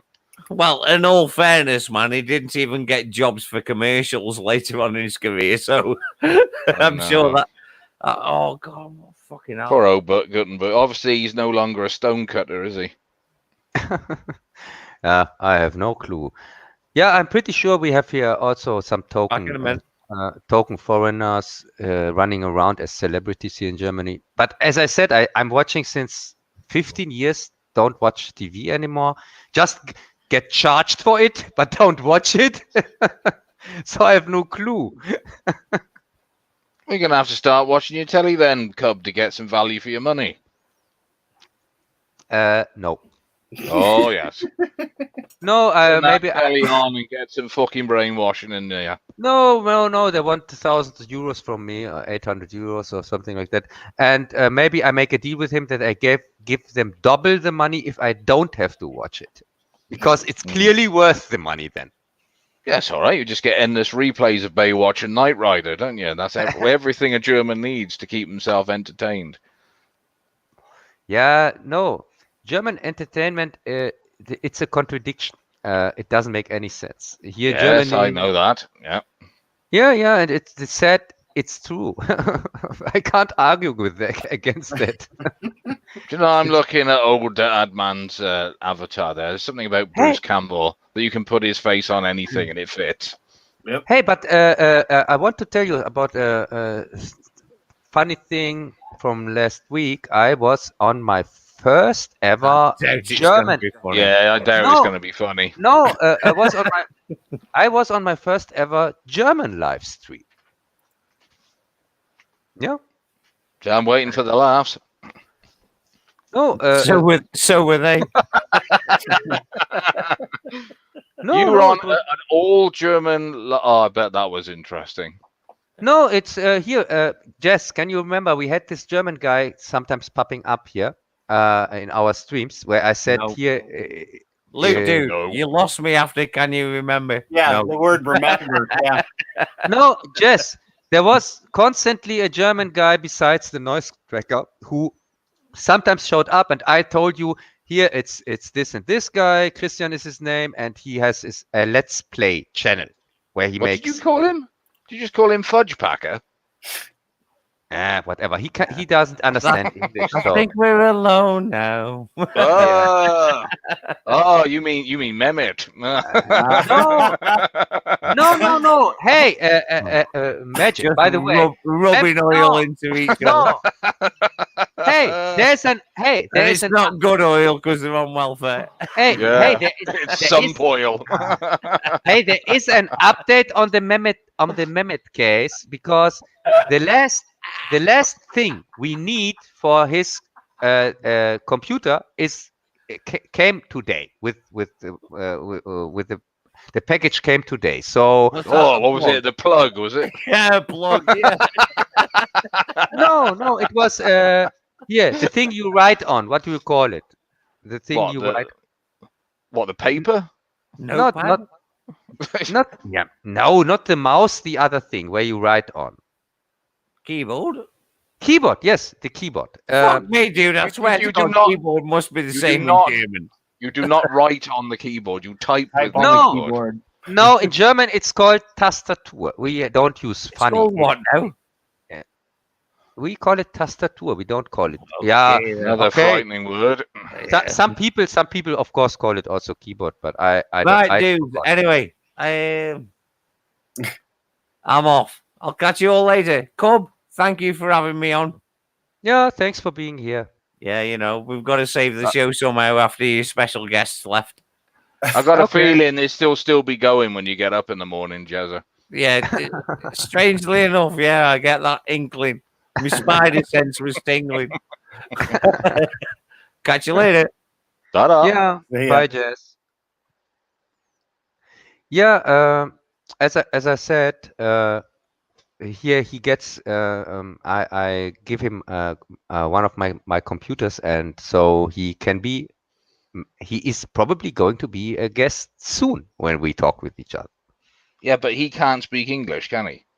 Yes, and that's why I'm looking forward to that. So we can say whatever we want. So you can go in for the record now of actually no viewers at all, are you, Cub? Considering that Yeah. your audience is mostly consistent of people who speak the Anglo, languages.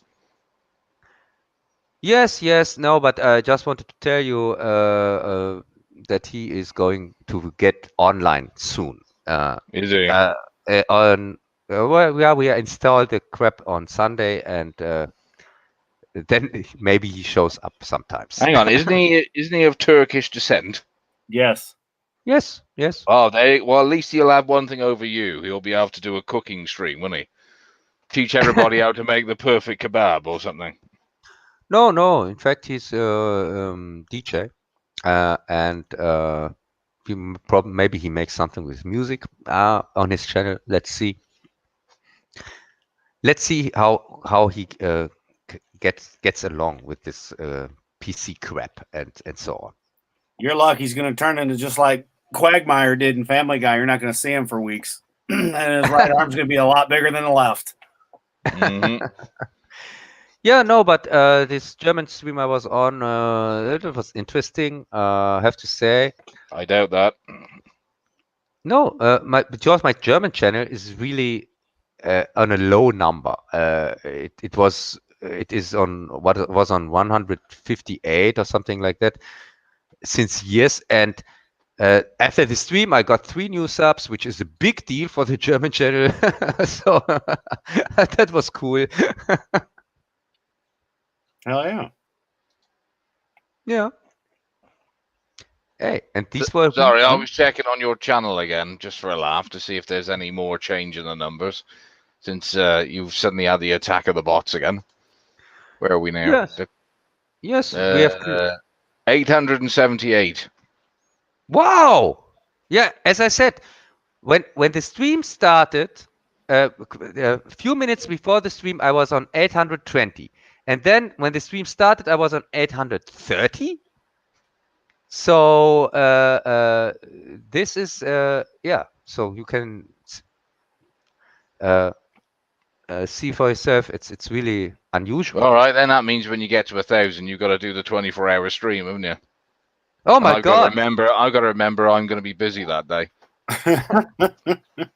No, didn't I tell you? This is already the 24-hour stream, and I could trick you in here. Oh, really? Oh, in that case, I'm off tonight.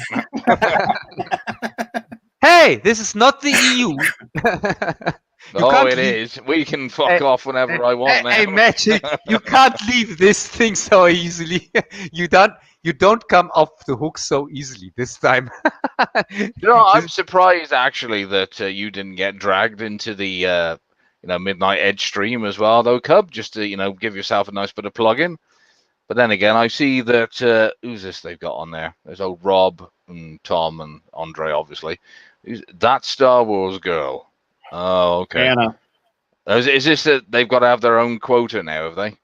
Like, at least 25% of their show must always be a woman, or an ethnic, or somebody mentally retarded. I don't know how it works. Hey, I'm thinking about it. Cub, we've got an opening for you. No. Hey, that's fine. Also, I'm not going to put their names into the title and stupid things like that, because really, I think it should be just normal.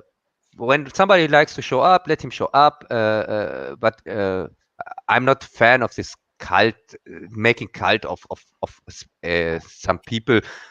Here on YouTube, we are all kind of the same. Hang on. This is something. All right, I'm not interested in being filthy big boys and all that. And then, what second is subscriber count starts going up, he starts getting sexually excited, doesn't he? So how can you, like one but not the other? Then, Cub, you obviously want the success, but you don't want to be attached to it, do you? Hey, it's not really. These 800 subs that I got, I was before I had kind of 300 or 320. Everyone earned, and then I had this boost for no reason, and I really didn't like that because it's really not about the numbers. I think I would rather see. Really, I would like to see it if people really like my content, and that's the reason why they sub. I don't want to trick anybody in subbing and then see, oh, what is that crap? Kafka, never heard of this guy. Oh yeah, by the way, the last stream I was on, I brought Kafka in, and they really said all 5 of them never heard of this guy. Yeah, that was fun, I guess. Hey, you are no ma'am now. Cool. Yep, my normal avatar. Yeah, no ma'am. Yeah, El Bandi got in the last seasons was really not that great anymore. I watched them so often, the episodes, but these last seasons they were really unnecessary. Hey, Cub, if you want to do something different then this weekend to make you out different than all your competitors, why don't you watch Birds of Prey and do a review of it? I couldn't even watch. I barely made it through Suicide Squad. It was so no. awful. You see, nobody's going to be doing that because it's too obvious. So you could be a break from the mold. Everybody be dying to know what everybody thinks of this new film, and nobody's covering it. So I think you should. Yeah, You'll really stand out from the crowd if you do that. Yeah, it sounds like a secret tip. Sure. Especially if you say it's shit in the in your title before you even anybody clicks on it to see what you think. Hey, I constantly say shit in my titles before people get the chance to watch why. Because when I say Cup versus, then it clearly means it's a rant. Yeah, I know, and I think that might have cost you a few thousand more, views on your Uwe Boll one. If you'd have actually just said what's called, Uwe Boll best director ever, you probably would have been about 10,000 views or something. You had all his fans coming in at once. You see. Yes, I know. Giving it a thumbs up, giving it a like, saying, "Oh, this is very good video." They wouldn't watch it, but they would give you a thumbs up. Yes, I know. I passed on many of these opportunities, but this kind of things, these channels that think think that it's necessary can do that. Everybody can do what he wants, but I'm not clickbaiting in any way.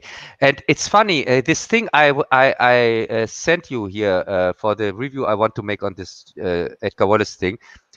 It's translated, the movie here in Germany is called The Hexer, and it's translated, correctly translated, The Witcher. So I could make a Witcher review, tricking people that they think that it's The Witcher that is actually the serious play whatsoever, but in fact it's The Witcher from 1930 and 1928. So yeah. Well, this is the thing though, Cub, is that the Witcher reviews are a little bit out of date now. You've got to be up to date with what everybody is watching at the moment, isn't it? What's the new hot topic? I mean, you've already done that roaring success Picard earlier on, and you all talked about how much you all love it. And what's the other thing that's going on at the moment? Doctor Pooh. You all said Dr. you love Pooh, that. Yeah, you all said you love the woke shit, and so yeah, I think a review of Birds of Prey. I think you'll do it. Just do a live stream all on your own and just tell everybody why you love it so much. Yeah, sure. And these girls are stunning. Birds of Prey review. Yeah, these girls are stunning and brave, and you didn't think the Suicide Squad could be topped. But they did it. I tried to make it through the trailers from Birds of Prey. I really tried, but they are so long. I think 2 minutes or something like that. Yeah, they're long. It's impossible to sit through. The trailers are unwatchable. I couldn't even make it to the trailer. So yeah, that would be a funny review. I'm pretty sure. No, that's because the women are so beautiful in this film that you have to have 2 minutes to give yourself time to finish. They're women? I thought that these were guys in Dreck or something like that. Oh no, these are hot babes, man. This is what you've got to go. It's the first all-woman cast, so you have to do a review. Huh. Yeah. Probably 2 weeks. Let's see.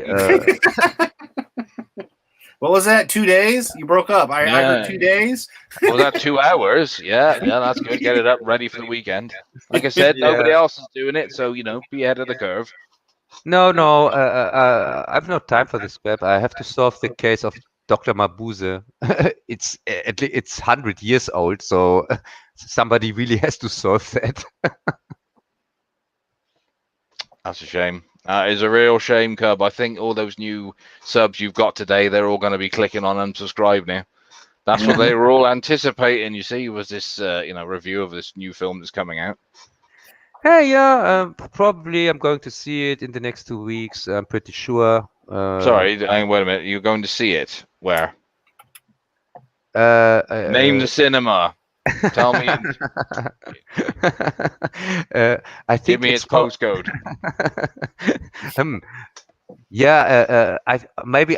I take a plane and fly over to the States and watch it there in the English version, as I do normally. You do. As I did with the Last Abomination. Here the roast of Soy Walker. Hey, by the way, Adam, you had finally the chance to see it or not? What's that? Here, the roast of Soy Walker. Yeah. I saw that back a while ago. Yeah. And what's your opinion on it? Is it the worst of the trilogy, the best, or in the middle? Well, like I said, I'm suffering from PTSD, post-traumatic Star Wars disorder, after seeing all the Disney ones. But I still think that the second one was the worst out of all of them. I mean, they're all shit. So no matter what, it's a shit sandwich. This one I just felt was just them throwing everything together and saying, all right, here you go. If you don't like it, we gave you everything. Yes, and Magic, you had the chance, I think, to see Derp Fate or something like that. Nope, I'm still not watching that. That's an insult to everything that holds dear to the first film. Yeah, but I thought you are a Terminator fan. I am a Terminator fan. That's why I haven't watched it. That's what makes you a Terminator fan, is your refusal to fucking, put up with that visual turd of a film. Yeah. What? I'm sorry, but if the description of the story is that bad that I can't even bear to watch it. I mean, I've seen the opening, monstrosity of them murdering John Connor, and what I don't understand, it's supposed to be, is it 3 years later, like in '98? Then why do they both look absolutely identical to how they supposedly did in '94? Like, John hasn't aged a day. He would have looked considerably older, as he would have been, what, 13, 14 by then? Yeah. No, it's clearly the next day after they left the here action scene from Terminator 2, or not? Now remember, man, it's 2 hours later. Yeah, 2 hours later. Yeah. It was Now, night. do they actually bother to explain where old Carl the Cuck actually came from? Which timeline? When was he sent back? Was it that original theory that apparently when the T-1000 turned up, there was a group of them, and they all went for coffee while the T-1000 got on with his job, and when he got melted down, they all finished and went, "Oh fucking hell, we got to do something now." No, they explained that after Terminator 2, when they sent the T-1000, Yes. they said they ran out of T-1000s because they are so expensive, and so they had to send the cheaper model, the T-800s, and they sent a few of them back. A few of if this is the whole problem I have, which is, if they could do that anyway, why didn't they just do it in the first place? No, and Carl is not supposedly not the only one who is living now with a family, because all of these guys who were sent back, all of these Terminators, I'm pretty sure they all knocked on Sarah Connor's door to kill John Connor, and then Sarah told them, "Hey, he's already dead," and then they said, "Okay, see you later." And then they started. Yes, I'm off to find a Mexican family. Yeah, and then they started a grocery store or something like that. They had to go next on the list, man. It's like, okay, that one's off the list, and now we're going to the next one. Yeah, I have no intent of watching this movie. I'm with you, Bullocks. I like the idea of an older Terminator. That was kind of cool in Genesis, but even that movie was just too much for me. Yes, yeah. Now I'm assuming they're going to show that film in film schools to give them an example of how not to cast a film. I would hope so. I got excited. The original was great. The second one came out. I liked the first one better. Third one came out. That was garbage. Correct answer. Yeah. Yep. The fourth one, we got kind of excited because it's like, oh, we're going to finally see what we've never seen before, the actual war, during the time of the war and the humans. And even that was just like, I didn't need to see Batman, at all in that movie. And so it's like, no. But once again, I'm stuck with the problem that I love the concept, the idea of, all right, let's finally do a film where humanity's fighting the machines. But they've just dropped the ball. They just should have stopped it too. Yes. I've always said, and I will always maintain, they go in order of quality in the films that are released, which is that, yes, one is still the best of all of them, and Dyke Flop is definitely the absolute fucking lowest it can sink to, unless they even attempt another one, which I doubt at this point. But because in some way I didn't think that they could outdo Genesis shit with being that bad. And apparently they managed it. So fair play to them. Hey, Magic, didn't you get the news? I think they sold the property to Blumhouse, and they produced the next Terminator movies. Oh, as long as it's Roland Emmerich what's going to direct in the next one, then I'm all in. Yeah. He's gonna film it back to back with Independence Day 3. They'll be that's how the movie goes. Independence Day 3, boom, the rise of the machines again. Hey, you mean Independence Day 4? Didn't they already make 2 and 3? Oh no, the second one felt so long. That's the reason why I thought it were 2. I wish they had. It's such an amazing film, but my sort of problem is that I mean, it was bad enough with Genesis because you knew then that there was more bad Terminator films than there were good ones, but now there's twice as many bad ones as there are good ones, which is really sad for a franchise that started so well. And it's, I think the main problem is that I mean, the thing is I will actually, this is a hard thing to say, I will defend Terminator 3 over what followed it, because it's, in some way, I can kind of forgive Terminator 3 in that it kind of, you could have stopped there, which is, okay, they progressed to Judgment Day, right, fine, finish it, done. But they couldn't help themselves, could they? Oh, no, because I mean, they at least explained it with the internet, and we had the female Terminator. Yeah. And it felt rushed, like, hey, let's get another one of these out so we can make some money. You know, it had a story. It was a shit story, but at least it had a story. Yeah. You know, I mean, there are factors that drives me nuts with the film. Like, within, the first minute of the film starting, it pisses me off because they deliberately get John Connor's age wrong, saying that apparently he was 13 when the T-1000 came back. And it's like, wait a minute, that means he was born and 3 years before the first Terminator turned up. That's clever. Yeah. And you know what? The best thing is, on the extras on the DVD, it tells you, the producer says, oh, we decided to do that because we made a conscious decision that Edward Furlong didn't look 10 years old in the second film. And it's like, oh, you fucking morons. You do not. How is that me explaining a massive discrepancy like that? They could have just said, when I was a kid, they tried again instead of when I was 13. It would have been, that would have been it. It would have been swept over and nobody would have cared. Yeah. But it also fucks it up as well, because when they say later on in the film that Sarah Connor died in 1997 and he hit the road, if the original age was still maintained, that means he went on his own as a 13-year-old into the world. Yes. Yeah. Yeah, and also the third one. The problem with the third one was clearly Arnold Schwarzenegger himself. This obsession with Arnold Schwarzenegger as Terminator, that was the thing what dragged the series down. Because as I explained for the first one, the concept of Terminators is not that they are these big guys that look like bodybuilders and stick out in the mess. That's not the concept of a Terminator. Terminator has to fit in. So constantly holding on to Schwarzenegger, he has to be there, he has to be there. No, he hasn't.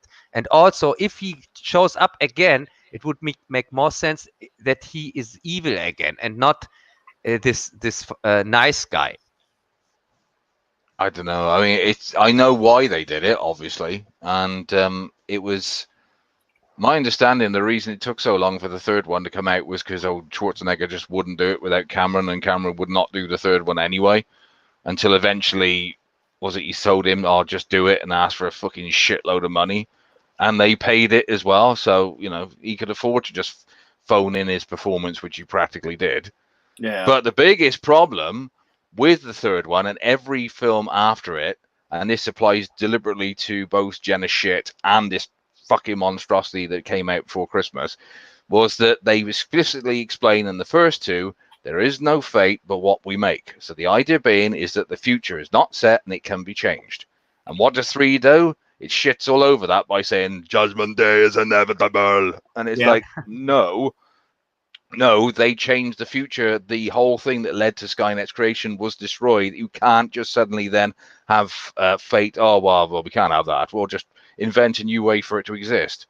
Or then we'll do we won't have Skynet in 97. We'll turn him into a mobile app in 2014 or whatever the fuck it was.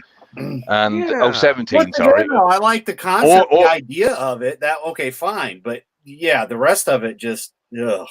You can't keep having it, fate supposedly finding a way for Skynet to exist in some form, or even this worse one, which is, Skynet doesn't exist anymore. Oh, now it's Legion. Legion, strange enough, does exactly the same thing as Skynet, starts a war against human beings and makes infiltrators that are kind of like Terminators, except we give them a stupid name. It's like, oh, and fuck also off. we let the skeleton act on their own, which makes completely sense. But Yeah, those old movies, it's all the butterfly effect. You change this, now this happens. You know, there is no fate but what we make, and then they just have completely murdered all of it. Yep. Yeah, this whole Terminator thing is just a sad disaster. The only thing that kind of works is the Sarah Connor Chronicles, because they have really good stories and really good scripts, and I like to watch it. And I like the casting. I was so surprised that they got it right there. And this would be normally the way to go, but no. Of course, they had to make this stupid, again, the same story. Terminator 2 all over again, every time.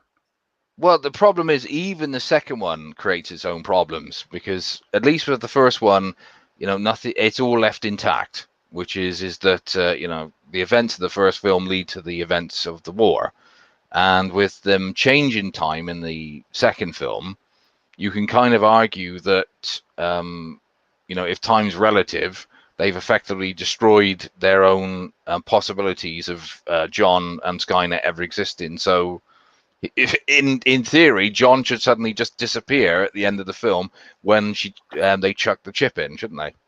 In the kind of the Back to the Future kind of way. Yeah.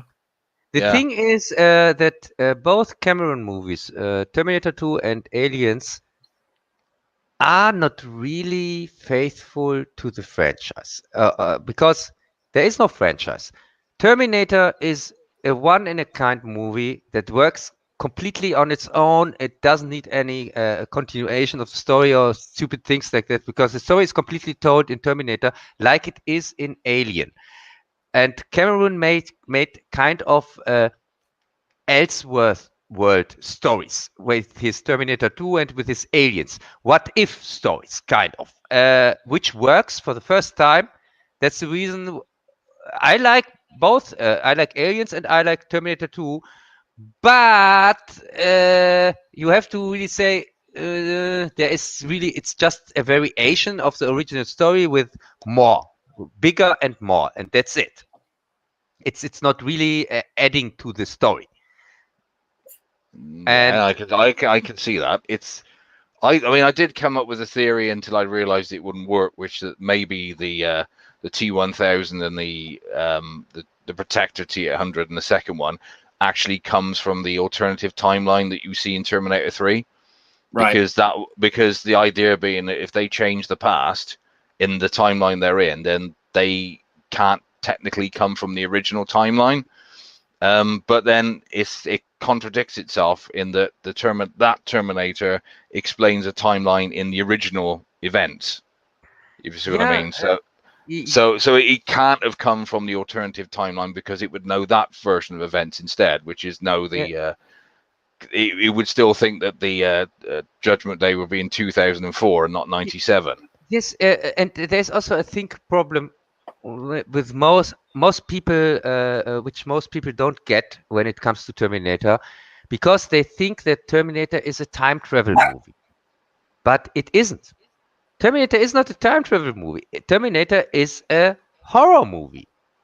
That's it. It's a horror movie. The first movie, yes. The second movie is an action film. Yes. The second is an action film, but the first movie is a horror movie that has the time travel thing just as a MacGuffin, kind of. It's really not that is just what gets this story going. But the whole story is a horror movie, more in even like Westworld or something like that, where unstoppable machine you can't argue with, things like that, is after you. It could also be a monster or whatever. It could be Jason, but it's a horror movie and against an impossible to beat enemy, which they with luck can beat at the end. But that's it.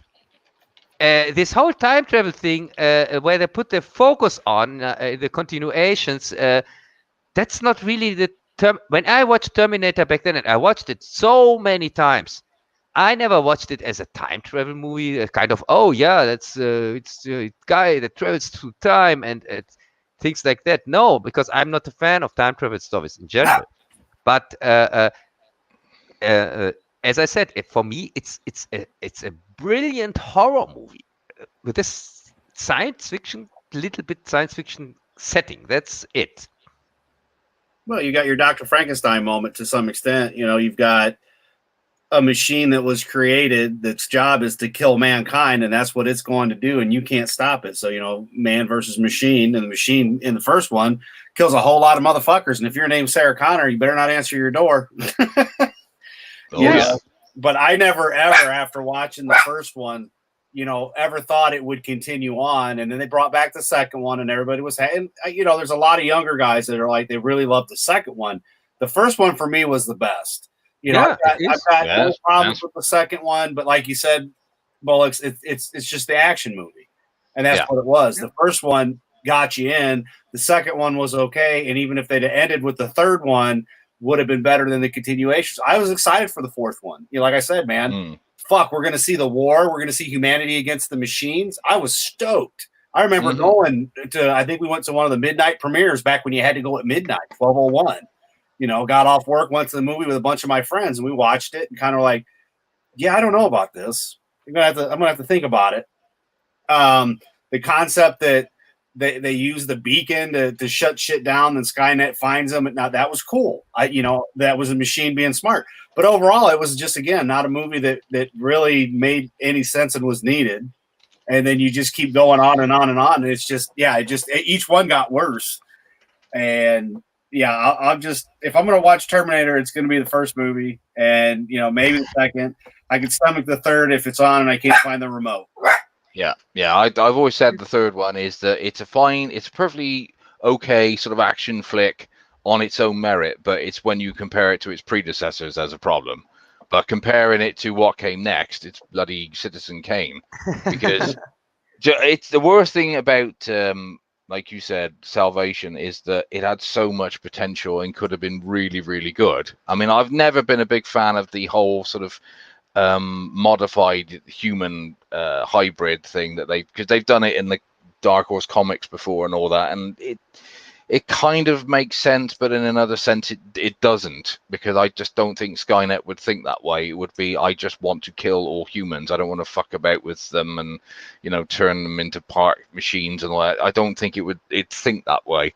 But I suppose they kind of didn't really know what to do without Schwarzenegger, really. And I suppose just doing a sort of like a tactical film, showing Connor struggle against Skynet in the early days might seem a bit boring to the average moviegoer. So I don't know, really.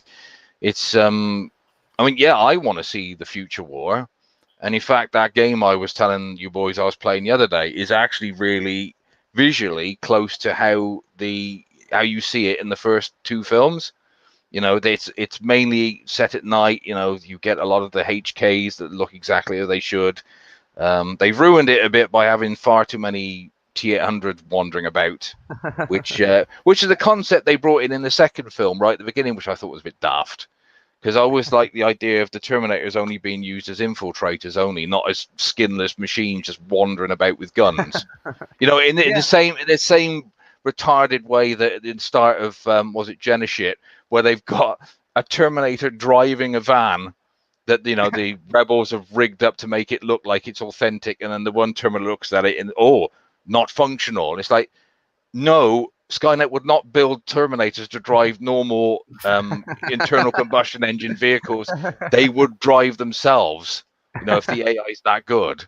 And it's like, why can't these people think of these things when they're writing it? It's not difficult. Magic, you will laugh when I tell you what I see as a real continuation for Terminator 1. What I always saw as a kind of continuation which made sense. And you never will guess which that is. It is Matrix. The Matrix, the first Matrix movie. I thought that would be a continuation for Terminator 1 story that makes sense. that the machines when here Morphos explains that there was this war between the machines and the people, and that then they made the sky dark to get rid of the sun and whatsoever. Yeah, this is really like I could see like that machines would act that way, and if that would be the continuation, that I always see that like a little bit like that. I don't know about that, but because I'm in a very much a minority in that I was never a big fan of the Matrix films. I mean, I know they're visually impressive.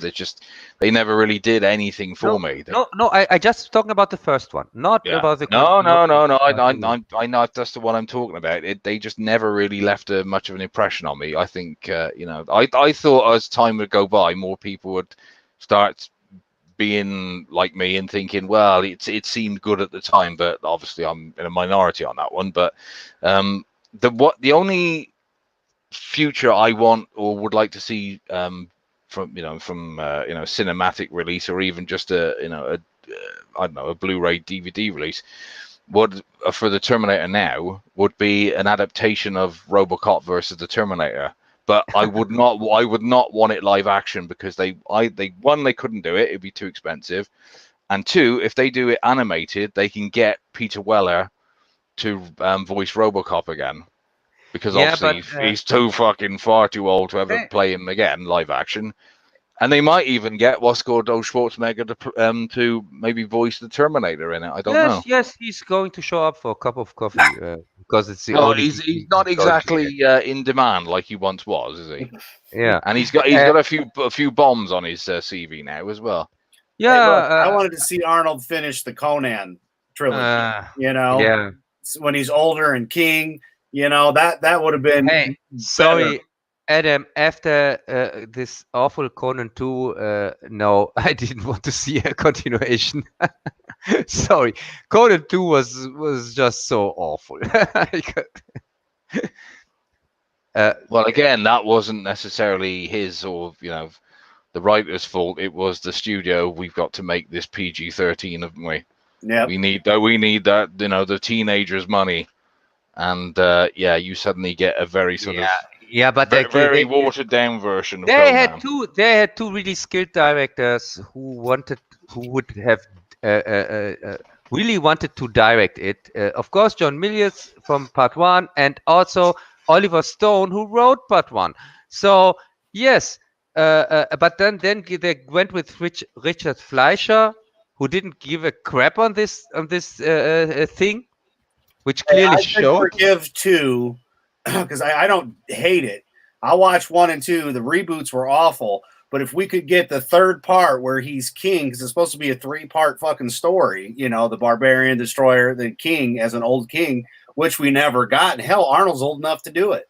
So that would be great to see him use that to come back out of woke Hollywood, if that could ever happen. Not that this would ever happen. No.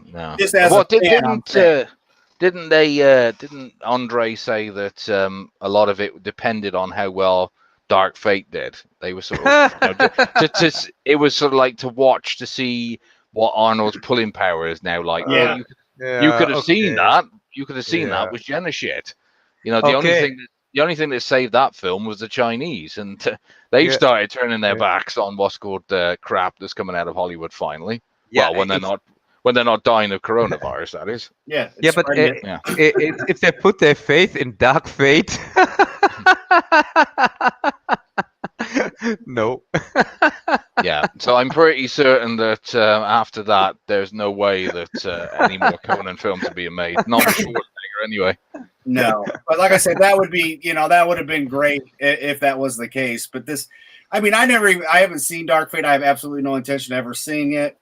But even discussions that I'd had, with Moise, a couple other guys, when we were just going off of, some of the previews and stuff, Sarah telling Arnold, I'm going to have to kill you.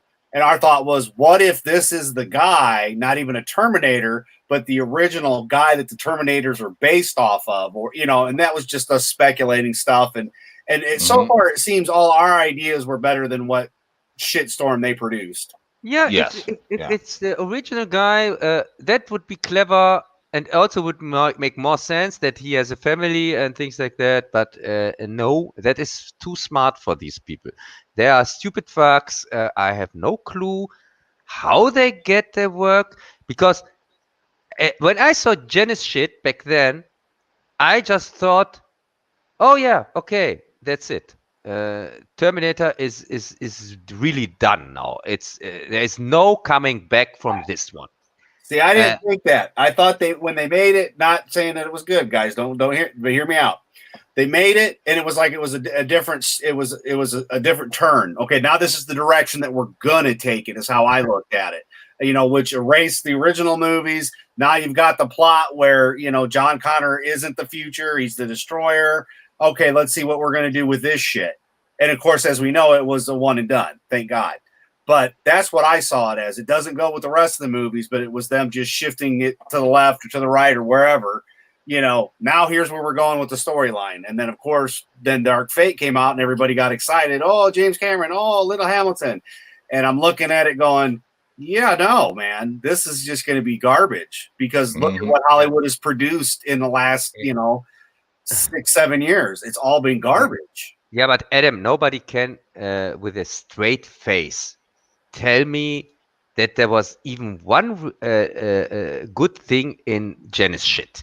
Because do you all have amnesia?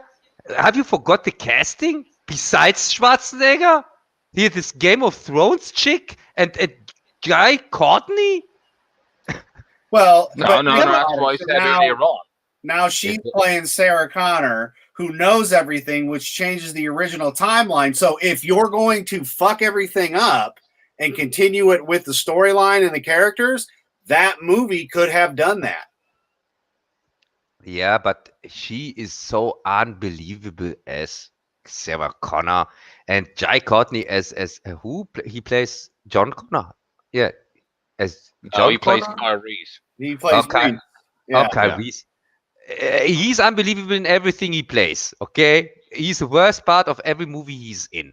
Well, we had this conversation before, Cub, when I said that. Isn't it funny how even in a future where a war's been raging for 30 years and there's malnutrition, there's disease, there's deprivation, you apparently can still be ribbed and tanned as well, like he was when he started stripping off. It was like, yeah, I don't think so. Somehow, the images we got in the first film. And I can see why they chose Michael Biehn, being, he's fit, but he's very thin. So he's believable as somebody who's obviously a soldier, but somebody who's obviously not getting three, decent meals a day. And, but the second, he started taking his clothes off, it was like, fuck off. Well, like I said, man, I'm not a fan, but you can see where they could have rebranded it and went a completely different direction. Not that it worked, and not that it was going to work.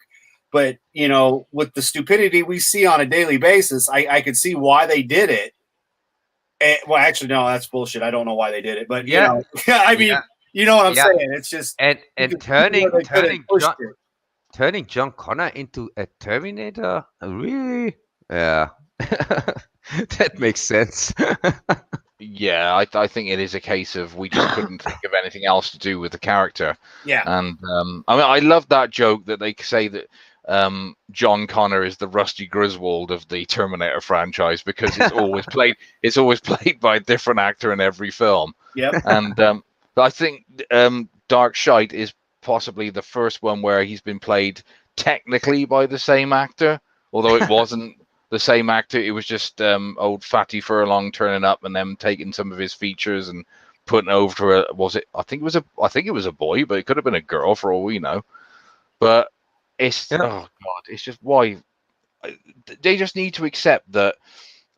This is the problem they've got in Hollywood now. They've got so many people working there now who are there for the wrong reasons. They're there because they tick a box rather than because they actually have any discernible talent.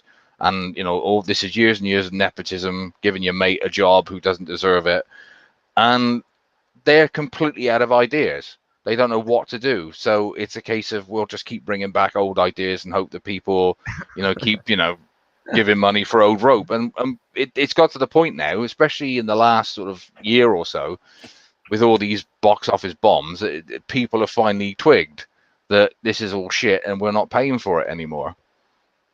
Yeah, that they're running out of ideas in Hollywood, that are really old news. They are running out of ideas since the 80s.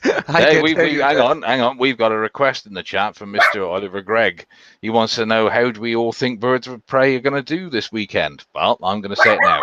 It's going to break records. Yeah, it's gonna break minus records, of course. I think it will be the biggest bomb this year. At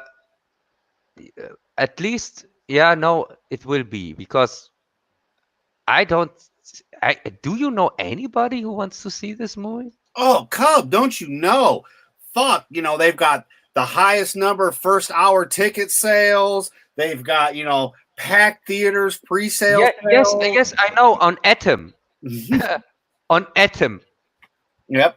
So, they're just kicking ass and taking names, and nobody's gonna go see this fucking movie. But they're gonna push the numbers like they always do. I don't trust numbers because numbers lie. Yeah, but there is not. Yeah, but I saw sucked, and I see that Odin put a video up earlier on saying that projection has now dropped to 33 million for the opening weekend. No, and 33 is what about 4 million more than Dark Fate was, and we all know how that one ended. No, you got it wrong. He meant $33, not $33 million. No, the correct answer is $1, Bob. Because I don't want to go over, and I want to go to the showcase. No, yeah. When you consider how much these cinema tickets are now, that's probably about I don't know, maybe about 5 tickets sold. No, Magic, $33, not $33 million. And also, I can tell you, I'm talking about $33 million with the fucking 5 tickets sold. Yeah. No, $33 because Gary bought 2 tickets for him and his wife. And there was a third guy who also bought a ticket, and that's why $33. I think it's $11 a ticket, and that is the earnings, I think. But no, honestly, to be honest, I think what's going to happen, people are going to go see it because you've got your cosplay people and I'm just going to leave it at that. Whoever enjoyed that shit fucking movie, they loved it. They loved the Harley Quinn character. They're going to go to see that and see the cast. There's going to be a lot of people that don't go and see it. Like, I did not like Suicide Squad. I thought it was junk. Even Will Smith couldn't save that movie. But now you've got your cosplay people and those that will go see it. But it'll be interesting to see how much it doesn't make versus what they originally thought it would make, pushing this agenda that they're always pushing with all female cast, all written by females, which then, like Jeff had said, well, there's male people doing this, this, and this. There's males in the movie. So this whole feminist agenda, it's going to lose a lot of money because of that. But it's still going to make, I'll stick with what Odin was saying because he's a numbers guy, he does the research, I don't see it making, if it makes under what he was saying, I think he said 33 million? 33, yeah. Yeah, so if it makes 33 million, or under rather, it'd be great to see it make 5. But there's going to be people that are going to go out and see it. There's going to be, people that take their kids to see it. Yes, but after the first weekend, all the YouTubers who have to review it have seen it. And after then, it will drop to $10 or something like that. I don't think with this movie, the YouTubers are really going to have shit really with a movie like that because look what it is. It's a DC movie. Right now, there's a big high with what the Joker had done. Which was a joke, by the way. I'm just saying, though, when you think about it, even with the YouTube channels, most people have already with a YouTube channel are like, we're not going to go see this. We didn't like, the other fucking movie. And, most of us are all like, look, especially those of us that read comics, we're like, okay, this is shit. There's no way this was not Suicide Squad. Go watch Assault on Arkham, the animated movie. That's a DC good Suicide Squad movie. This is obviously a film that, was, put into pre and post production quite a while ago, before I think the studios have began to notice that even the normies now are rejecting this woke shit. So that's the reason for the ramp, because I've heard some early reports that said it's not that woke, and they just really ramped up for the advertising to get the obviously the commie reviewers on side, to give it some support and all that. So they must have known for a long time they've had a turd on their hands, and it's just, this is just automatic desperation in the marketing to try and get it some attention. Magic, But why can't they get it? Why can't they understand that the people aren't stupid? That the second they do this now, it automatically rings alarm bells, because we've seen this before. We've seen it many times now. Yeah, but it can't be that bad, because it has 90% on Rotten Tomatoes, and from these paid YouTubers that remind me what the what's called the professional critics score on Rotten Tomatoes was for The Last Jedi. It was 99.9% or something like that. Yeah, exactly. My point proven is that they have no valid no valid criticism of any kind of movies now, because unlike maybe critics of the past who would actually do a review based on the merits of the film, how entertaining it was, how much it how well the story was crafted, were the characters believable and all that. Now it's just does it fit my ideology, does it fit my worldview? And if it doesn't matter how fucking crap it is. I just look at 12 Ghost Floppers 2016, possibly one of the worst films ever made, but that one's got a fresh rating, isn't it? Yes, and they made a terrible mistake by releasing another Ghostbusters, because now I have a reason to rehash, show my true vision on this one either also, and it will get a complete no audio, because I made this review on Ghostbusters back then in 2016 when it came out, and I was really starting, and I even excuse at the beginning. I say I don't want to offend anybody.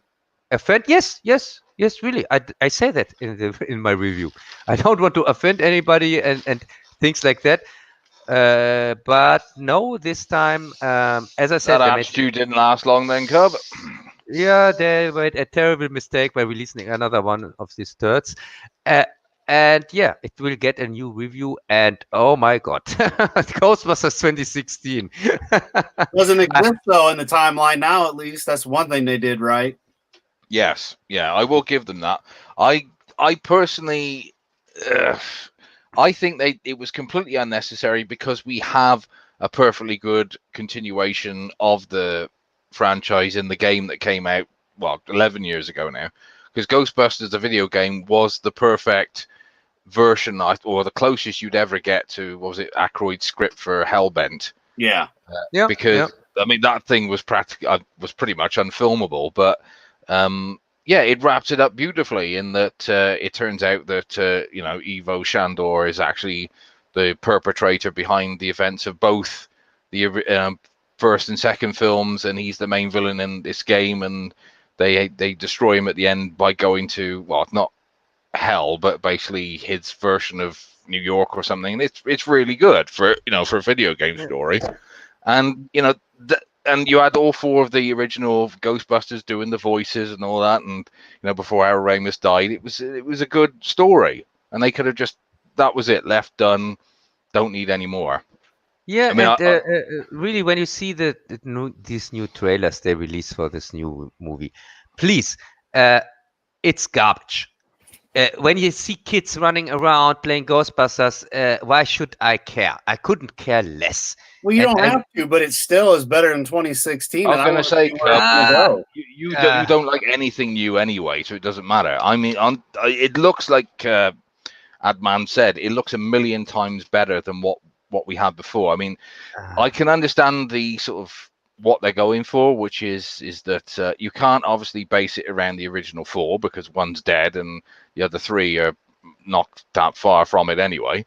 But I think it's going to be sort of like, by the sound of it, center around, is it Egon's sort of grandkids or something, isn't it? Yeah, that's Yeah. what I'm The guessing it is.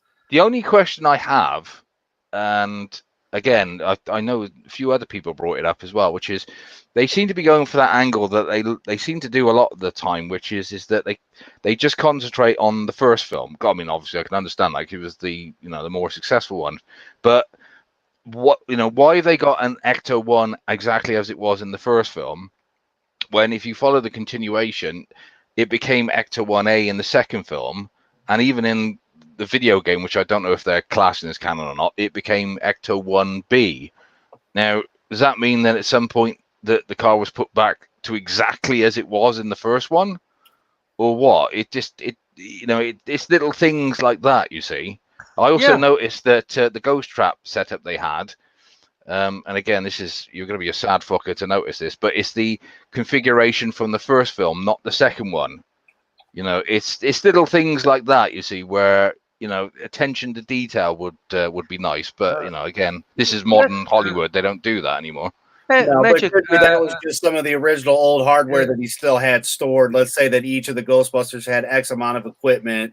Egon took the, I mean, I don't know. I haven't seen the movie yet, and I sure as shit didn't get that detailed into it. But Hey, that's why we're friends, and I love listening to you with what you say. But Cub, we know you're not going to like it because they're going with the kids. But guess what? That's what happens in real life, because you're going to die and your kids are going to carry on. No. And First off, I'm single. I don't have kids, and also I'm never going to die. So that's out of the question. I actually believe that, funnily enough, in the same way that this stream's never going to end. Yeah, no, but really, sorry. Maybe I'm a little bit simpler than other people. I don't see it so complicated. When I see kids in a trailer, I think that's not for me, and that's it. I'm with Adam on this. I'm reserving judgment until it comes along, especially if the critics hate it, which I suspect they will, simply because it's not a sequel to that fucking garbage we got 4 years ago. But I'm not expecting very much, but it depends on what sort of story they manage to come up with, because the trouble is with any of the Ghostbusters film is that it's because when you actually, I've seen videos where people have compiled, actual Ghostbusting from the Ghostbusters film, and the video is only about 8 minutes long. So it just goes to show you how much of the actual side of the business they actually do, and the rest is just sort of like concentrating on the characters, how they go about their daily lives. So it's not the easiest thing in the world to do a film about. So, and also, like the first film particularly was just almost like a comedic vehicle for Bill Murray, even though that was not the original intention. It just happened to end up that way. Yeah. And with sort of like, if he's sort of like not a central character and it's sort of like around this sort of family, it's going to change the sort of the tone of the film considerably to what original fans of the Ghostbusters franchise were used to. But then I suppose, I'm one of those of the age where I loved the films as a kid, but I also loved the cartoon as well. Oh yeah. I'm fine with the sort of the more sort of kiddie aspect of that got attached to Ghostbusters as well. So that's why I'm sort of okay with seeing what this one's going to be like. So yeah, that's the difference, because I could stand the cartoon and all of them. And by the way, you shocked me, Cub. No, I watched Ghostbusters, the first one back then, in the cinema, and I was very disappointed from the second one. I thought it was crap, and never played the video game. So for me, Ghostbusters is just this one movie, like with Terminator, like with all the other things we talked about. This whole sequelitis, or what you call it, it's not. That's not my world at all. Hang on, this is coming from a man who's made 2 tape films and still has an ambition of making a third one. Yeah, you're because slagging off other filmmakers for making sequels. Hey, 1 second. When you watch tape 1, at the end, tape 2 is announced in tape 1. Isn't that a bit arrogant in the same way that they did with Buckaroo Banzai? Advertising the name of the sequel that never got made because the first one bombed. Hey, but like not like Buckaroo Banzai, I at least had the only reason why I announced tape 2, by the way, is I already had the title song back again, and I thought this is cool. Tape 2 back again, and that's the only reason why the movie was made, because I had already the title song in my head. Right. Okay. Fair enough. But Yeah. I mean, I'm not surprised you don't like What's Called Ghostbusters 2 because you're a miserable fucker. I personally do like it, and I didn't even realize that there was this sort of dislike for it until the fucking internet came along. But also, I'm slightly biased is the fact that I saw it in the cinema as a kid and loved it. Yeah, And sorry to hear that. No, I'm very happy to What's Called to like it. No, now that explains why you became this miserable fuck. Oh, I'm not a miserable fuck. I'm very happy human being, Cub. As I sit here swimming in my money. But yeah, obviously people who didn't like that film ended up failures in life, didn't they? Yeah, you are so happy that you even put a toilet on your thumbnail. So happy, yeah. Yeah, like I said, I wanted everybody to know what a crap stream I'm on. Yeah. Hey, this is not the crap stream, this is the cup stream. It's completely opposite. Oh, C is for cub and C is for crap. And there's a reason for that. And cunt. There's a lot of C words you could apply to this stream. Hey, wait a second. Hey, I could take the scene from Admiral Akbar, and then he says, "Oh, it's a cup" or something like that. Instead of crap. It's a crap. It's a cup. It's a great big pile of crap. Yeah. It's a big crap. Yeah, but I really, know you're not excited for the movie. I'm not going to say I'm excited, but if it's got a good story, and that's the key thing, if it's got a good story and they don't fuck up the first 2 movies, and we'll see. I mean, the cast they have. Yes, I know you're excited. I think we'll be all right with Paul Rudd. He's a great actor, big fan of his. So we'll see. What he does yes, since Halloween 5, I'm also such a big fan of him. So, but yeah, I mean, Halloween I've 6. always liked him as an actor. He's been in lots of good movies. Yeah. Halloween 6. Yeah, there where he gave this astonishing performance. I think I say in my review that he was just captured by the camera because he was a visitor on set, and they just left him in the movie. Well, it doesn't matter. What's called, he went on to better things. See, Yeah. Cub, if you'd have walked onto an Uwe Boll film, like, German Fried movie or something like that back in the mid-90s, you could have actually had some kind of career. You probably would have been one that ended up with drug abuse and then being found in a ditch, but at least it would have been something. Yeah, that sounds good. Well, I Yeah. should have done that. Yeah, because he made his movie here, not so far away from where I live. That's what I mean. You see, you could have gate crashed and you could have, mistook you for an extra or something. And you could have. I think they're going to know. They're going to look at him and go, "Wait a minute, I don't think so." He's too. You could have slipped him a copy of tape 1, and then he would have, watched it, and he probably would have retired from filmmaking. No, we made the movies at the same time. When he was making his German Fried movie, I was making my tape movie. So I couldn't have slipped him a copy or something like that. Oh, that's you couldn't have done a Spaceballs then. Yeah, and also his German attentions to make movies are as crappy as the English one. Wait a minute. You don't know that because you haven't watched them. Hey, because yes. we couldn't find you any copies, so you can't criticize them. You haven't watched them. Hey, they could be absolute masterpieces for you. I can't criticize them because I have watched most of them back then. But most of them. Have you watched all of them? No. But I couldn't rewatch them for the review, and that's the reason why I wanted the copy. Kentucky German Fried movie I watched, and also this one with the killer with this guy that this service guy who starts to shoot people and things like that. I can remember that I watched them back then, but it's a long time ago.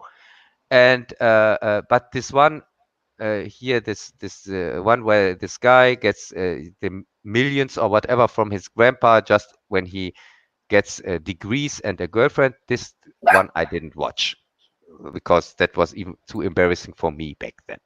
So yeah. But besides that, as I said, I didn't rewatch them, and I also didn't really go on them. I just mentioned them. I don't say that they are all crap or something like that. Just with Kentucky German Fried Movie, which I can remember from a little bit, which was really not so great, and he really stole the name and the movie poster. So what? Well, on artistic theft, which is that's such a good idea. I want to borrow it, but I don't want to change it very much because I'll ruin the effect. Yeah, but Boll, the problem with this guy, he's not the only one here in Germany who thinks he's a filmmaker and is in fact an unimaginative hack.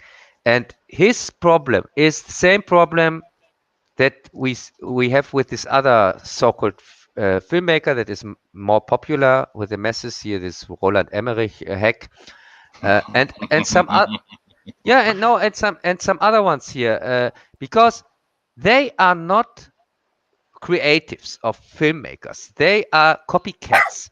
They want they ignore their roots where they come from here, Germany, because their projects always look like international productions. Roland Emmerich is an even worse case than Boll, because Roland Emmerich even named his first movies, gave them the kind of English titles so that people can confuse them for that and try to let them look like that. There was a movie, for example, Moon 44. I don't know if you have ever heard of this piece of shit that tried to be an international thing, that people confuse him for an international director, not a German one.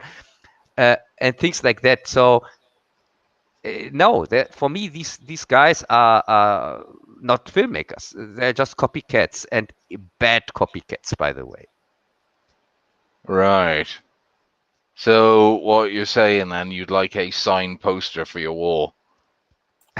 No. to go with the big fucking one. Yeah, the big one, a bowl behind you right now. Yeah. No. Well, yeah, my biggest fan. Yeah. Nothing to be ashamed of, Cub. Being a supporter of your national homegrown talent. No, he's disappointing. He's a big disappointment, like most of these German directors that try to make career in foreign lands. Are you implying then that most German directors are crap? Even the ones who do, even have to resort to making their own with just a bog standard video camera. Yeah, no, many of them are crap or become crap. One big disappointment. Or have always been crap. Yeah. No, I can give you another example. One of my biggest disappointments ever was Wolfgang Petersen. When he went here over to Hollywood and made his big budget movies whatsoever, he also completely became a total sellout, and his movies got worse and worse, and you couldn't unwatchable crap. He made this Poseidon remake. The only decent one, and also all this god awful Air Force One crap. Oh my God, what propaganda schlock at its finest. Harrison Ford in one of his worst performances, and get off my plane. Yeah, get off my fucking plane. Yeah, and things like that, and he was such a good director back then when he started out here. He made Never Ending Story. It's very popular, but also he made Das Boot, and he made here on TV some very good things, outstanding work. But he became a sellout when he went to Hollywood. And it's not just these hacks that everybody knows, like Boll or Emmerich. No, also these other ones where people say, "Oh yeah, he's a good one," or what. No. Oh, it's sellouts. I can't stand them. Well, that's part of the business, man. Yeah, part of business. Yeah, if you have to. These guys are rich from the get-go. They don't really need the money. They could keep their integrity, try to make a difference, but they don't.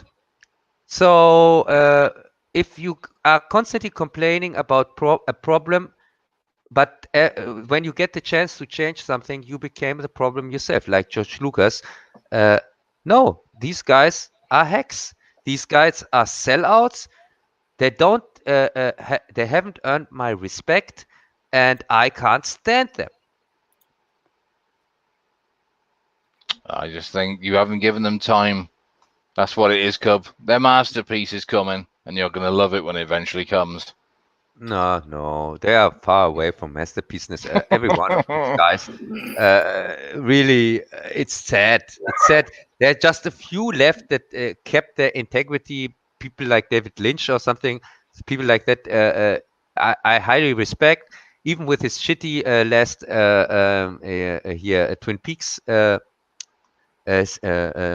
season, which I couldn't stand, but it's Lynch. He really subverted my expectations by pulling out this crap, but at least it was a little bit unsuspected.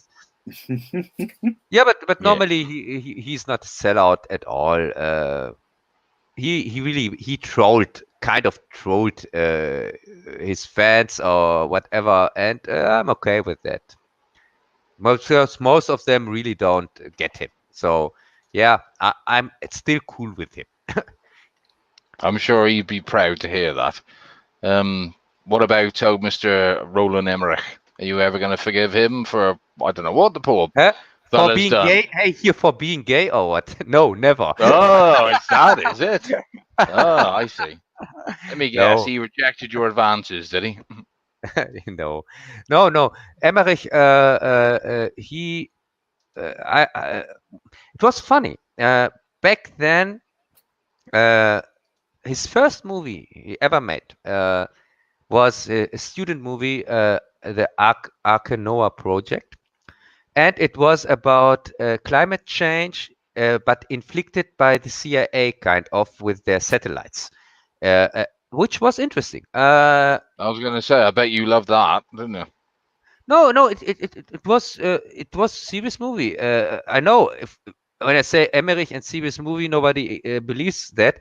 And also, it was never intended to go to cinemas, but it was that good. His first student movie, as I said, was that good that they gave it a release on a few screens, and I was one of the guys who watched it on the screen because I thought it's a science fiction. Turned out to be a serious, a fun science fiction like Star Wars or whatever. But no, it was a serious movie, and I was very young when I watched it back then. I didn't hate it, but I got it years later when I was a little bit older, and then I started a little more to appreciate it. But every movie after that was crap. It was just, for example, one of his next movies was called Joey. I don't know if you have ever heard of this piece of shit. Nope. It's about its place, of course, in the US. Yeah. Where else? And it's about a boy who loses his mother. I think. I think he loses his mother, and then he gets mysterious phone calls from his plate telephone whatsoever, from his kid's telephone. And this was, of course, completely ripped off from Poltergeist 2, to be precise. And the whole movie was crap. tried to look like an American production, but oh god, it was so embarrassing. Yeah, as I said, then his next one, or one of his next ones, was this Moon 44 science fiction Euro mix production, which also tried to pretend it's an American movie, which it wasn't. It was just piece of shit, and it was a big bomb. Like all his movies were not really success back then, and we thought he's done. We constantly were making fun of him back then. We thought, oh, Roland Emmerich, oh yeah, here this guy, yeah, he tries to who urgently tries to be an American movie maker, but he will never get there. We made fun of this guy, and then came Stargate, and he had this big success, and was from one. No, then came Universal Soldiers, and we still made fun of him. But it was a small success, but we still made fun of him. And then with Stargate, that was the game changer. We still didn't take him seriously, but the world did. He became this big director who made these movies that were ridiculous, but made also a lot of money. And yeah, that was Roland Emmerich in a nutshell. Yep. All right, Cub, I got to jump off here, my friend. I got a couple things I got to do, and then I got to get ready for work. So thanks for letting me jump on and expose you to my wiener, dog. Yeah, you're always welcome. Always a blast. Yes, you are always welcome here, Adam. Yes, and I got some news for you too. I'm going to bed as well, so you'll have to carry on the next 6 hours on your jack. Yeah, I would say I just end the stream regularly. Say goodbye to the people in the chat. Thanks for staying on so long with me, and I would see. Don't forget to downvote the video as well, and don't tell anybody about it either. Unsub, and Older Greg, take care. Let's see, we got zombie cat cubs up in the chat. Red shirt as well. Yeah, so, it's always good to have a red shirt on a mystery. Yeah, you're insane, the lot of you. Thanks for listening to us yammer on. Yeah. Bye for now. See you on a Jess stream on Wednesday. Auf Wiedersehen. Take care.